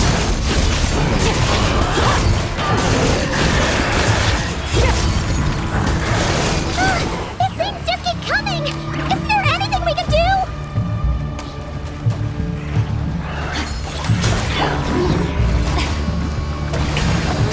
Let the world collide! A little amuse-bouche! A burst of flavor! My will embodied! Cryo-incarnate! My will.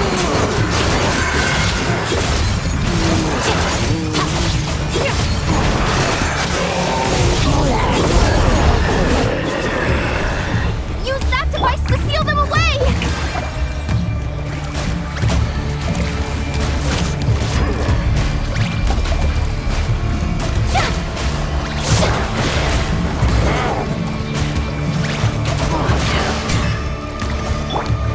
Off to the freezer!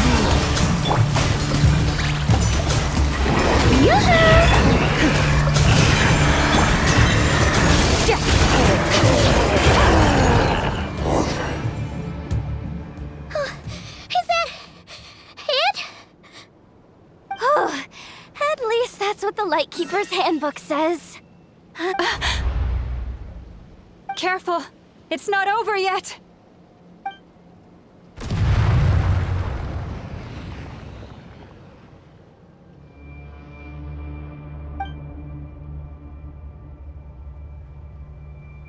Paimon!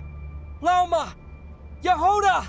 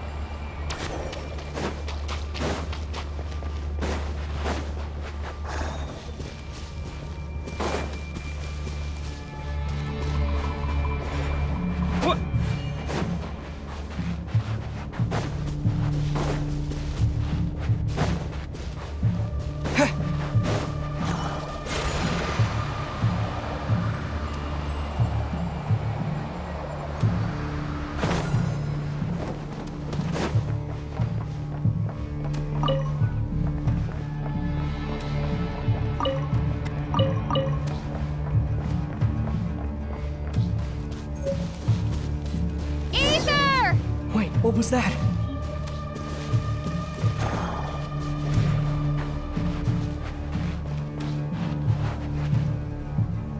Ether! Over here! Lumine! Quick, grab my hand.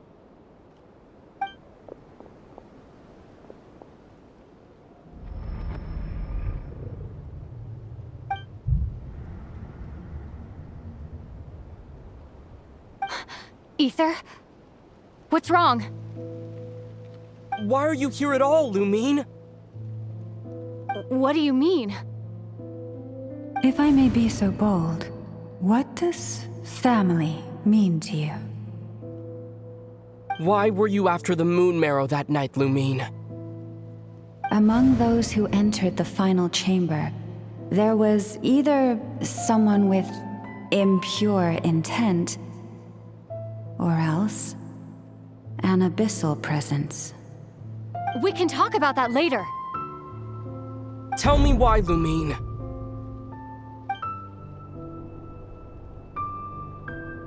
You know, this is only the second time we fought together since the day we both woke up in Teyvat. No. Ether? But when I found you, you were still in hibernation. Even the key to the chamber was still secure on your person. We didn't wake up together. What are you talking about? We don't have time for this, Ether. Look at me, Ether. Don't you want to explore this world with me?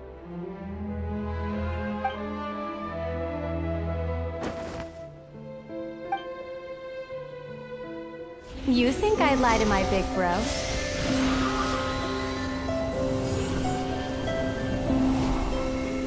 What a letdown.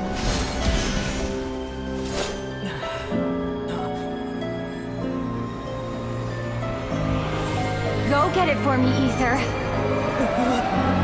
It belongs to me. I never believed it. I didn't want to believe it. That strange feeling that something was off. I wanted it to be real so badly, even if it only lasted a moment. But you're not my sister! Moon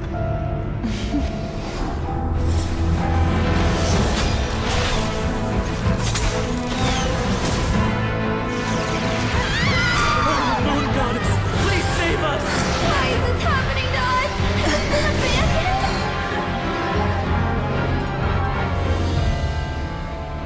The cold night should be our blessing, yet only confusion and sorrow remain. The truth may yet lie beyond the sky, but must we become lost because of it? Standing before you, as a scion of Hyperborea and the Frost Moon's emissary, I say this.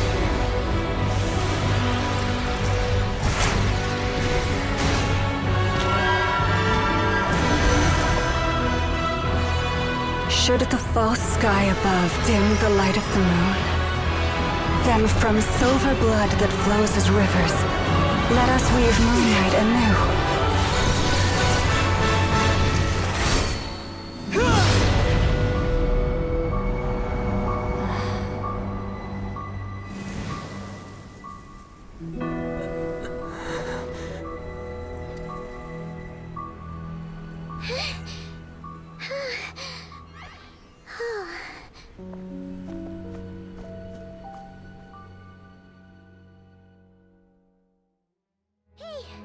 Is everyone okay?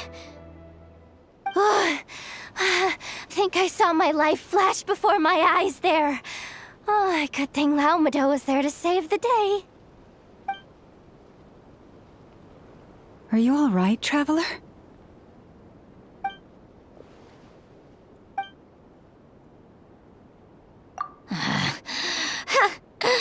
Well, that took you long enough. Seriously, how many of you are there? Pathetic. Oh no. Oh, I spoke too soon. Totally forgot we still have a Harbinger to deal with.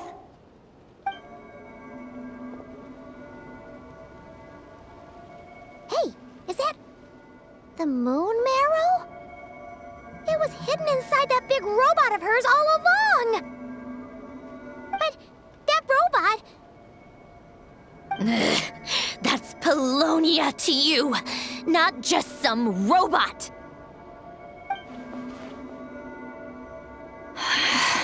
Take it and get lost.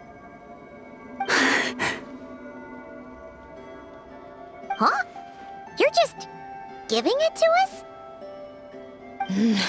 Well, I wasn't the one who put out the order to find this thing in the first place. So if someone wants it, they can help themselves. Maybe even choke on it. See if I care.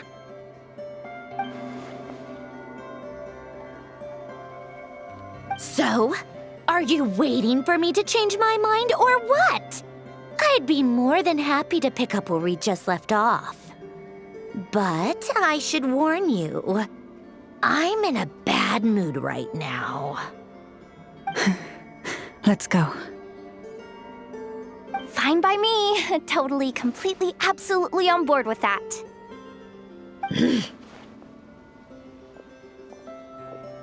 It's finally over. If that doesn't make the most thrilling commission of the year, I don't know what will.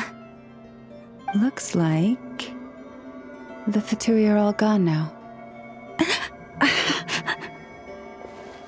Lelma?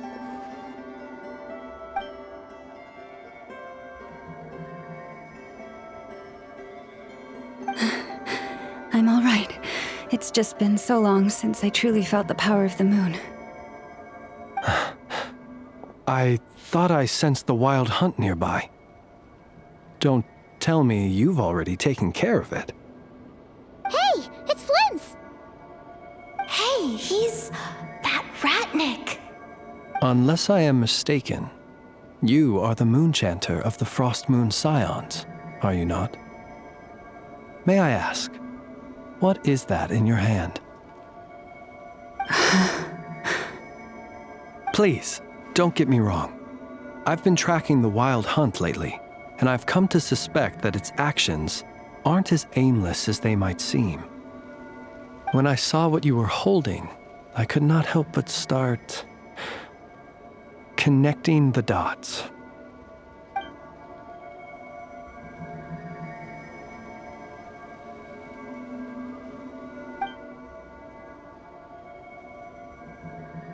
You better be extra careful, Flint. It seems like the Wild Hunt is capable of impersonating people now. Oh, is that so? Funny that. I just showed up completely out of the blue, yet you seem to have no problems trusting me.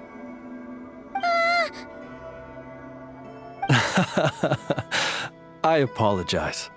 I shouldn't be making jokes like that right now. Anyway, I understand. Thank you for the tip-off. It seems that the Wild Hunt has somehow changed in nature. I'll have to report this to HQ right away. For now, let us part ways here.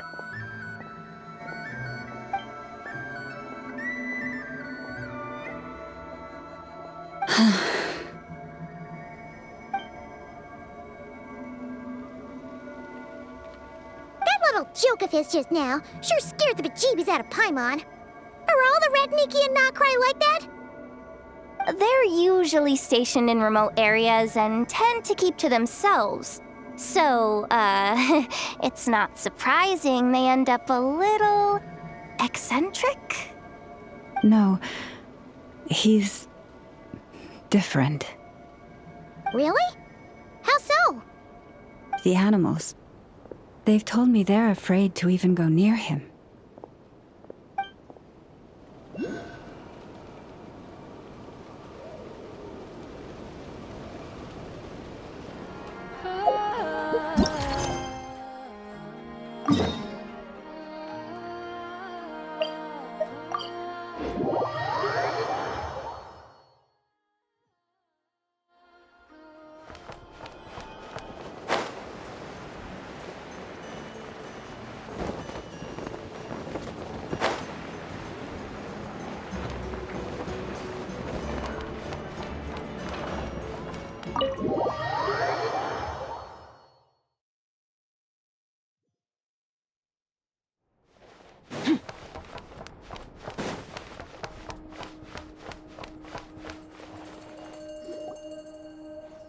Oh, you're back.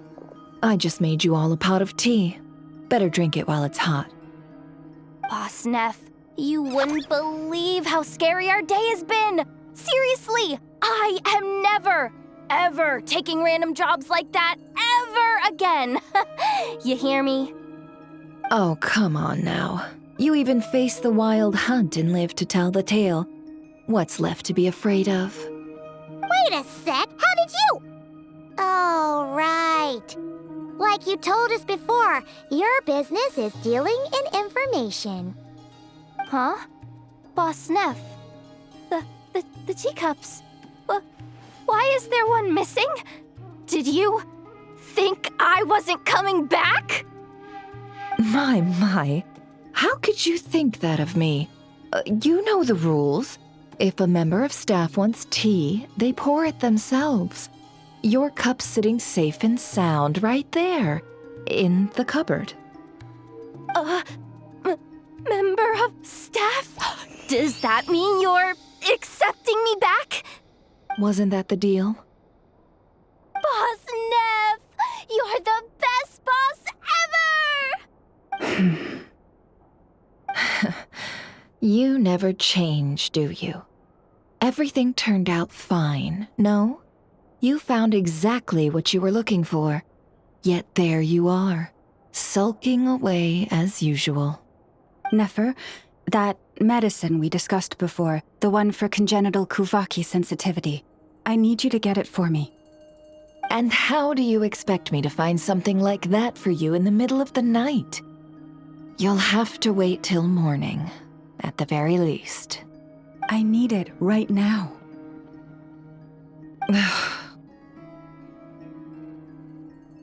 All right. I'll see what I can do. But you know urgent means extra charge, right? Thank you.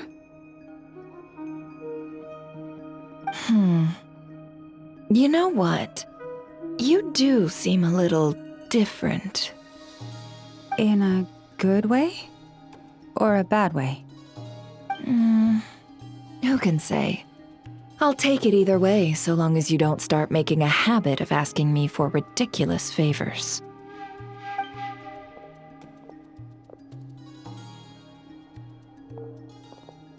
Traveler, Paimon, a lot has happened these past few days. I don't know what I would have done without you. Hey, don't mention it. That's what we're here for.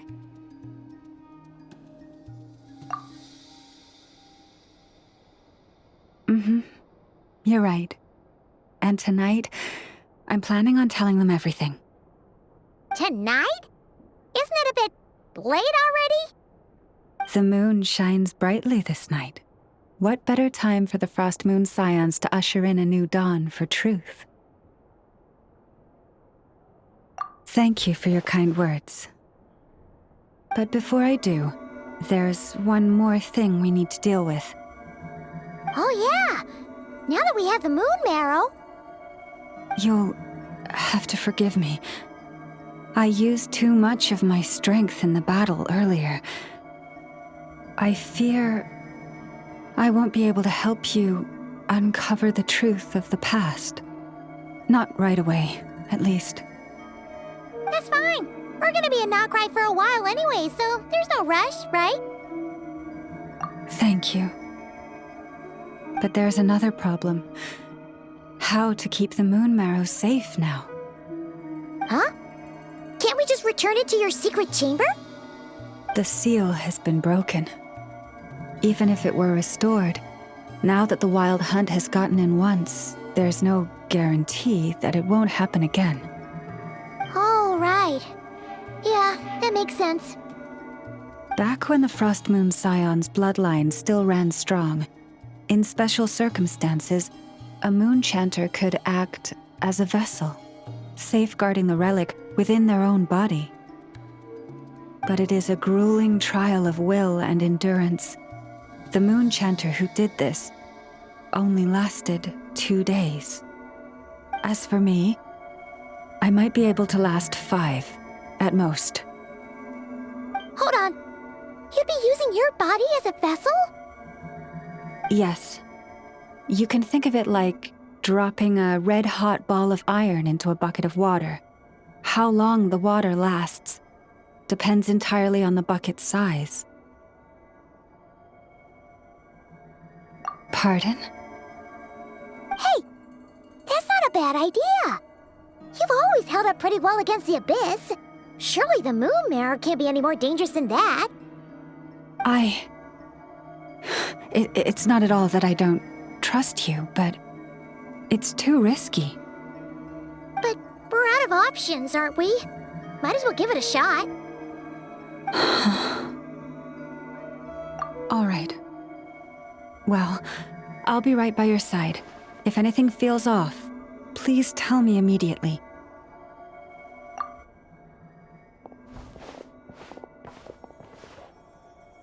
Here, hold it in your hands. Feel its power. Imagine you're a lake, a cluster of stars. Let the moon become a part of you. Whoa! It went into your body! How is that? Are you feeling any discomfort?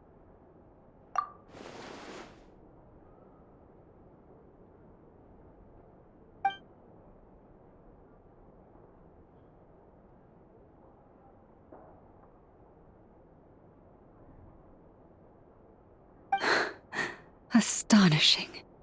Not even the slightest hint of lingering fluctuations. It's as if all that power just sank to the bottom of the ocean. Well, looks like we won't have to worry about the wild hunt catching its scent now. Phew! Paimon knew you have special abilities, but still, you never fail to amaze. Hmm? Did I miss something just now? Yes, and it was nothing short of a miracle. Not something I'd be interested in then. Anyway, here's the medicine you asked for. This is all I've got for today. I'll have someone send the rest over when we have it. Thank you, Nefer. I really appreciate everything you've done for me. Please stop being so nauseatingly friendly. It's creeping me out. So, what exactly did you all go through during that wild hunt attack? I'd prefer to hear it straight from you.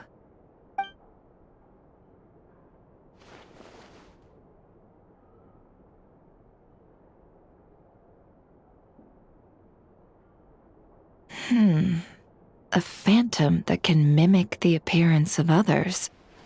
Quite different from what we've seen before. Yeah, and both times it appeared, its goal was pretty clear. It seems like it was after the moon marrow.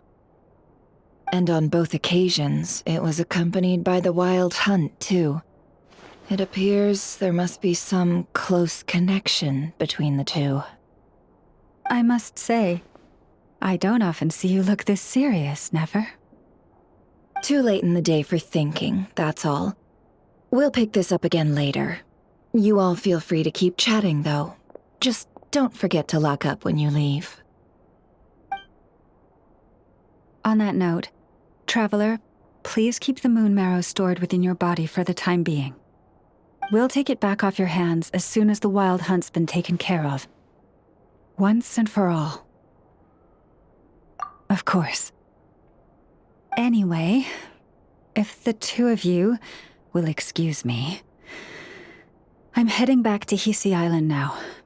It's time I came clean with the Frost Moon Scions.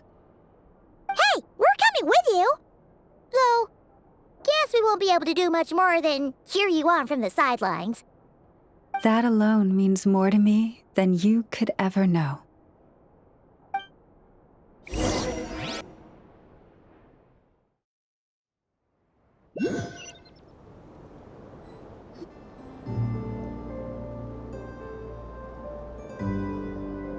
What's going on? I'm not sure. It seems like the Moon Chanter has something important to tell us. I heard the relic's already been retrieved. That's our Lady Lauma, all right.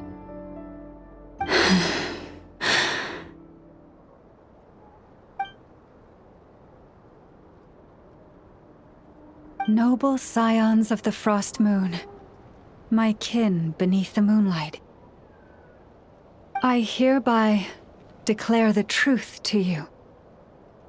Long have our ancestors looked up to the Frost, guided by her serene light.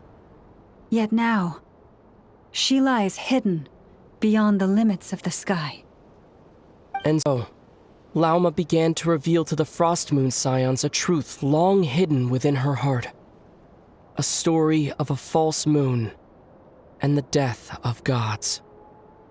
Kutar was indeed born of the moon, but that does not give us the right to reap without sowing, nor clothe ourselves without the toil of weaving.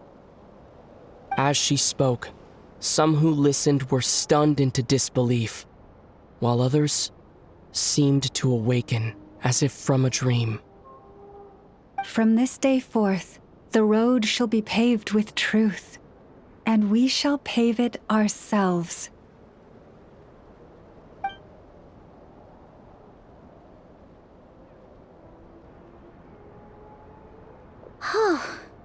After everything Lauma said last night, Paimon wonders how everyone's adjusting. Still, judging by their reactions at the time, it didn't seem as intense as Paimon might have imagined. Says a lot about how much trust she commands, huh? Hey look! It's Lauma! Welcome, both of you. The animals were most lively this morning. They told me of your coming. Nothing too dramatic happened, did it? No one took it so hard that they went on a binge-eating rampage and ended up cleaning up the whole pantry? Or something? Hey! Paimon's just trying to lighten the mood. Thank you for your concern. Change doesn't happen overnight, and new ideas need time to take root. But nothing as extreme as that has happened, no. Although... although what? Well, just as I thought might happen, some have chosen to leave the Frost Moon Scions for good. For them, losing their faith was like losing their home. Confusion, frustration, helplessness. I saw it all, reflected in their eyes. Oh. I respect their choice. May they carry the Frost Moon Scion's blessings far and wide, should they be willing to do so. If we meet again someday, perhaps we will be able to sit together and share stories once more. Others sought me out afterward, though, and thanked me profusely for sharing the truth with our people. They said they used to see me as distant, even somewhat unapproachable, whereas now I seemed much closer to them. Like a friend, or even a family member. Sounds like a win overall! Paimon thinks you did the right thing, Lauma. Thank you. Though, I wanted to ask, do I really come across as distant? Well, maybe just a little. To people who don't know you, you are kind of tall, especially if you consider the antlers. I see. That's a bit of a hard one. My antlers tend to grow under the moonlight, so I can't quite help it. It brings me comfort to hear you say that. By the way, how has your body been adjusting to the moon marrow? I'm glad to hear it. I've also suggested to Nefer that we meet within the next few days. We need to figure out how to counter this new manifestation of the Wild Hunt. But for now, let's just relax. I want to enjoy this feeling a little longer, of finally living on the bright side of the moon.